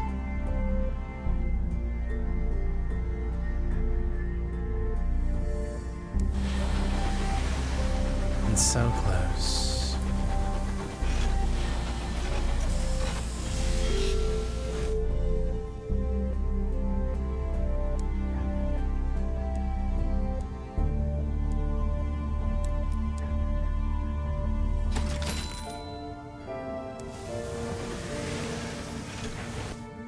Now do I have enough fuel to make it to New Winchester? 39%? One can hope.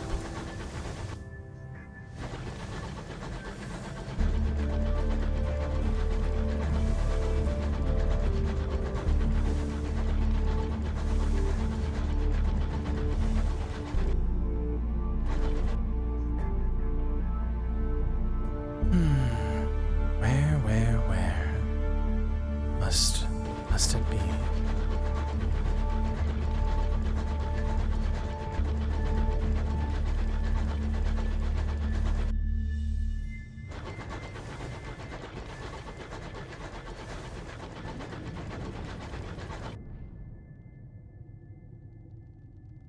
It is late, you are alone, doubts prey on you. Is this the path you should have taken? You trespass upon the precincts of heaven. What price will be extracted of you? What price have you already paid?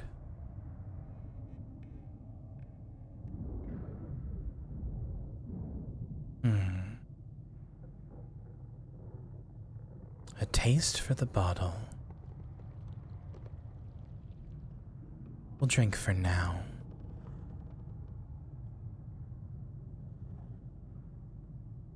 When you wake, the bottle is empty, and your memory is less complete.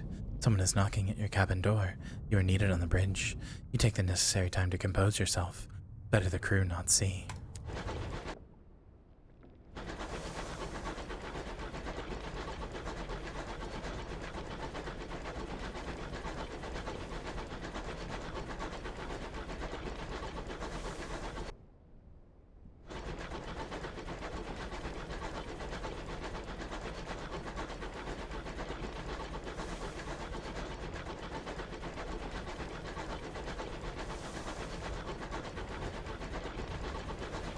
Very nervous about our remaining fuel.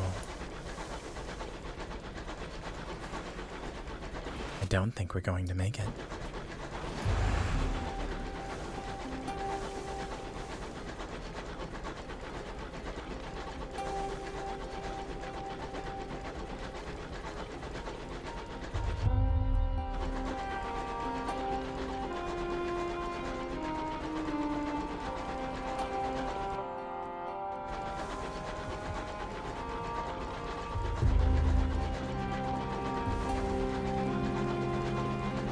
Come on.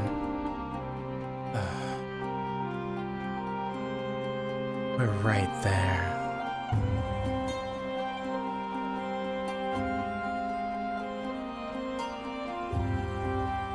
Scavenge your supplies.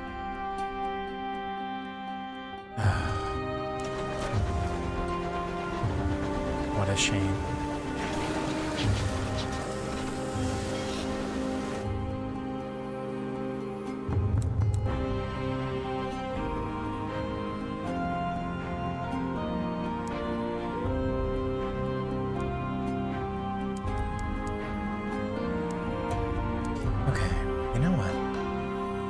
I would like a bigger cargo. That much is for sure.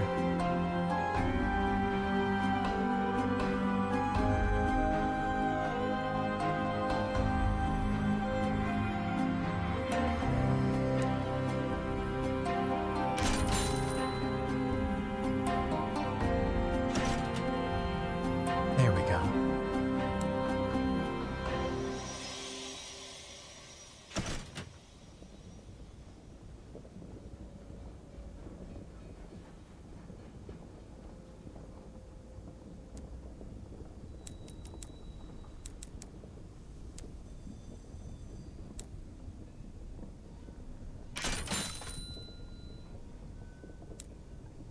All of our riches gone.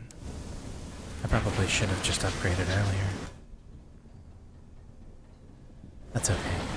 We'll head to Titania. We have money to make there.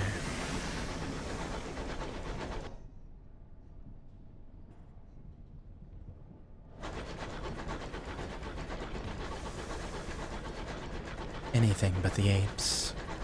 We'll head to Titania, then pass by Magdalen's, I suppose. And then I guess we look up here. Maybe we just go from Titania straight through up here, because I don't know where else, Prosper could be. I haven't a clue.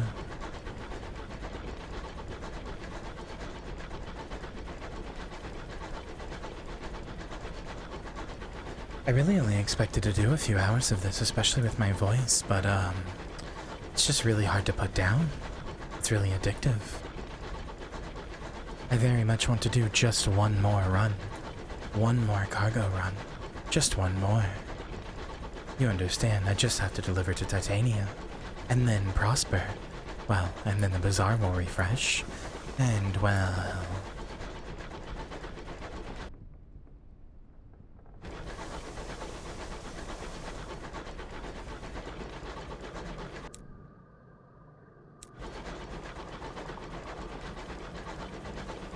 So how do I use my new gun? Is it right-click? Oh, it is. That seems to do considerable more heat. Does it do more damage as well? Oh wow, by a lot. 25 damage.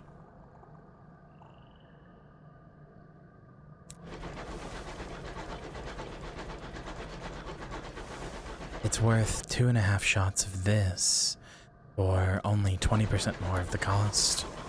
That's incredible. Like 2.5 shots of that would be 75 heat. This is only 50 for more damage.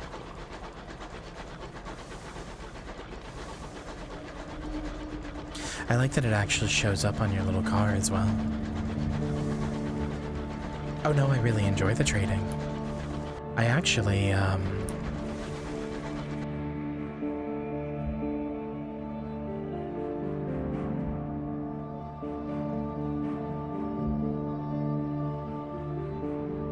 no, I think you're right. I actually, chat, I have a key for a video game.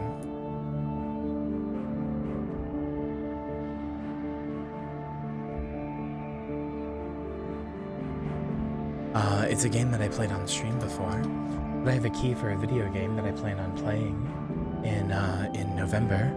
This one, if you remember it. The 18-wheeler space trucking game. I got a key for this one and I plan on playing it. Big fan of that one.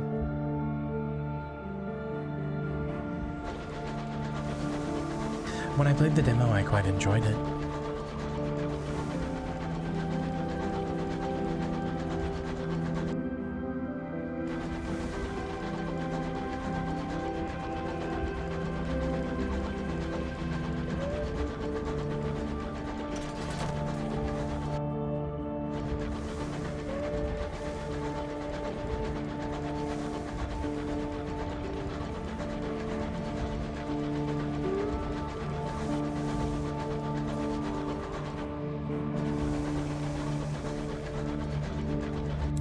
They want 5, right? Yes.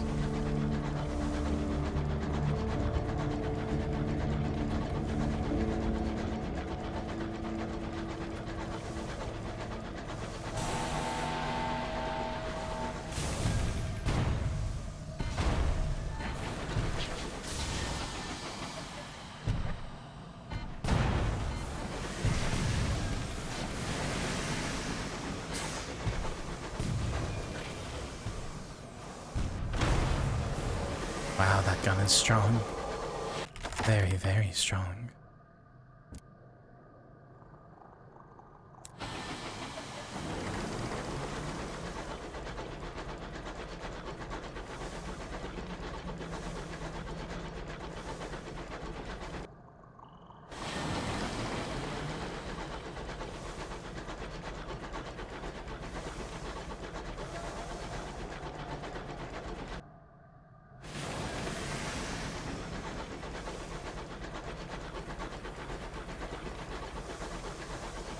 Oh, a swarm. I'm assuming of bees.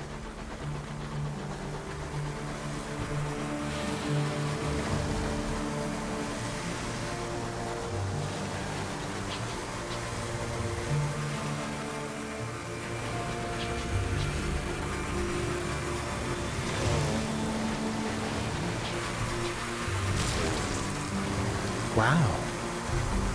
We took the mountain too. I need a trophy.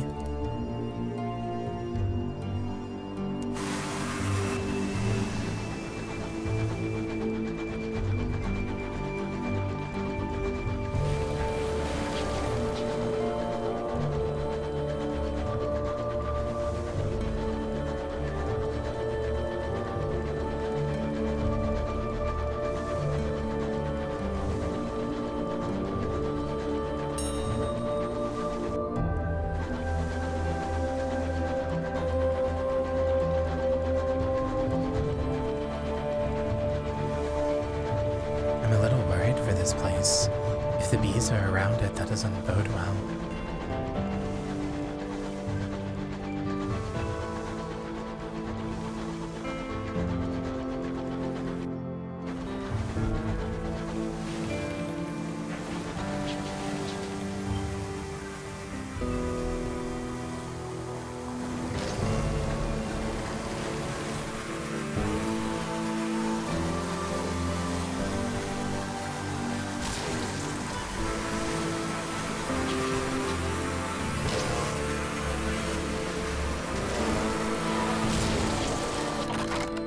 This gun's simply too good.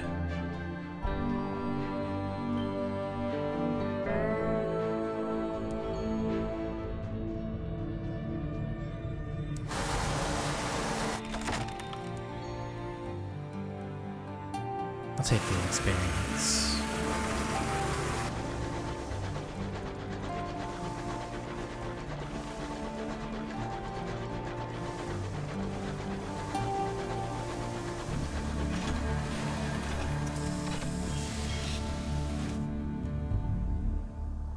Recruit the Rat Brigade? Oh, hold on, one moment. Absolutely I will. Rat Brigade, please and thank you.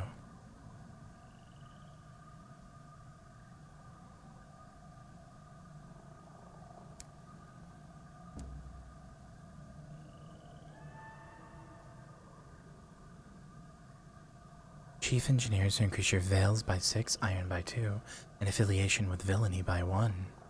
Oi, down here! 3 rats glower up at you. They're wearing tattered military uniforms and carry rusted derringers. They're polite enough to point them elsewhere. Oh my god, please. Get aboard my ship. A new beginning. The smallest, most scared rat is called Cinders. She introduces her companion. This, She indicates the rat wearing the goggles. is my second, Petronella, our mechanic. She gestures towards a rat with glossy fur. And this is our agent provocateur, Albrecht. The rat inclines his head. Oi, we need a locomotive. These battle-hardened rats are all that remain of the Rat Regiment, a mercenary company active in the early days of the Winchester War. Used to be dozens of us. Best sappers around, Says Cinders. Now look at us. Her whiskers twitch. Time for that later. We'll pay in, Captain.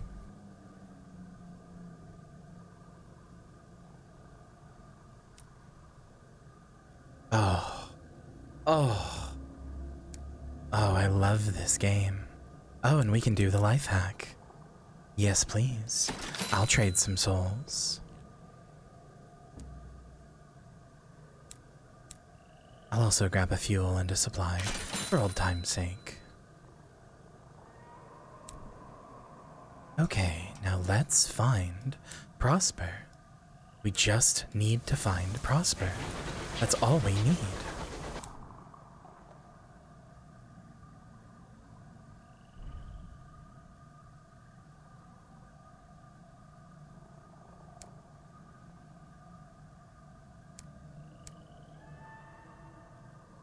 Oh, we already had a chief engineer. I assumed this guy was something else since he's named the driver. But to be fair, we are delivering him, so that's alright. Oh no, we're delivering the inspector. Oh well.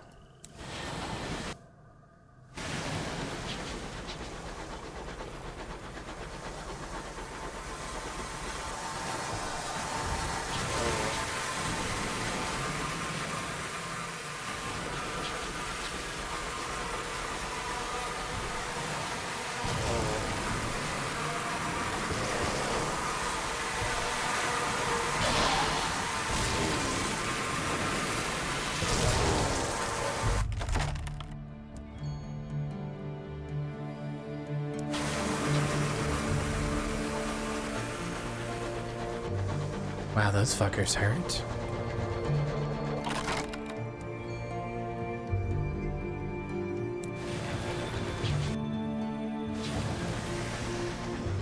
They took away a lot of my hull.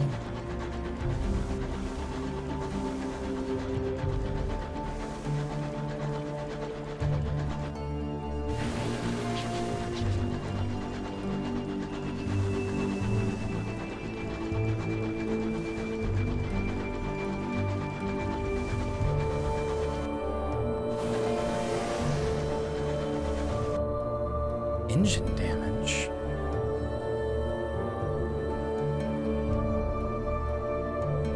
A commotion from the engine room. During a recent battle, shrapnel pierced the hull and perforated a cluster of pressure lines. In order to maintain the boiler pressure, your locomotive knows to glug fuel the way your aunt does sherry. Press on and make repairs in transit.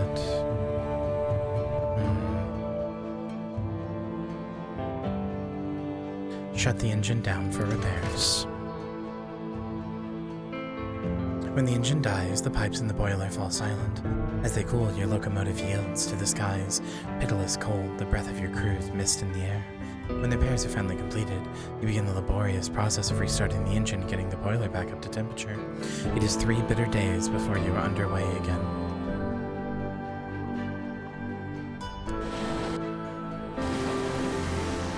A little annoying, but we can deal with that.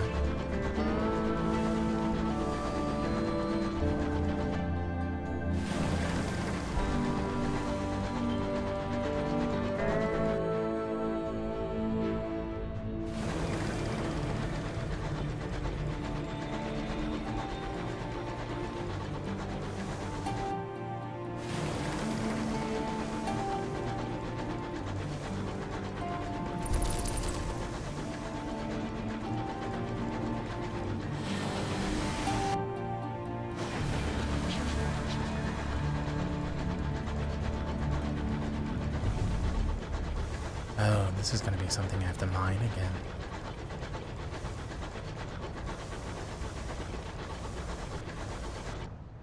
How unfortunate for me.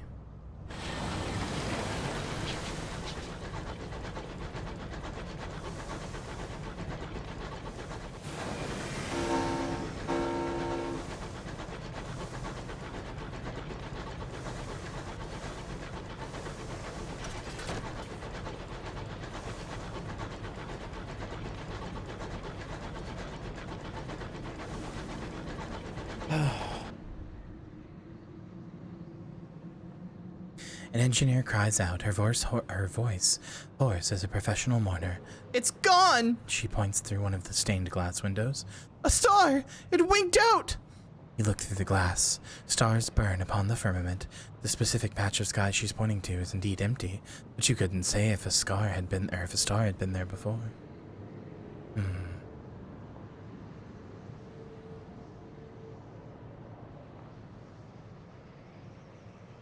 Make a joke of it. Fuck. "I know what I saw," she mutters sullenly. Another speaks up for her. "I seen it one time, too." They add, "Stars are dying."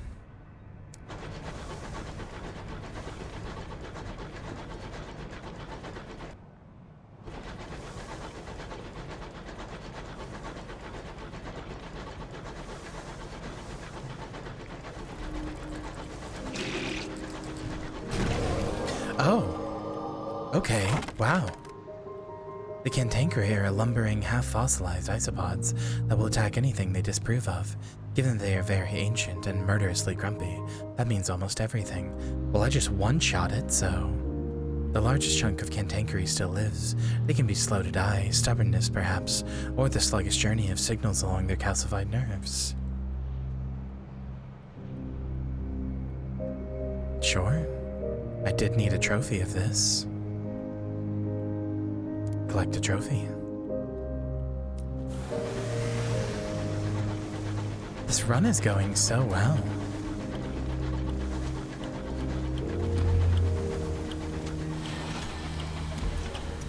Magdalens, I have use of you. First of all, I would love... No, I can't sell to you. I would love some supplies. Secondly, and some fuel actually. Secondly, I would love to receive some small comforts.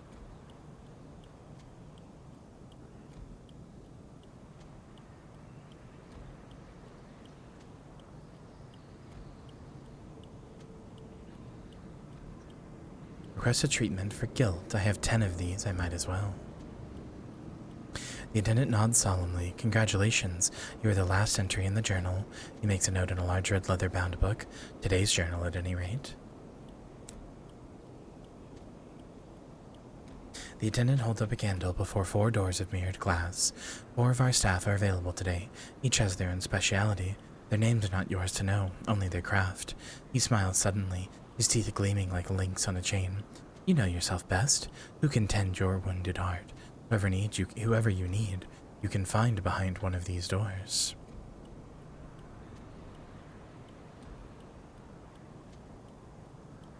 Someone who once meant a very great deal.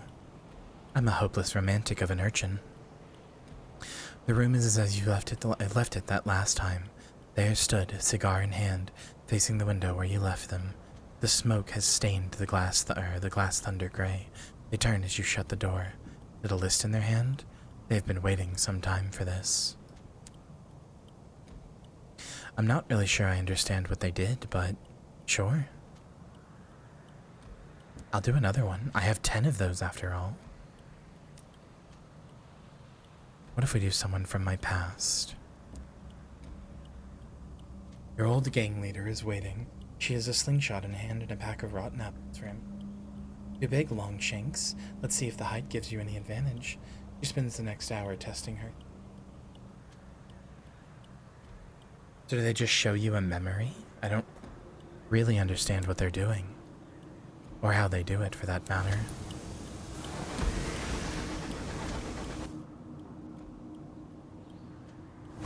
Or do they make up a comforting memory that didn't once exist? To combat the terrors with?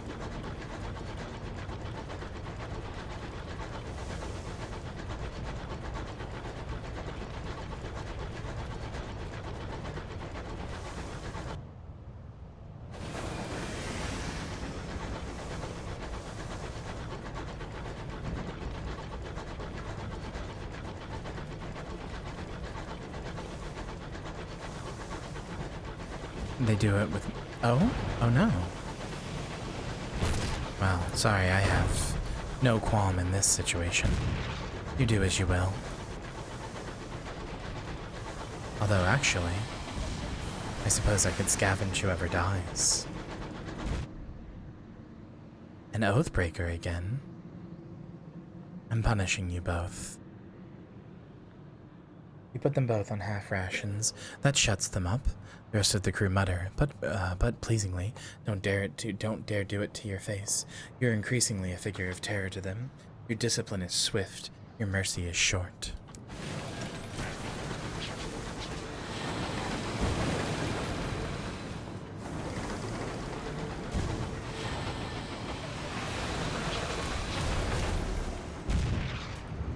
Well, for what it's worth, Ketamage, I truly think you're missing out.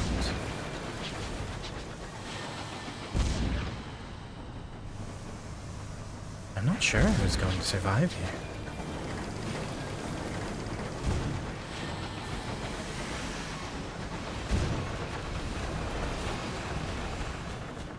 Their gun seems really good, but they keep missing most of their shots, and they don't.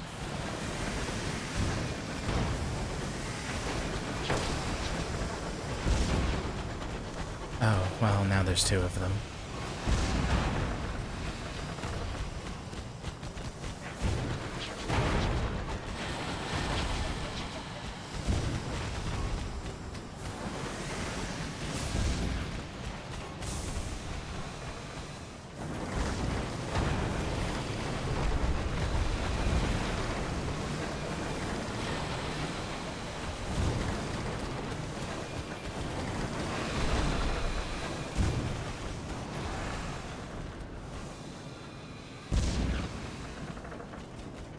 Say what you will, the Sovereign ships are beefy.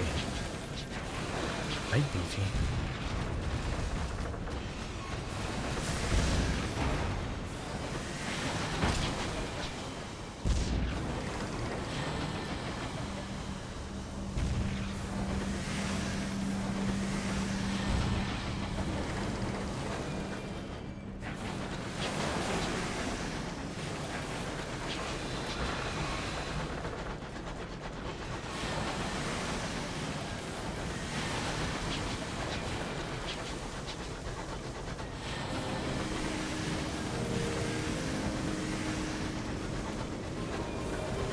Wow, if it gets a beat on that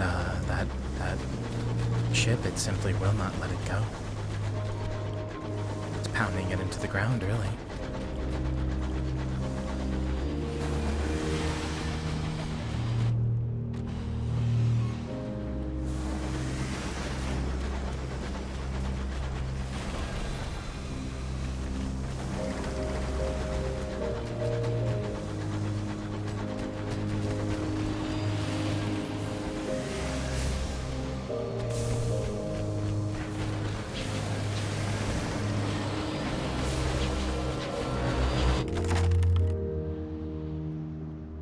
Oh, yes, thank you.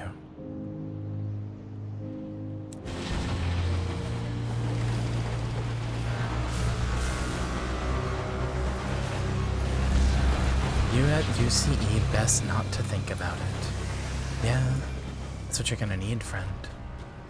I regret to inform you that this ship is not going down anytime soon. Well, actually, hold on. One more shot. One more good and clean shot. You can do it. I believe in you. Oh, one more. They are on fire. Oh, wow. Now what is this?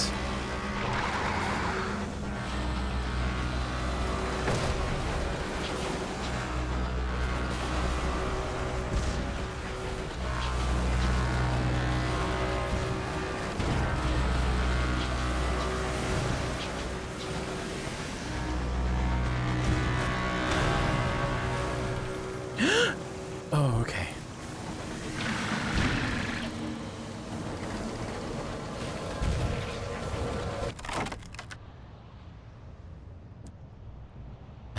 I was trying to hit the cantankery, and I almost hit this little guy right here. Wow, this is very profitable for me.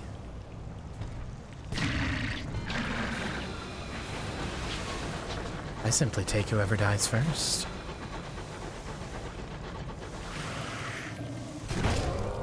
Oh, that was cool.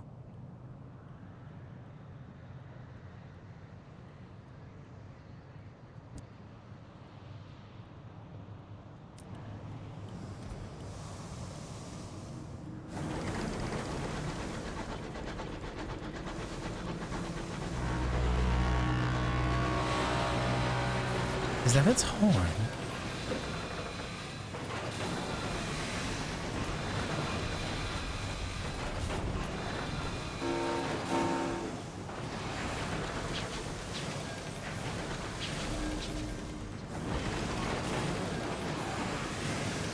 Where you can buy comforting lies. Oh, so they are entirely made up.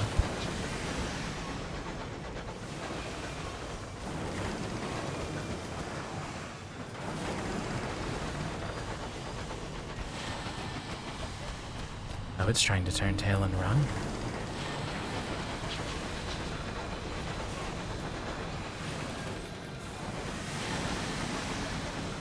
It's truly on its last legs as well. It can barely move, the poor thing. I almost want to put it out of my misery myself. Or put it out of its misery, rather.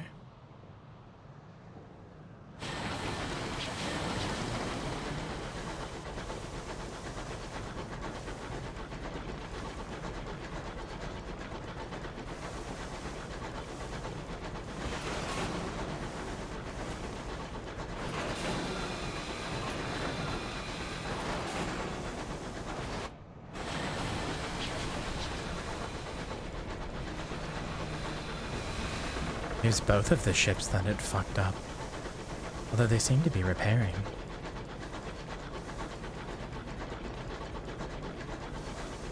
What a protracted little battle that was.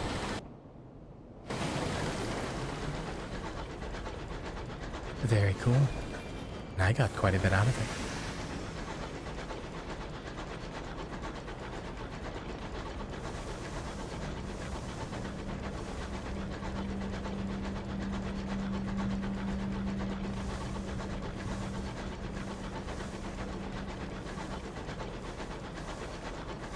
Oh, hey.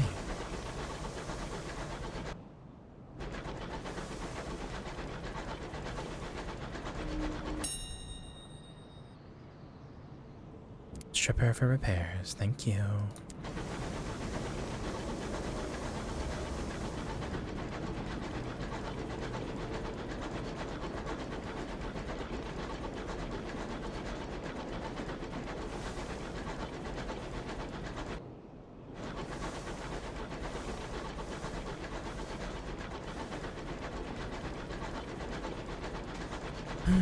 Prosper, prosper, prosper. Where could you be? If it's like right here, I'm going to be very annoyed because this is not northeast. This is just north. Good night, Flopsy.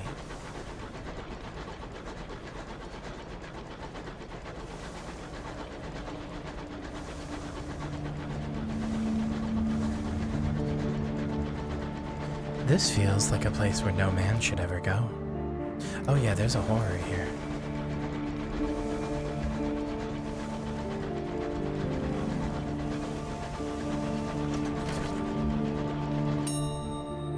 The War of Fossils. When settlers arrived in the Reach, miners flocked to this frozen rock, lured by the promise of hours stored in its core.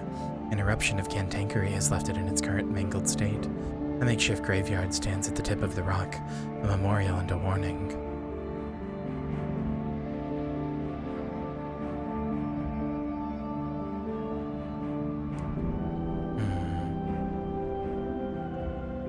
Once every grave had a lantern, now most are lost or stolen. Your crew search through the drifts of muddy sleet and beneath mangled mining wreckage to replace what they bear what they can. In the dim light, your stokers struggle with the tinder and oil. The cold is fierce and chills the finger to the bone. Eventually, matches strike and a thin string of light washes over the graves. But you've lingered too long. The ground begins to quake, the cantankerity stir.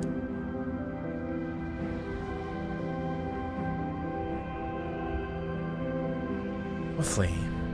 Oh my god. 2 crew. You lead the charge back to your engine. Your crew hurries forward, spurred by the encroaching wall of livid cantankerity at their backs. One crew member falls behind, a sudden crunch. They are crushed beneath a rolling mountain of squalling cantankerity. Fewer leave the rock than landed. Fantastic.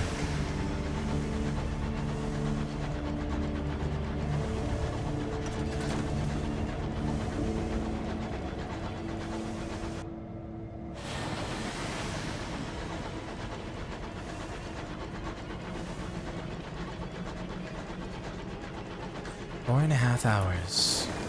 I was glancing. 4.5 hours. And we still haven't found Prosper.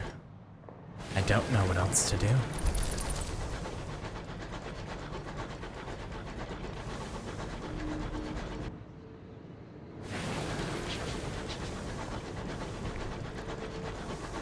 Oh, almost.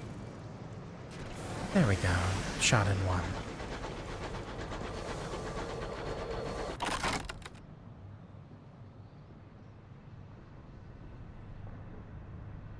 Listen to its last complaint.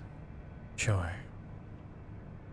It booms like a cracked foghorn, as if death were yet another wearisome indignity it was forced to tolerate. They gather in old places, the stoker says, and make those noises at each other, like they're planning something or telling stories. Now you have one Sky story. They only have one story, and it's about how everything's terrible now.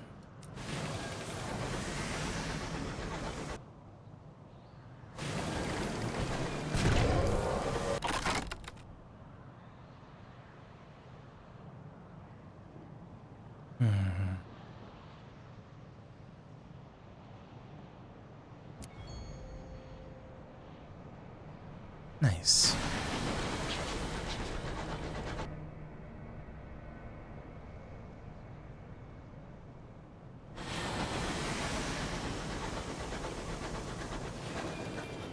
It's on the edge. Okay. Maybe that's my problem. I didn't go far enough to the edge. I do wonder if this is it then. Usually if they've discovered something and it's a town, then it shows up there, but like it shows up as train tracks.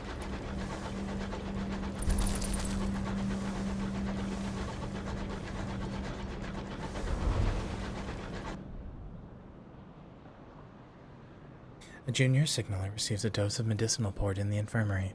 After seeing a frozen corpse spin past a window, the experience has shaken him. The dead are hungry, He says, we need to make an offering, or it'll come back and knock on the door.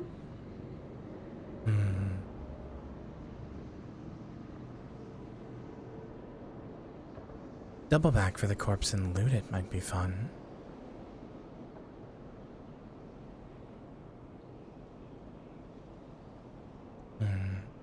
Stuff and nonsense. The crewman returns sheepishly to duty, but continues to jump every time debris clings the hull. It is debris, you are almost certain. I'm sorry, Captain.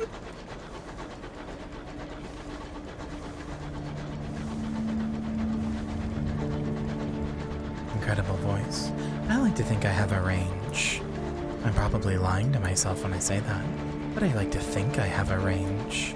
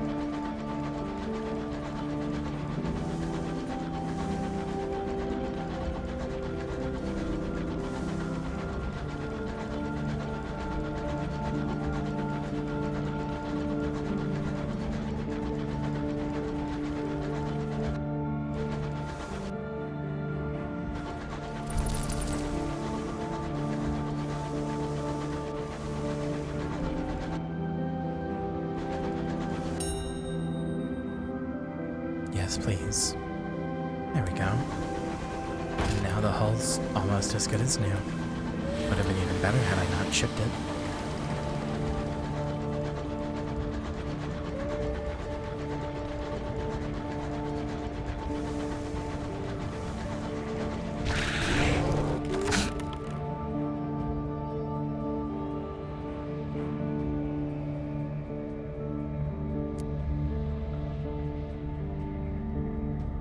Really? I lost a crew for that?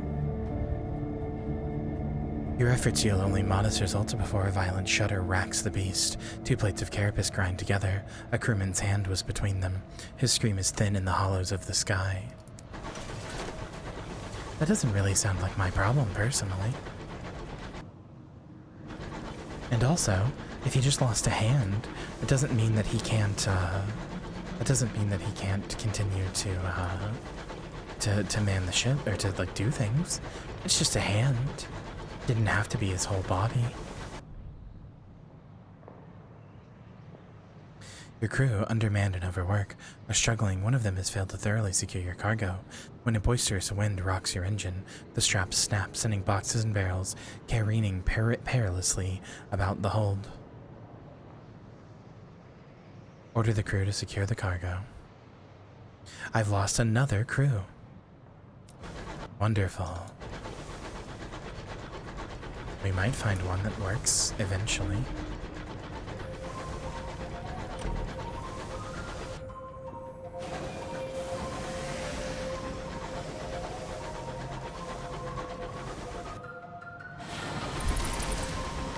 Prosper, prosper, prosper. Where the hell are you? Oh my god, is that it? Have we finally found it?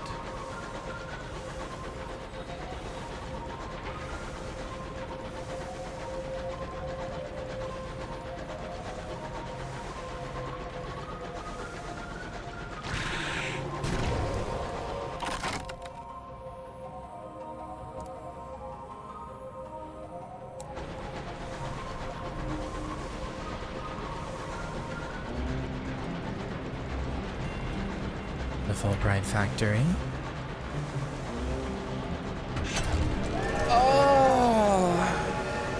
Oh, it only took forever. It only took 4.5 hours. Oh.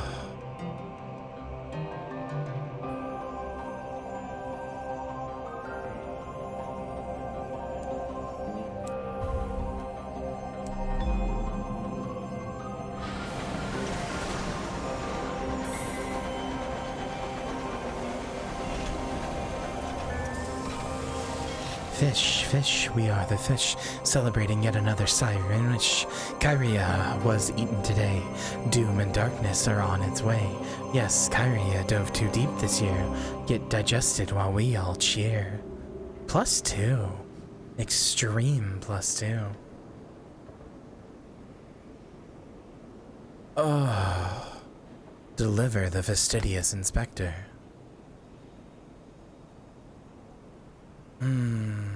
Perhaps not, actually. Apparently we can have a conversation with her.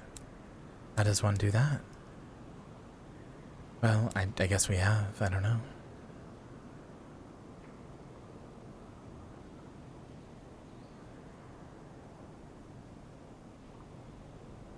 She disembarks with her bag in hand and peers up at a clock tower that is being raised above the station.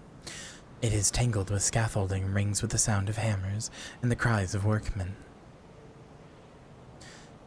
Thank you, Captain. Here's the balance of our agreement and, as promised, a requisition order for the fuel and supplies. She casts another glance at the incomplete clock tower. Given the apparent state of construction, I'd recommend you visit the worksite. There may be an opportunity there. And thank you for the pleasant conversation, Captain. The sky can be a lonely place. You enlivened it. I've included a small additional sum in your remuneration as a token of my gratitude. Fantastic.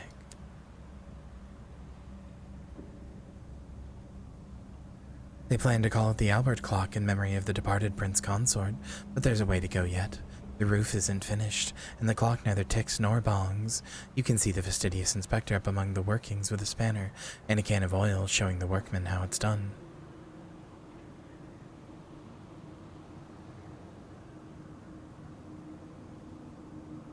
Ask the horse foreman what they need.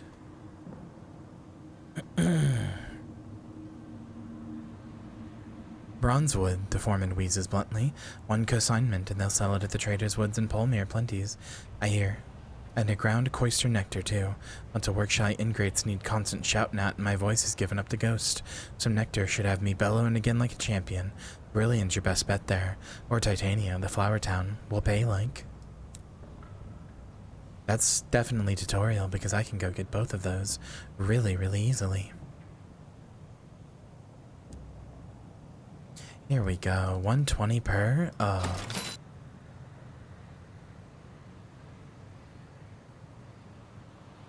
Ministry approved literature. Now what does that sell for? I wonder.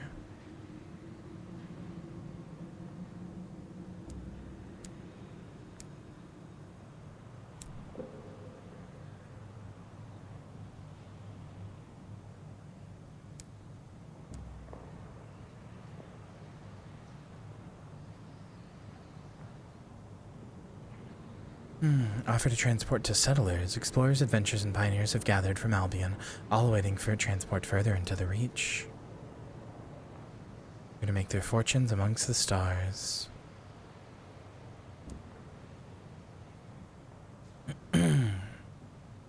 Leadbeater and Stainrod Nature Reserve. Okay. Sure.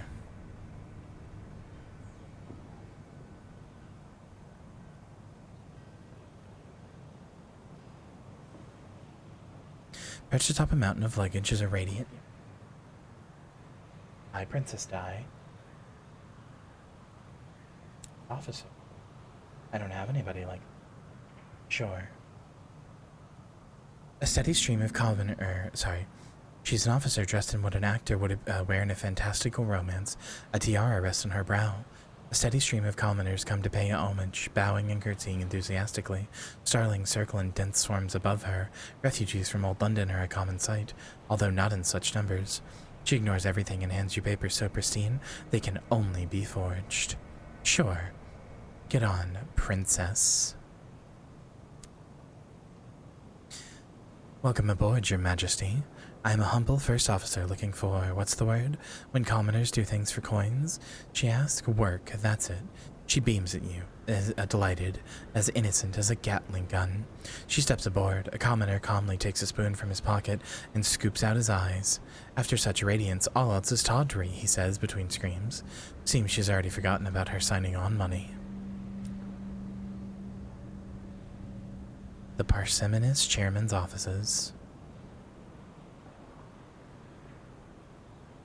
The offices of the Windward Company on Port Prosper are elegantly appointed, if antiquated. Paintings of old London adorn the walls. The parsimonious chairman has worked for ruthless captains. He sits behind his imported mahogany desk, a decanter of brandy at his left, and a series of neatly stacked reports at his right. A fire has been lit in the cavernous hearth. It is too warm. He pours the brandy into 2 glasses, then produces a ruler to measure the amounts. To business, he smiles, revealing the extensive damage to his teeth. I was a pugilist back in London, a young man's game.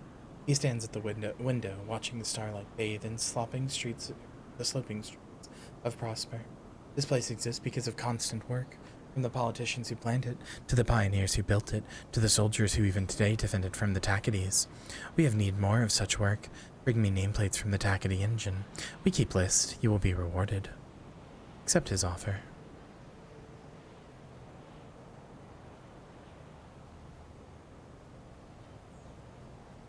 He just scooped his eyes out. He sure did. I don't know that I'm actually going to hunt these nameplates, but I've accepted the offer.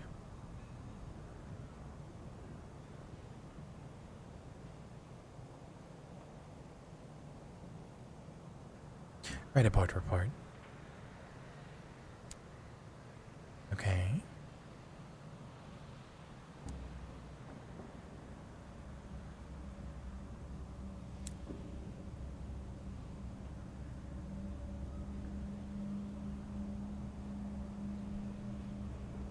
No, I don't want to go to Albion. Not quite yet. I would, however, like to talk to the incognito princess. From the tiara-crested brow downwards, there is nothing about the incognito princess that is not incandescent. She is like the sun, and about as dangerous to anything in the vicinity. Wherever the princess goes, she looks around with a surplus of curiosity and a complete lack of care. Oh, I have a terror, a sky story, and her, so I can prove oneself a fit confidant.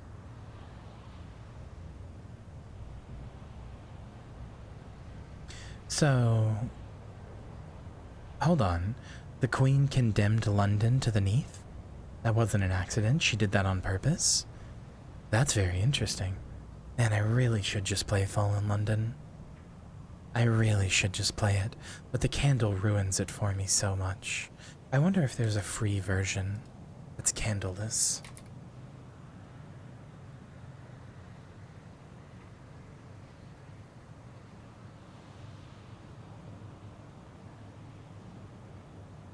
Is that nodding to say that there is a version? Because if so, I would love a link.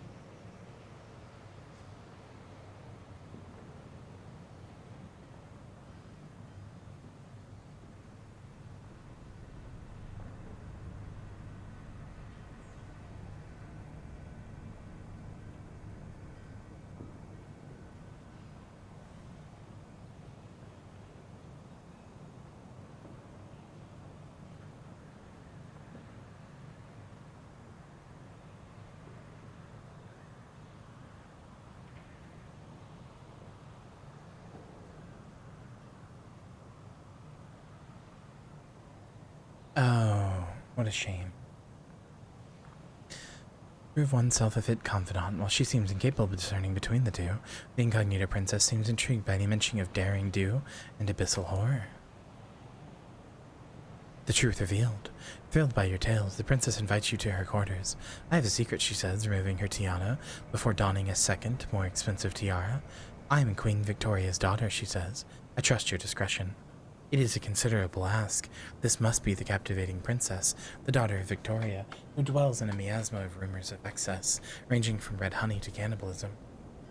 A half-asphyxiated starling has somehow found its way aboard. It flies to her hand. She pets it gently. One is traveling to broaden one's mind before one takes on a new role. It would be a delight to meet with the engineers who keep the eternal ball of perdurance tick-tocking away. You find yourself outside.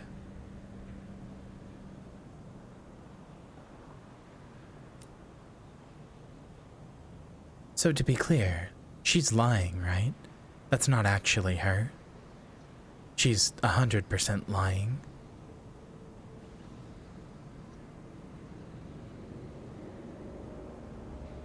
I assume this is somebody pretending to be her.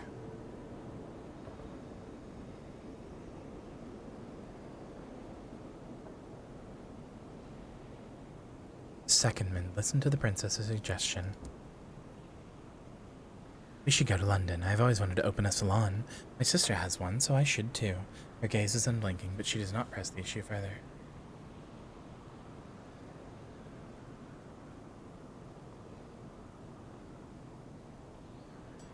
I just assumed that's what people do in this universe. Princess will generate cryptic benefactors for you while on secondment. What does that mean?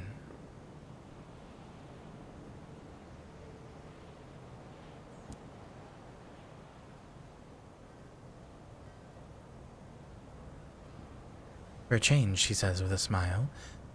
Why is she traveling? For a change, she says with a smile. After all, I am a princess. The ambition of any princess worthy of the name is to not, remain so.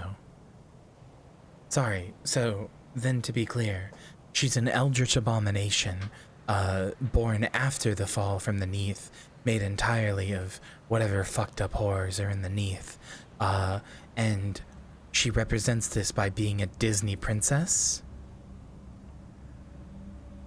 She's decided that she's a princess and that our understanding of what a princess is a Disney princess. So she pretends to be she pretends and uses her eldritch powers to be a Disney princess. That's incredible. I adore that.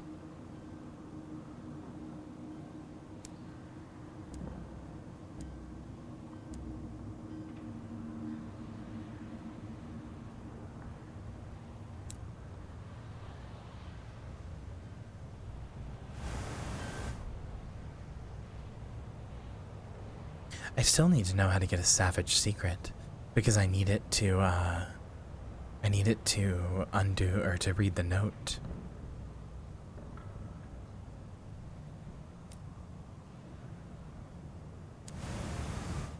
Okay. That's all we're going to do, though. That was a 3-hour stream that turned into a 5-hour stream. Like it wasn't supposed to be that long, but it was. And it was fun. I had a good time. My voice is dying, though.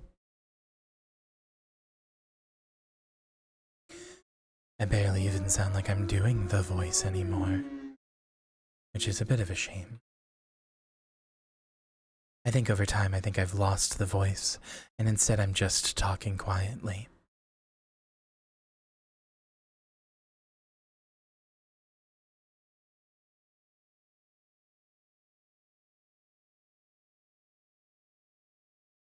Anyway, go say Ivrys to Ivrys. Go tell them happy 2-year anniversary. Please and thank you, darlings. I will see you tomorrow for barotrauma. Grave Place barotrauma. It should be fun. Goodbye, everybody.